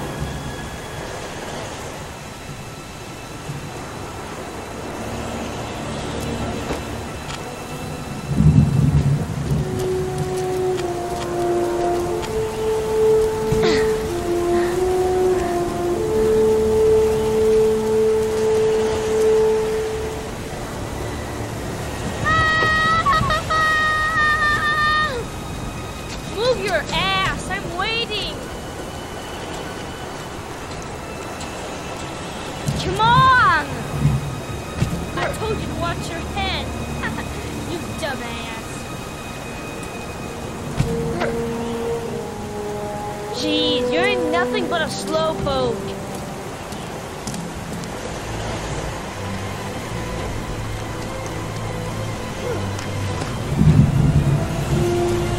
Bet you can't do that.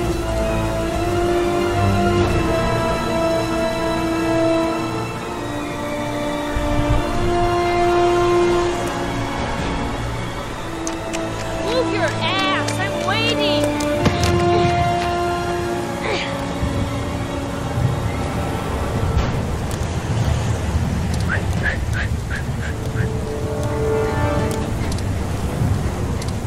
Jeez, you're nothing but a slowpoke.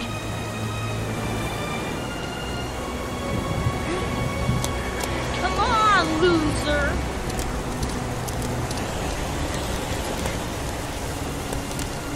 What you doing? You're coming or not?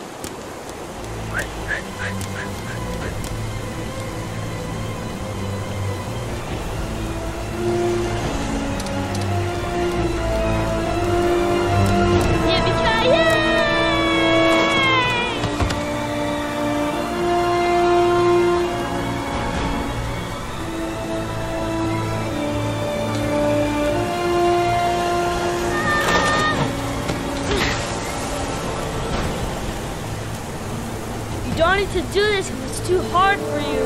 No chance, I can do it all right. Just you watch.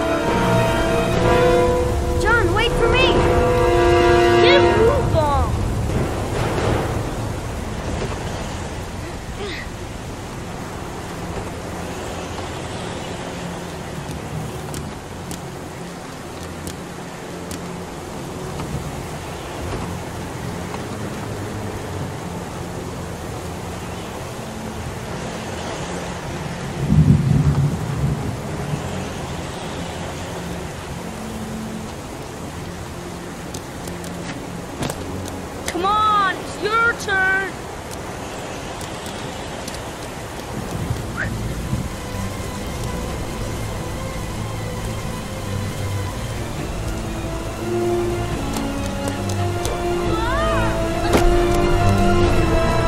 It's time to the death.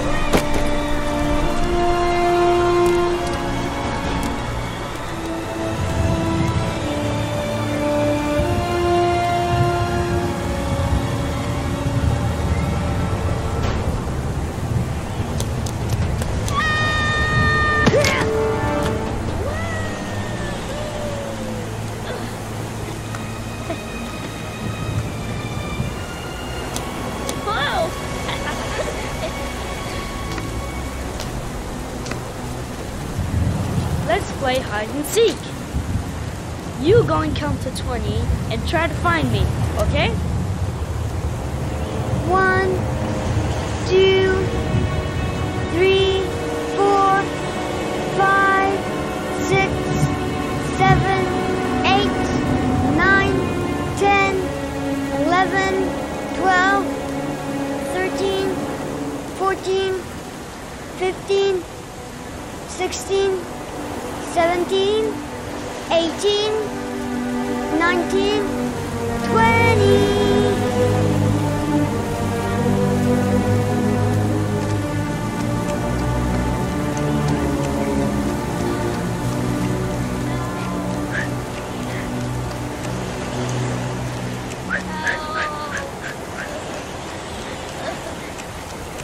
Those cries. That's John. John! My foot. My foot is stuck. Grab on! I'll put it over there.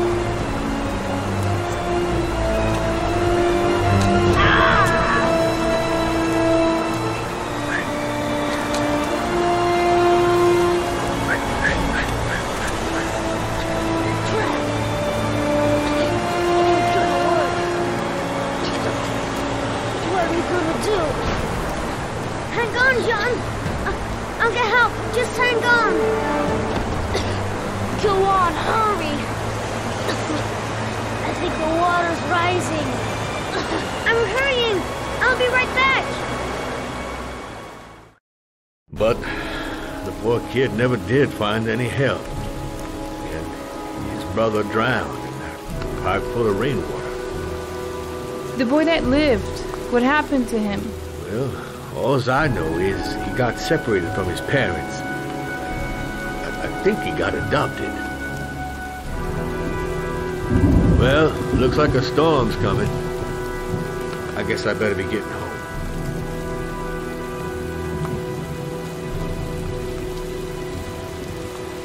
Christ, what a horrible story. John Shepherd drowned in the rain while holding his brother's hand. Do you think he could be the Origami killer? Come on, let's get back in the car.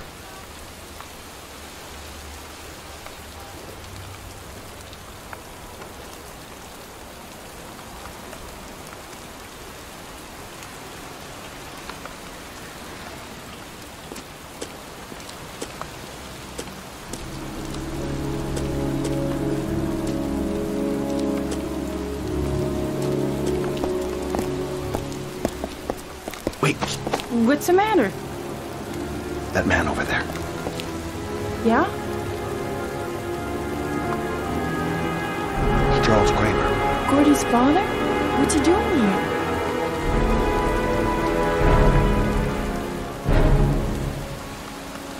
He's putting flowers on John Shepherd's grave.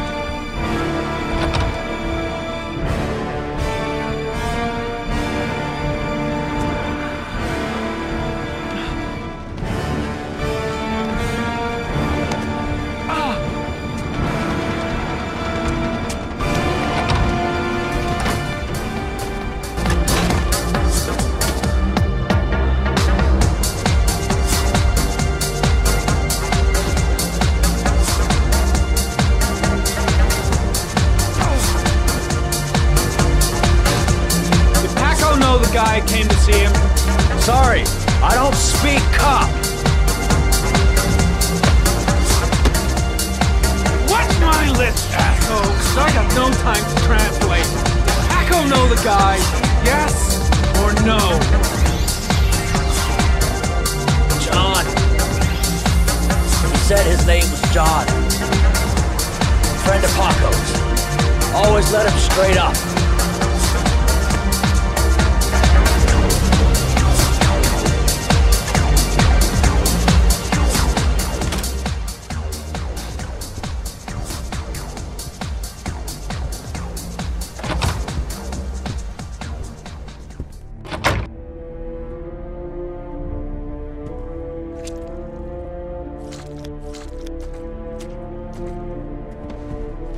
His coat pocket. I tore it off during the fight. 2 receipts from the same gas station. Interesting.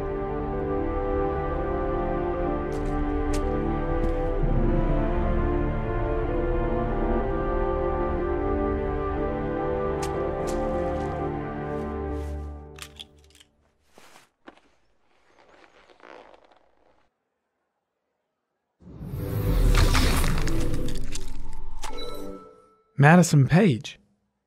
What was a journalist doing here?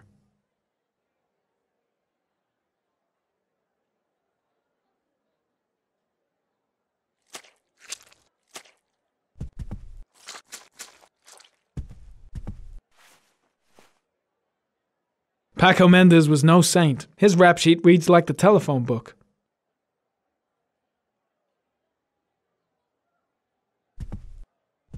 The killer was looking for something.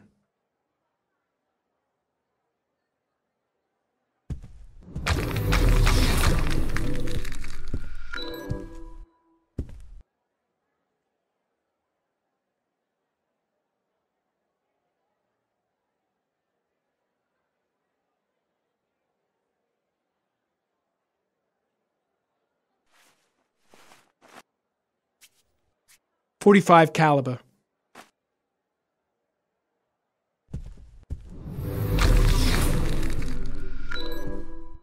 .45 caliber semi-automatic.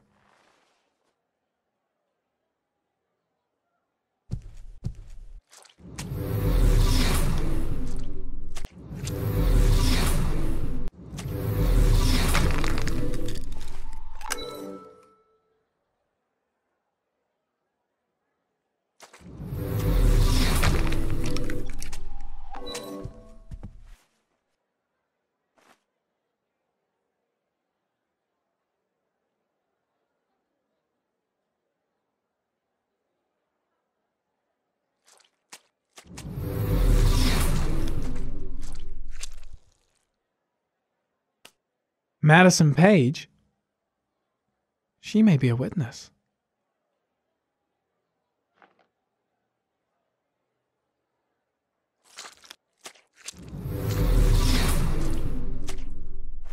A bullet right between the eyes. Instant death.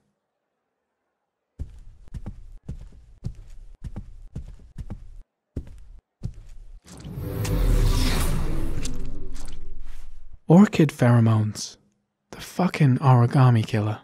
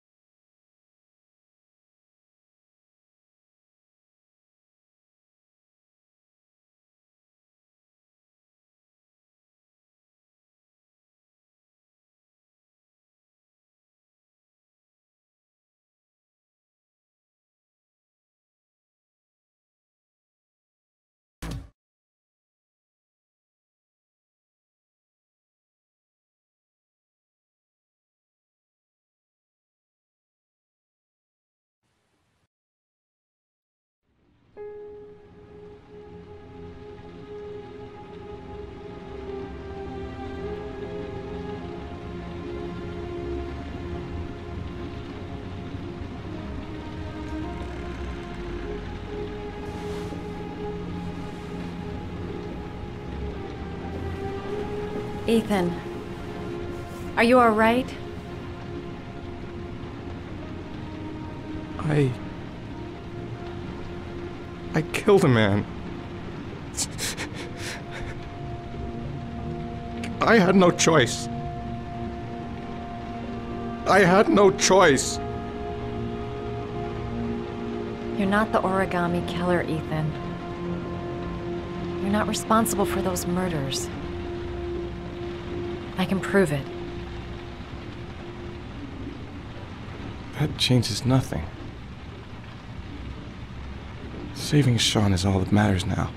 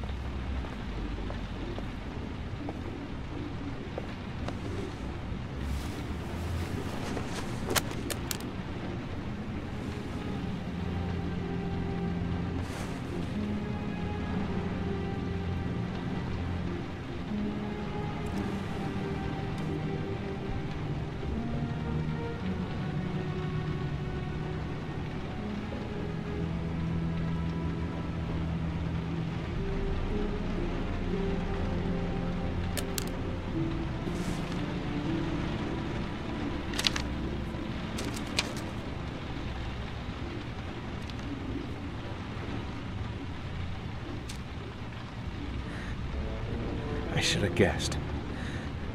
All this time and I had no idea. Ethan, what's the matter?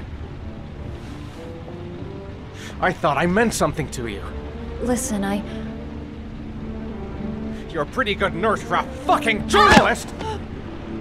Ethan, I wanted to tell you, but... What kind of article were you gonna write? My life with a serial killer? No. How I caught the Origami killer. Maybe you'll get a book deal. I hope it was fucking worth it! Ethan, it's not what you think. You lied to me, Madison! All this time you fucking lied to me!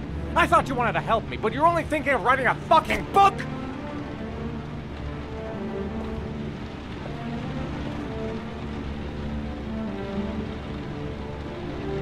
It's true. I'm a journalist. And I knew that you were the father of the boy who had disappeared, and I wanted to cover the story. But then I saw what you were going through to save your son. And I understood how much you love him. I wanted to tell you the truth, but I couldn't. I was afraid that you may not believe me. I was afraid that you'd ask me to go. All I want is for you to find your son alive. And when it's all over, I want to be with you.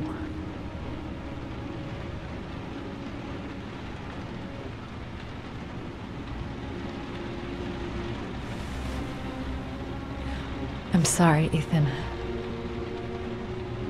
I'm so sorry.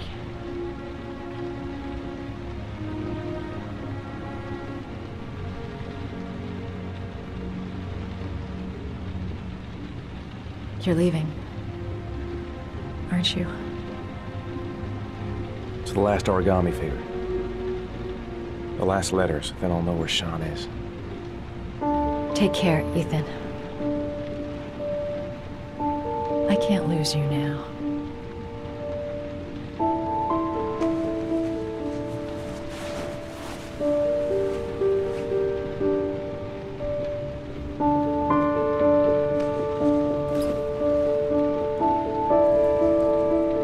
I'm gonna go find something to eat. Wait for me. I'll be back in 10 minutes.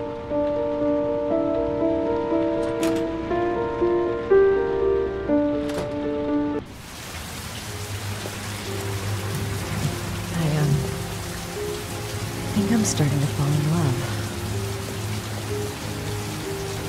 I was so afraid he wouldn't believe me. Wrong move, idiot. I should have admitted everything earlier. Now we gotta find his son. And I think I know where to start looking. We'll find his son and prove he's innocent. I'll be able to help him now that he knows who I am.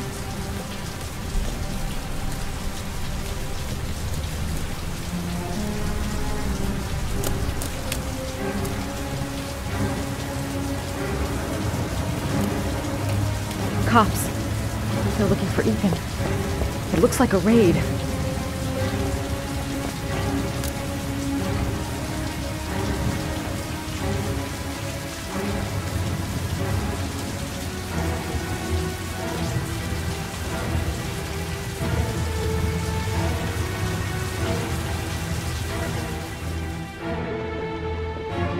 What's going on?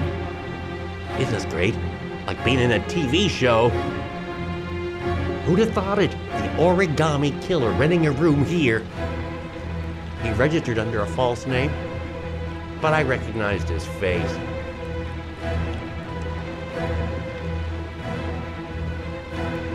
Come on, what was the damn number? Come on, come on! Pick up the phone! Hello? The cops. They're in the motel. You've got to get out of here.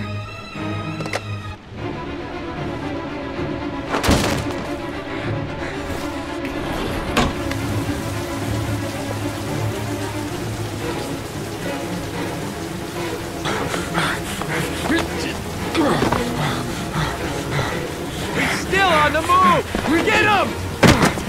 He's making a run for it! He's on the balcony!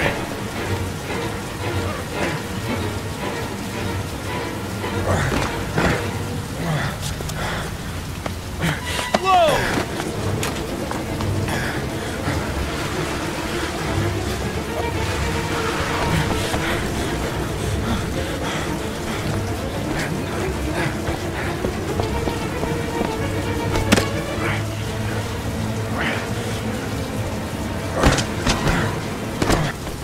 Don't move!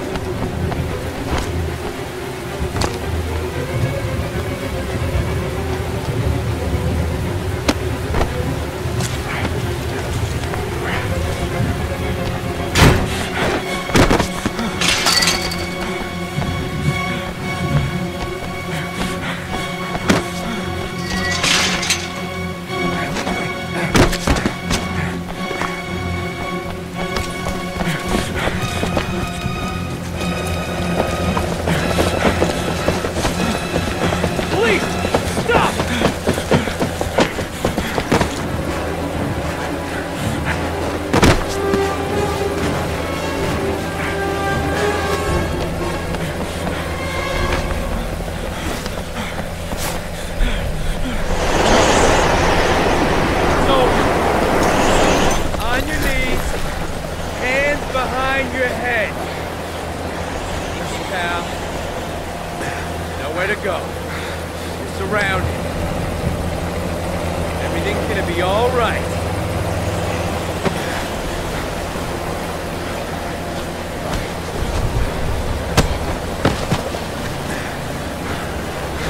Game over.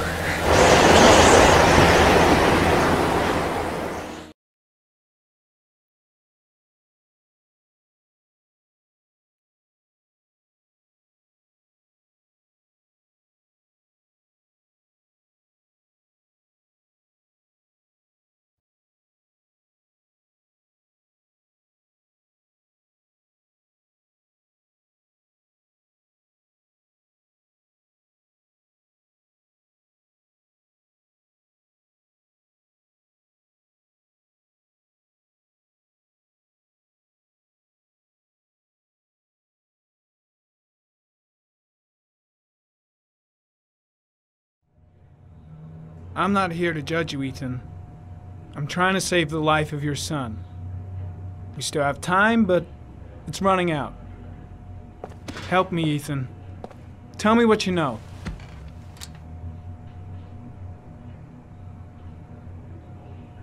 I'm sure you had your reasons for doing what you did. You didn't think you were doing any harm. You just wanted the pain to go away. I'll help explain all that to the judge. Don't let Sean die. Tell us what you know, and we can still save him.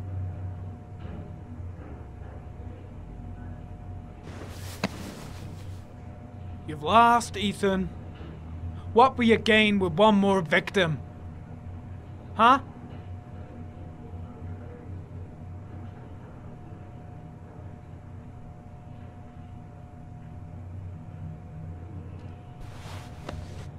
Look at these, Ethan. Look at these. 8 photographs. 8 lives taken. Drowned in the goddamn rain. Recognize this one, huh? That's your son, Ethan. That's Sean. He is still alive. Talk to me, Ethan. Say something!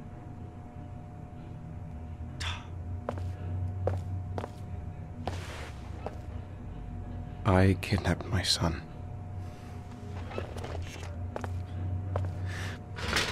But I can't remember what happened. I don't know where he is. But the only way to find him is to let me out of here. I'm the only person who can save him.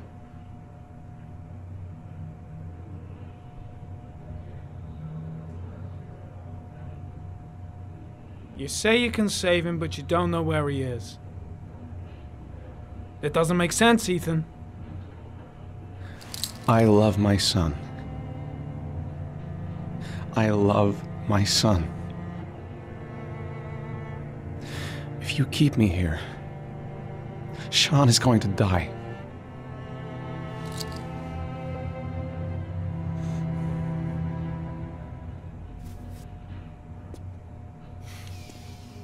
Time's running out, Ethan. And frankly, I don't care why you did it. The only thing I want to know is where you've hidden Sean. I don't know. I would already have saved him if I knew where he was. Okay. This is your last chance, Ethan. And this time, I suggest you think carefully before you answer. Where is Sean? I told you I don't know. Ah! Wrong answer. If you beat him, his confession's worthless. They'll throw the case out. Oh! Even if he is a killer, that doesn't give you the right to beat him. Whose side are you on, Norman? Are you defending this piece of shit? I'm defending the law, and the law says he is innocent until proven guilty. This guy's got no rights, do you hear me? No rights at all!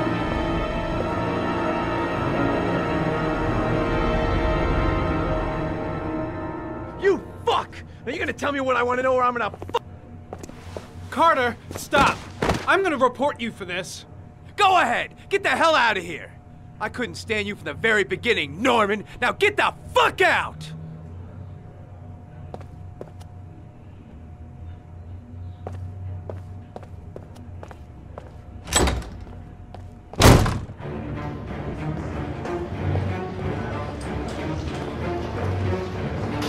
Fuck!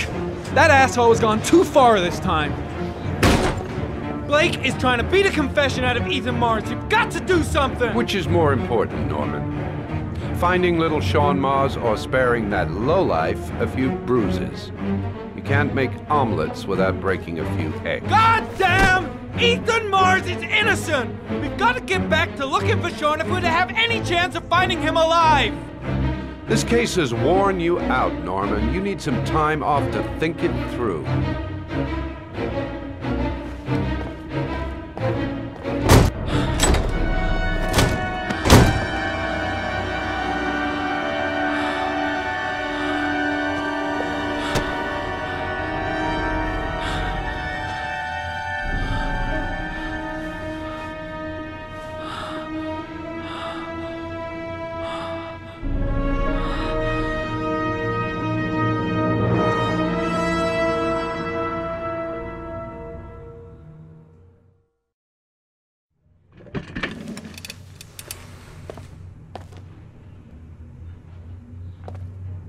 No, I can't just stand by and watch.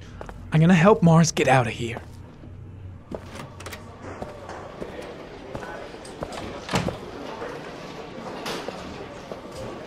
He may be guilty. He's acting odd, his statements are all confused, and heck, he never said he wasn't the Origami killer. He lost consciousness. We'll give him a break and then we'll get back to him. He must be tougher than I thought. I should consult my superiors. Tough or not, he'll Maybe. crack. They all No, that's stupid. I gotta handle this on my own. Congratulations, Lieutenant. You've done a fine job. I've called a press conference. Gonna kick off in 1 hour. I expect it'll be quite an event. Don't you want to wait until we actually got his confession? No point. I just We've don't got him believe he's dead to guilty. rights. That's Nothing all the about press him wants to matches the know. killer's profile. Ethan Mars is innocent. He truly believes that he alone can save Sean. What if he's right? I'll play those odds. I've got to get him out of here.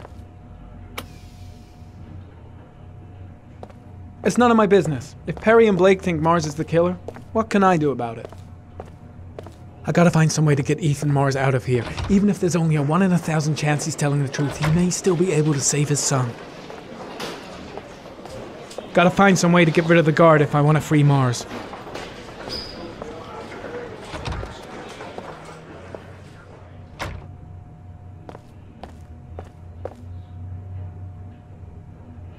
Leave us alone. Lieutenant Blake said to... Please, leave us alone. Right, I'll be at the door if you need anything.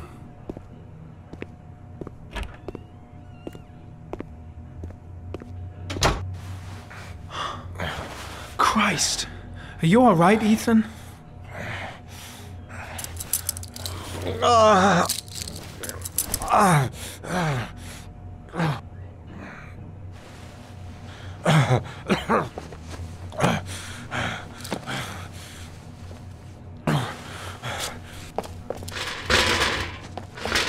I gotta get out of here. I've gotta save my son. I'll see what I can do.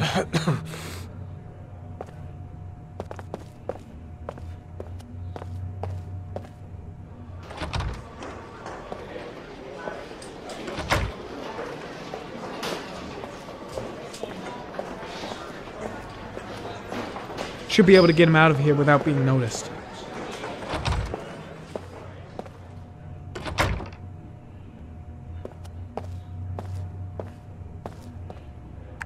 Gary, you can take a break. I'll keep an eye on him. You sure? Actually, I was busting for a piss.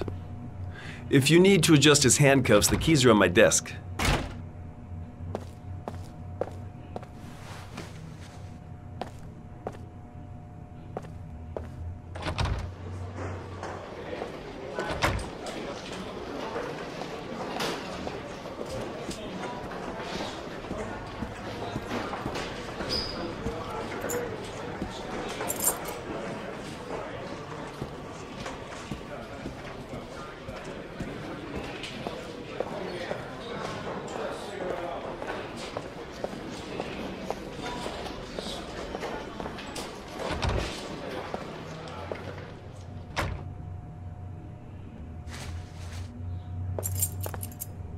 That's it. You're free.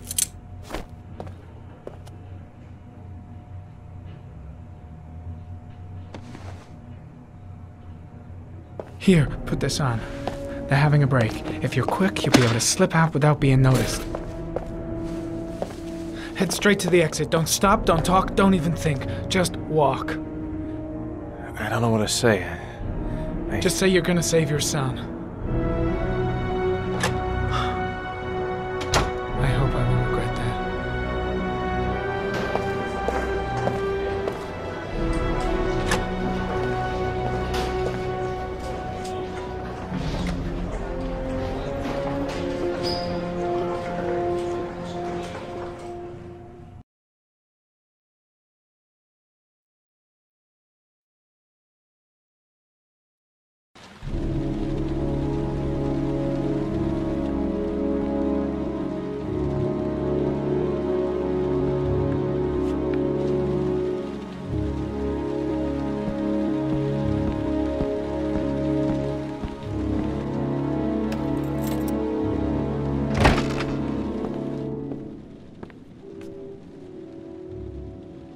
Lauren? I'm sorry, Scott. You should have listened to me, Mr. Shelby. I told you to drop the investigation. Your son is a serial killer. How many people does he have to kill before you turn him in? Gordy has his faults, but he's still my son. You have no children, Mr. Shelby. You can't possibly understand. You leave me no choice. Your investigation is over. For good.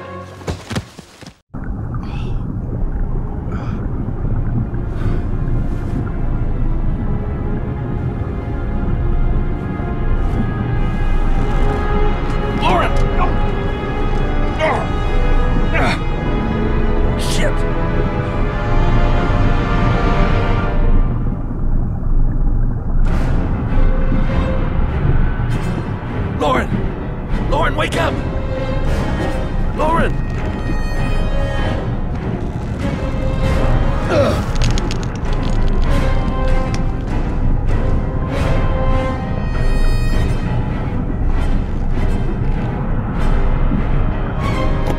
Goddamn fool. Nothing's gonna work if I don't switch on that ignition.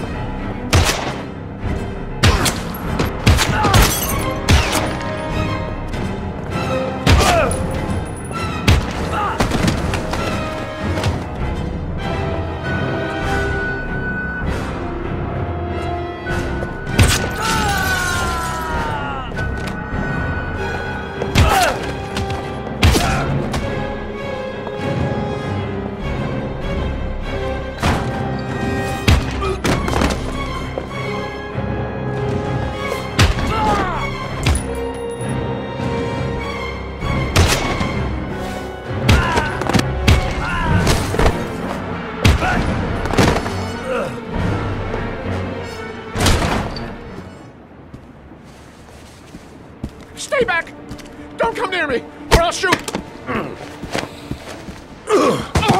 Fucking asshole. Please, don't hurt me.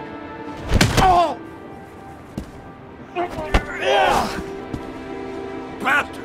Lauren is dead! You fucking killed her! Stop! I beg you!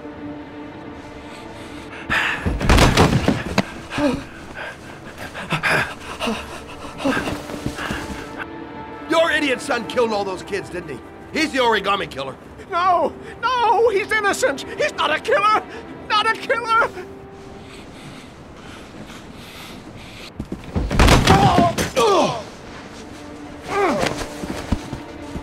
You're a fucking liar. Now tell me the truth. No! No, please! Don't hurt me! Last chance. I don't know. I swear! I don't know anything!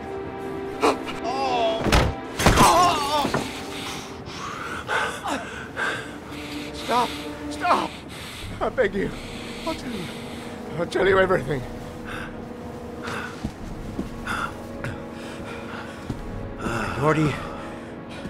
Gordy always wanted his fun, you know. He wanted to be like the origami killer. He kidnapped that kid and he held him under the water for a little too long. It was an accident. An unfortunate accident. He just wanted to play. He told me everything. He was crying. He was so sorry for what had happened. Whatever he did, Gordy is my son.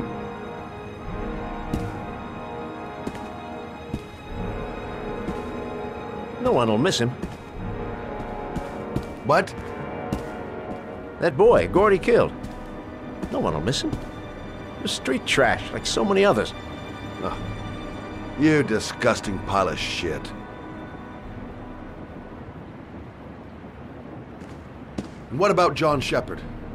Why did you put flowers on his grave? I own the construction site where he died. I never forgot. I've been putting flowers on his grave for 30 years. John had a twin brother. What happened to him? I don't know. He was adopted, I think. His mother should know. Her name is Anne. Anne Shepard.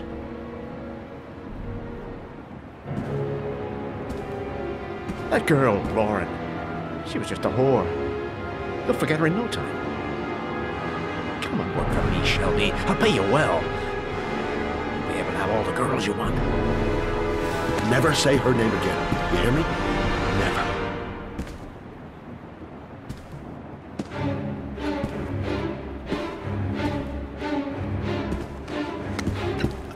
My heart! My heart! Quickly! I need my pills. In that drawer. There.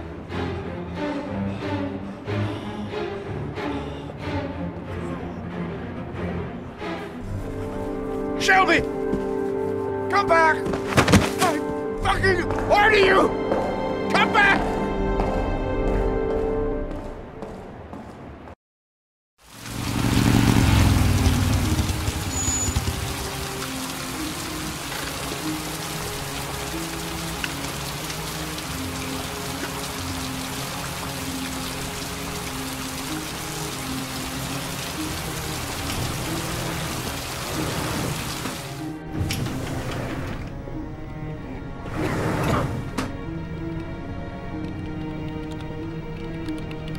Miss, can I help you?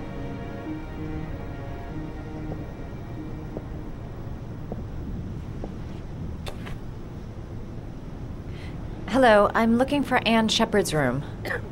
Please sign the visitor's book.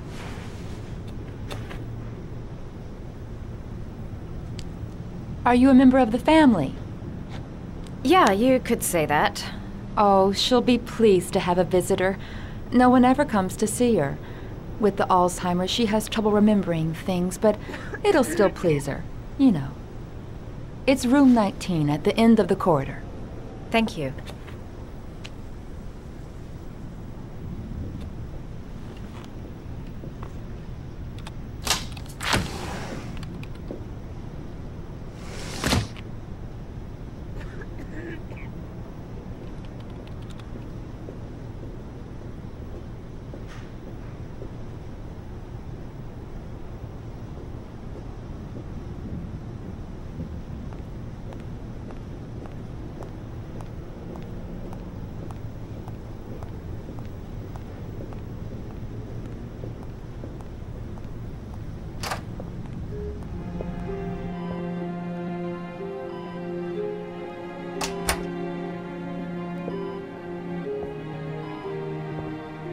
Hello, Mrs. Shepherd. Is it time for my pills already? No, Mrs. Shepherd, They're never on time with my pills. I don't know what they do here. In the other hospital, they were always on time. But here...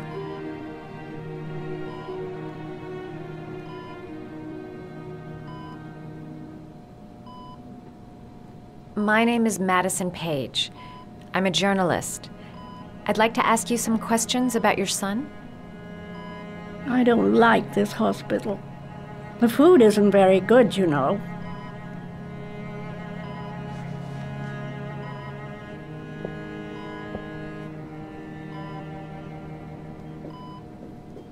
Try to remember, Mrs. Shepherd.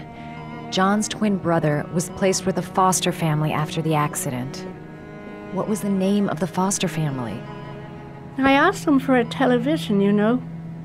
They said I didn't have enough money. It's a pity. I'm fond of television. Do you remember John? My Johnny. He is a good little boy, you know. I know what happened at Carnaby Square. Do you remember? Carnaby Square.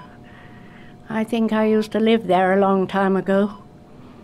We didn't have much money at the time, you know. We had to make do with very little.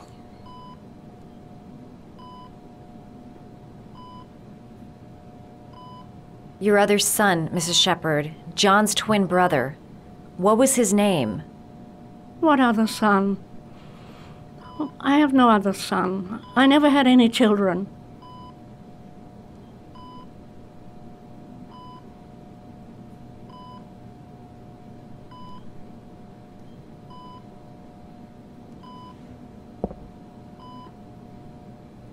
All right, no point in wasting my time. I won't learn anything more by staying here.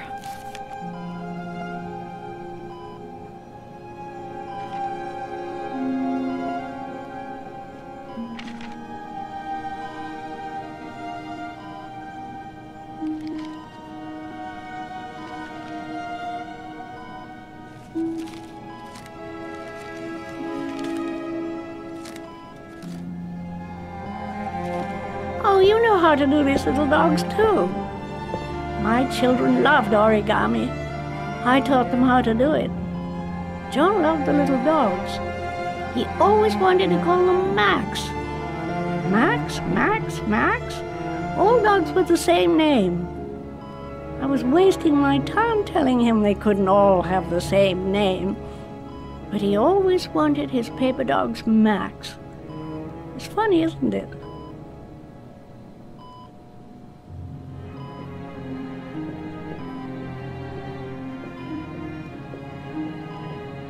You don't seem to get many flowers, Mrs. Shepherd. No, but I love them. My son knows that I love flowers. I know he'll bring me some. It'd take days, if not longer, to find the name of the family that adopted her son. Sean Mars would be dead by then.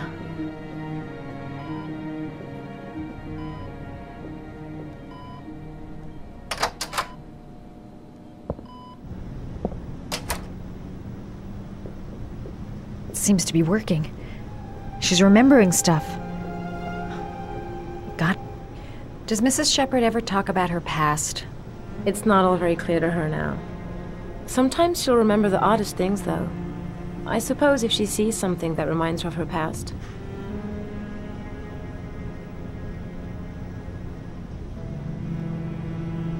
Did she ever mention her sons? Sons? Well, she often mentions John. I think he drowned. Does she ever talk about her other son? I didn't know she had another one. I've never heard her mention it. Does she get many visitors? She's been here for 10 years and you're the first. Sometimes, if you show her things, it seems to trigger a memory from her past. You might get it to remember. Thanks for the advice.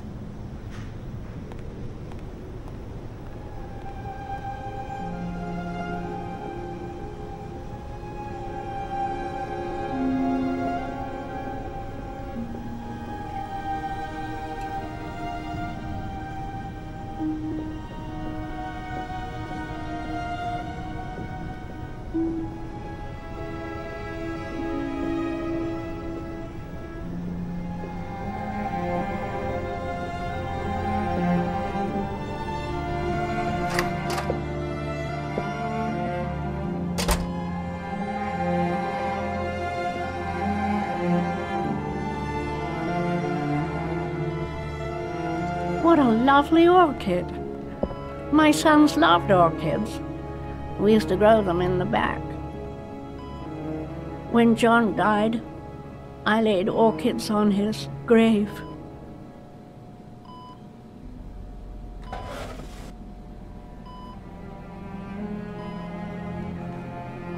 Are these your children, Mrs. Shepherd? John and his brother? Is that them? They're good little boys. Their father never looked after them, always drinking. They didn't have an easy life, you know.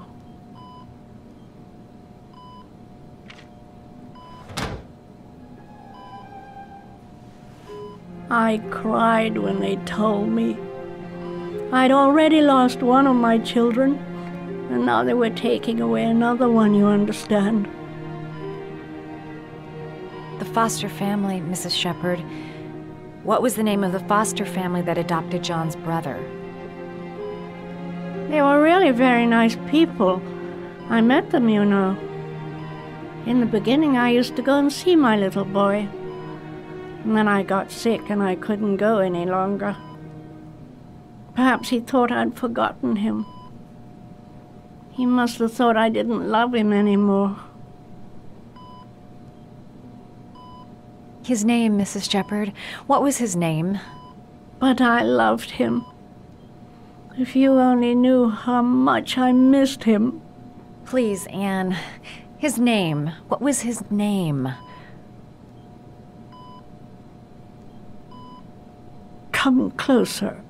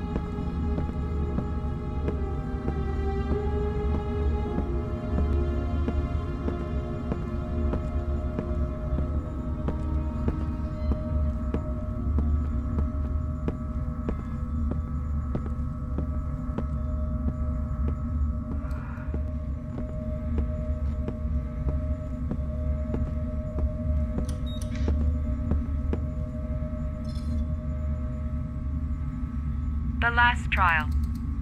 The last question. Are you prepared to give your life to save your sons? There is a deadly poison in this vial. It will kill you in exactly 60 minutes. If you drink it, you will get the last letters of the address. You will have enough time to save your son and say goodbye to him, but then you will die.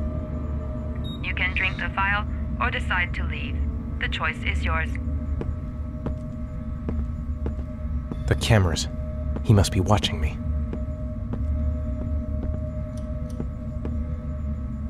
Save Sean and die. Christ. He loses his father, but at least he's alive. Maybe it's the right thing to do. Kill myself to save Sean? That's ridiculous. I'll find some other way. I'm sure I can save him.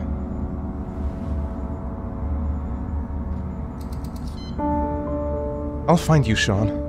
I'll figure out a way and I'll come and get you, son.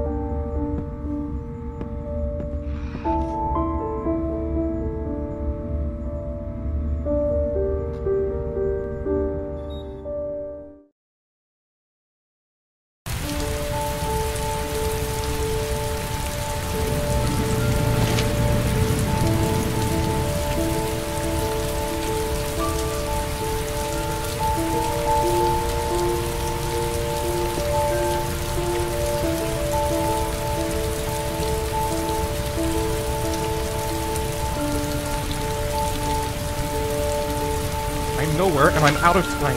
Damn fucking shitty letters from this fucking address! Come on!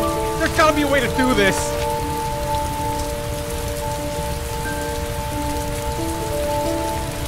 Several different addresses fit these letters. God, they're scattered all over the city. I don't have time to check them all.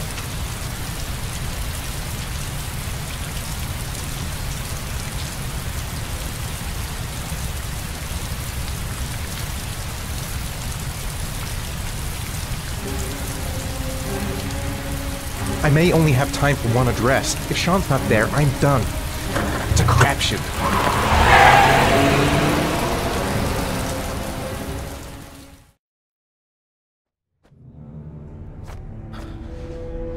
We've only got a few more hours left to save Sean Mars. There has to be a goddamn clue somewhere. It's probably staring me in the face. This kid's gonna die, and I'm going around in circles!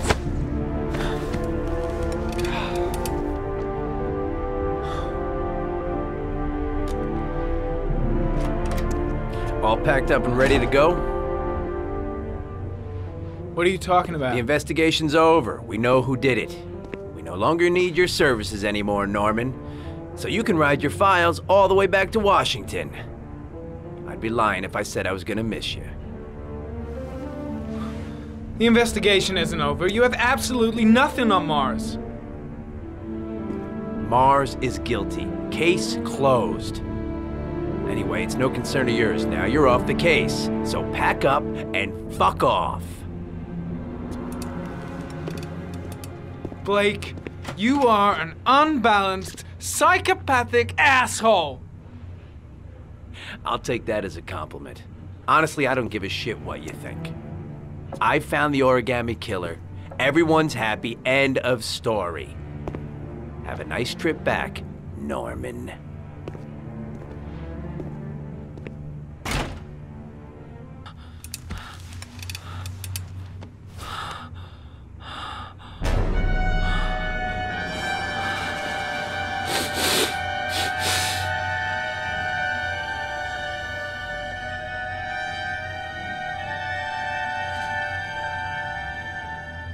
The killer's name is here. Somewhere in this data. I just have to find it. Find it before it's too late. Oh, one last thing, sir. You should be careful not to overindulge in you know what. It can be dangerous. Very dangerous. It'll end up killing you if you're not careful. That would be most unfortunate, sir.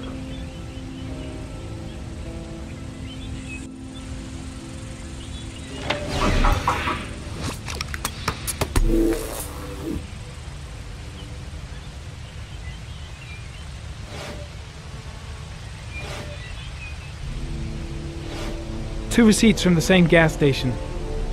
Might be near the killer's home.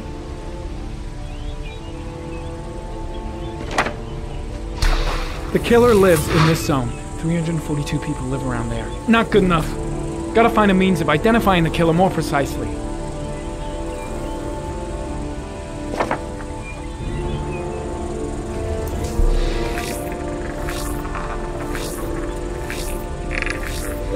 Ugh, that doesn't get us anywhere.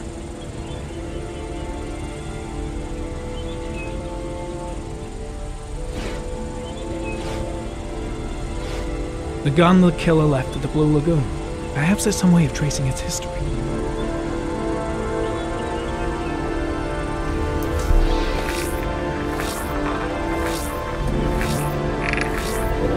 Impounded in a police case 5 years ago. The gun is still supposed to be in police custody. Who checked it out? If not a cop.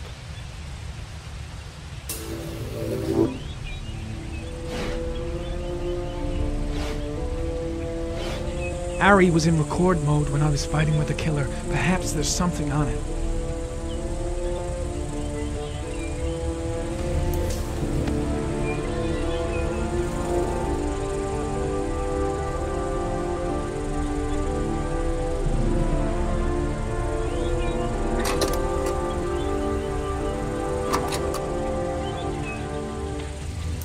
Gold watch.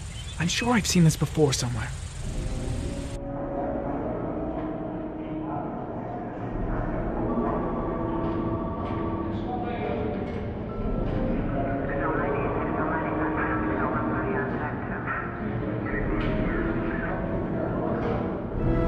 The watch they give for promotions to lieutenant. The killer is a cop.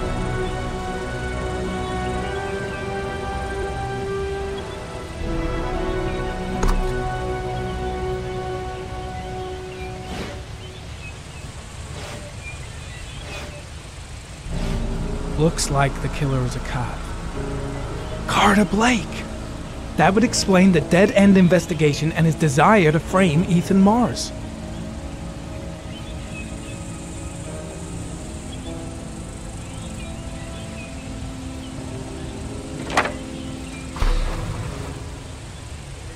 Cop. There's only one cop in that geoprofiling zone. Gotcha. He owns a warehouse on the docks. If I'm wrong, Sean Mars is dead.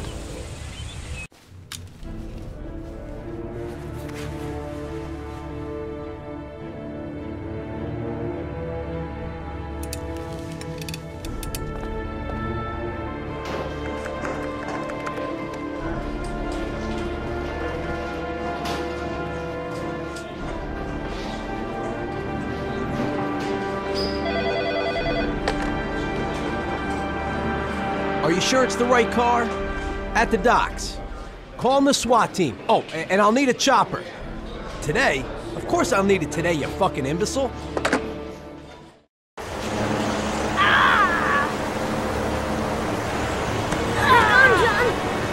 I'll get help. Just hang on. Go on, hurry. I think the water's rising. I'm hurrying. I'll be right back.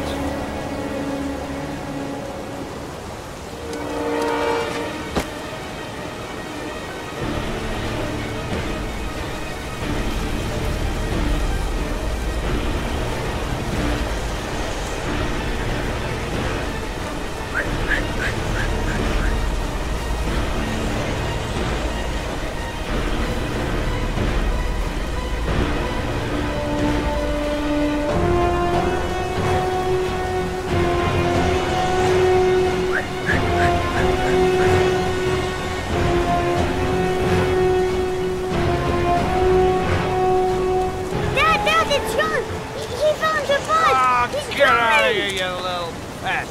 Leave me alone. Come, Dad. Come on, John's gonna die. John's gonna die. Well, that'll be one less greedy mouth to feed, won't it? Go away. Please, Dad, I'm begging you. John's gonna die. John's gonna What die, did I tell ya? Scram!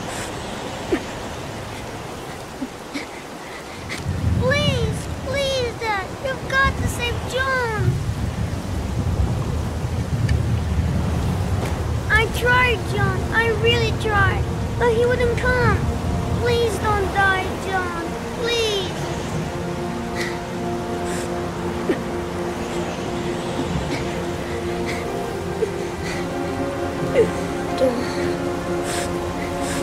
Don't forget about this guy.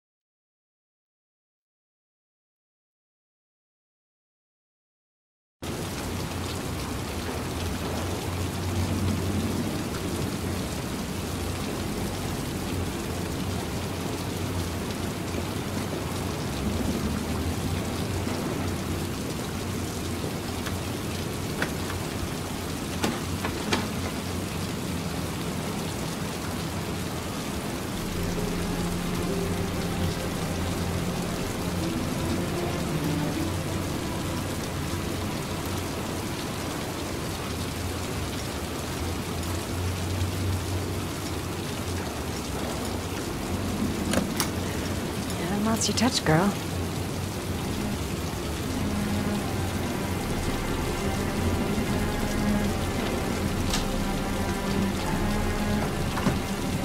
The Origami Killer's apartment. There must be something that'll tell me where Sean Mars is.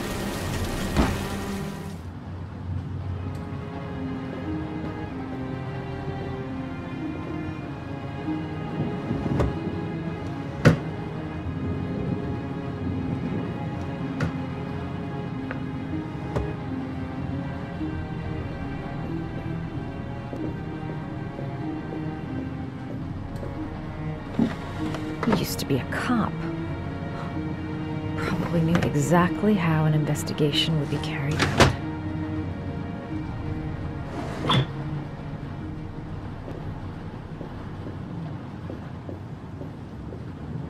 That's where the smell of burning comes from. Evidence going up in smoke.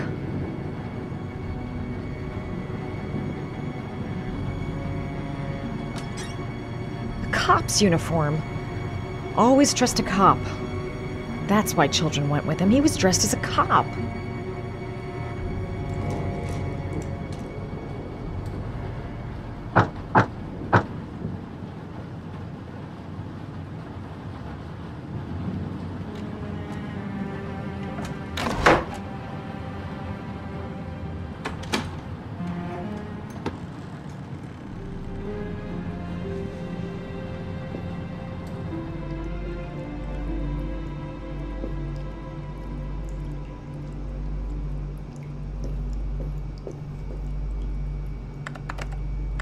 Shit, it needs a password.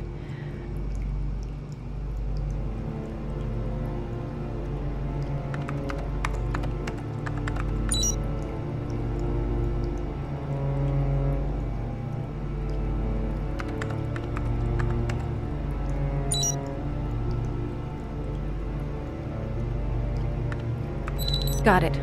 Max. The name John gave to his paper dogs when he was a child. What the hell is that? An address. It's gotta be where Sean Mars is. Hurry, there's no time to lose.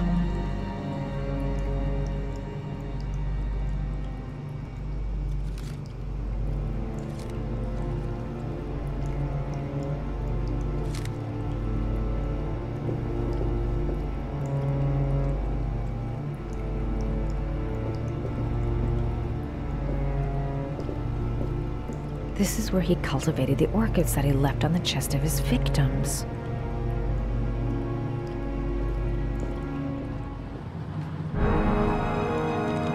So you found my little secret? It's over, Scott.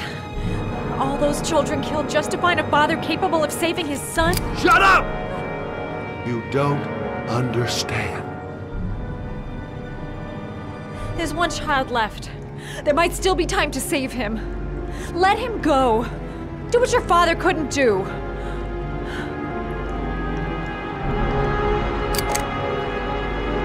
Get in there.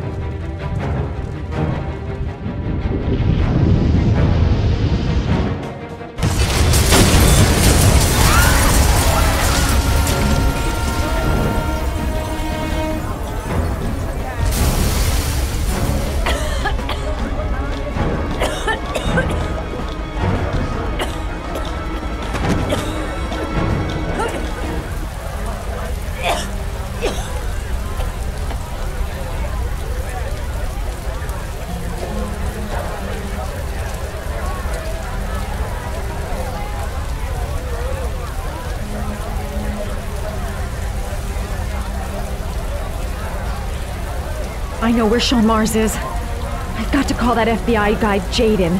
He's the only one I can trust. He'll be able to save him.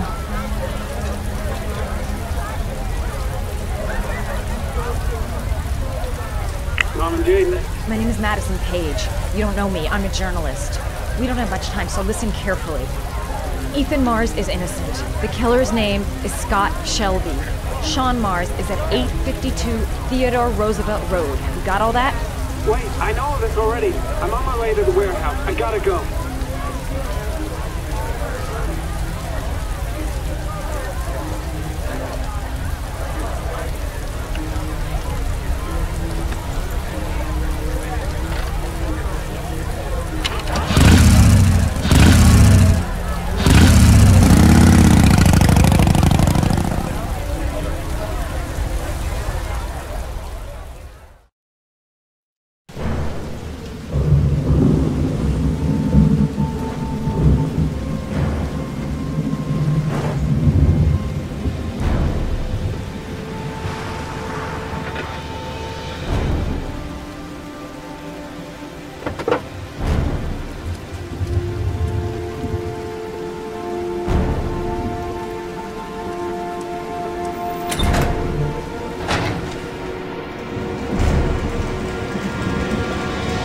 Sean! Sean! Sean! Sean! Sean! Sean! Sean! Sean! I've been looking for a long, long time, Ethan. Looking for a father that would be able to do what mine could not do. Sacrifice himself in order to save his son. Oh, I searched.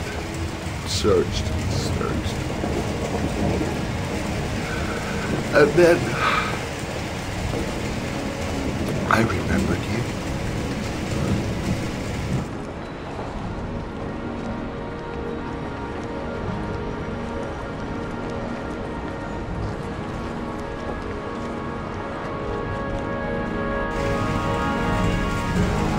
All those murders, just to find a father capable of saving his son. Just to find a father? Do you have any idea how it feels to be a worthless nothing in your father's eyes? Believe me, I've suffered just as much as my victims. I finished your damn trials. Now give me back my son! He's there. All you have to do is open that grate.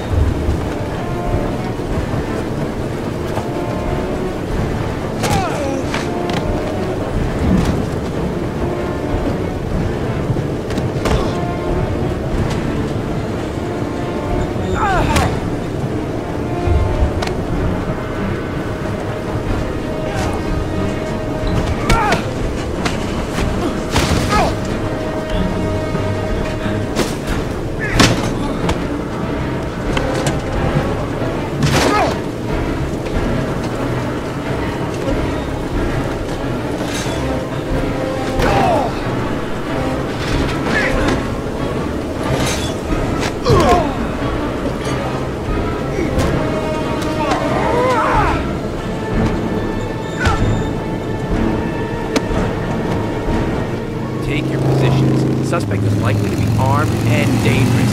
All personnel are ordered to shoot to kill. I repeat, shoot to kill. Ash, are the snipers in position? Yes, Lieutenant. They're ready on your command. Perfect. He won't get away this time. We'll gun him down as soon as he shows his face. Hey! You there! What are you doing? Lieutenant, my name is Madison Page. I'm a journalist. I have proof that Ethan Mars is innocent. He's not the Origami Ash, killer. what is a journalist doing here? I thought I told everybody to keep their mouths shut. Now get her out of here. I don't want her getting in the way. Okay, Lieutenant. All right, come on. You're about to make a terrible mistake, Lieutenant. Ethan Mars is innocent. I can prove it.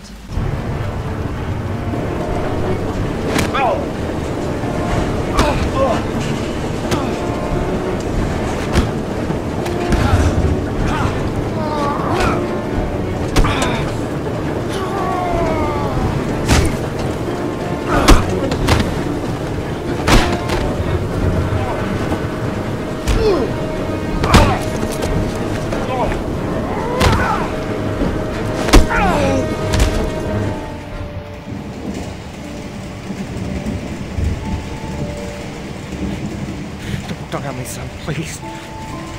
Breathe. Gotta breathe.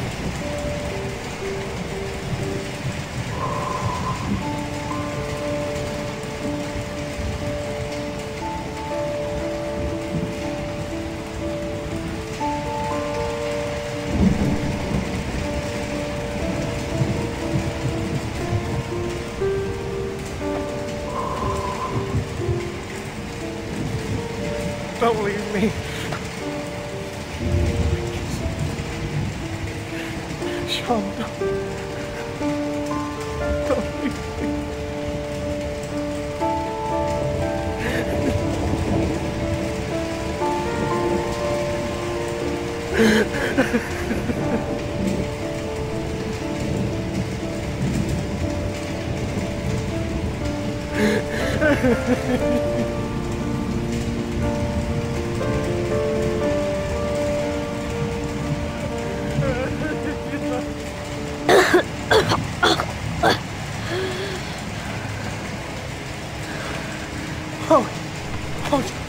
Sean.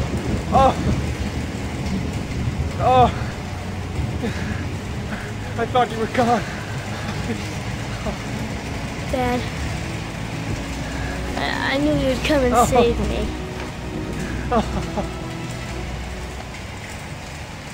Ash, get her out of my face. Mars didn't do it, for Christ's sakes. He's innocent. Hey, what are you doing?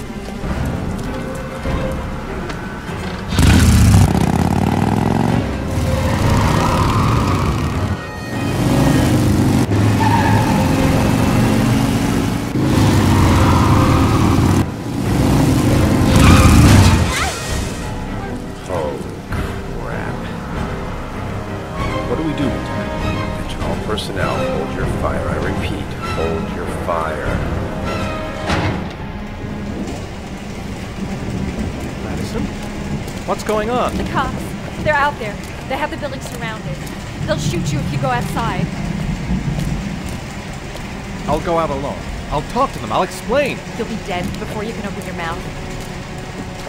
Look, we'll all go out together, with our hands in the air, and they can't possibly shoot us.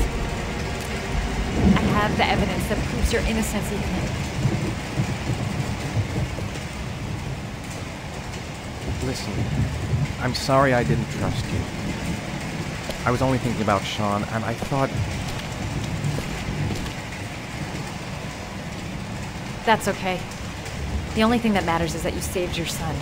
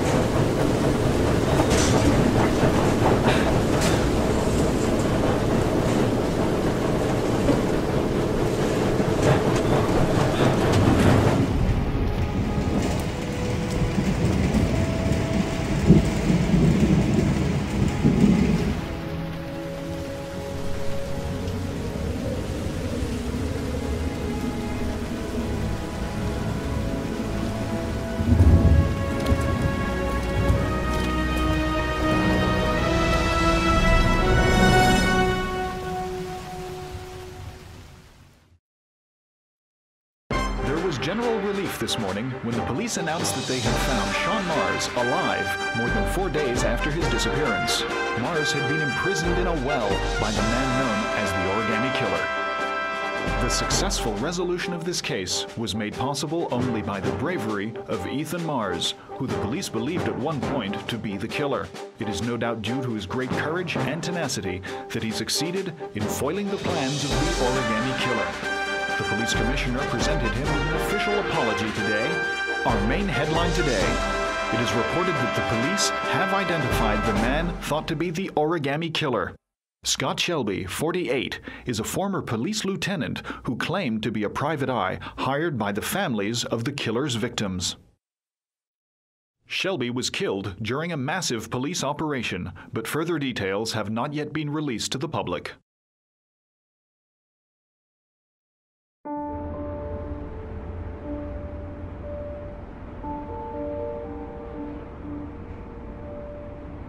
Let's just say a friend of a friend let me jump in line. If we like it, it's ours.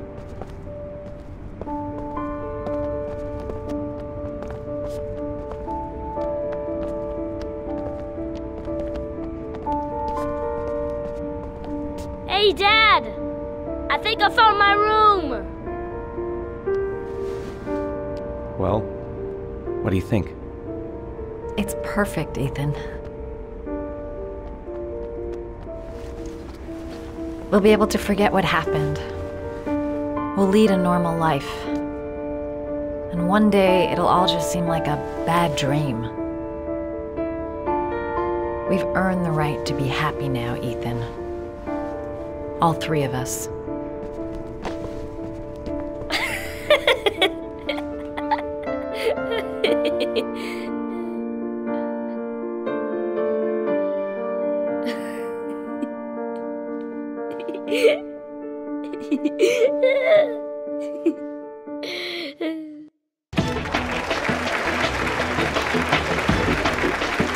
Our guest today is on the cover of today's World magazine this week and has been hailed by the whole nation as a new hero for our times.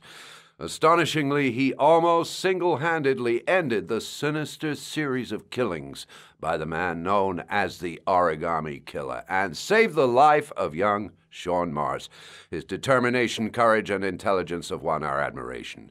Norman Jayden, give it.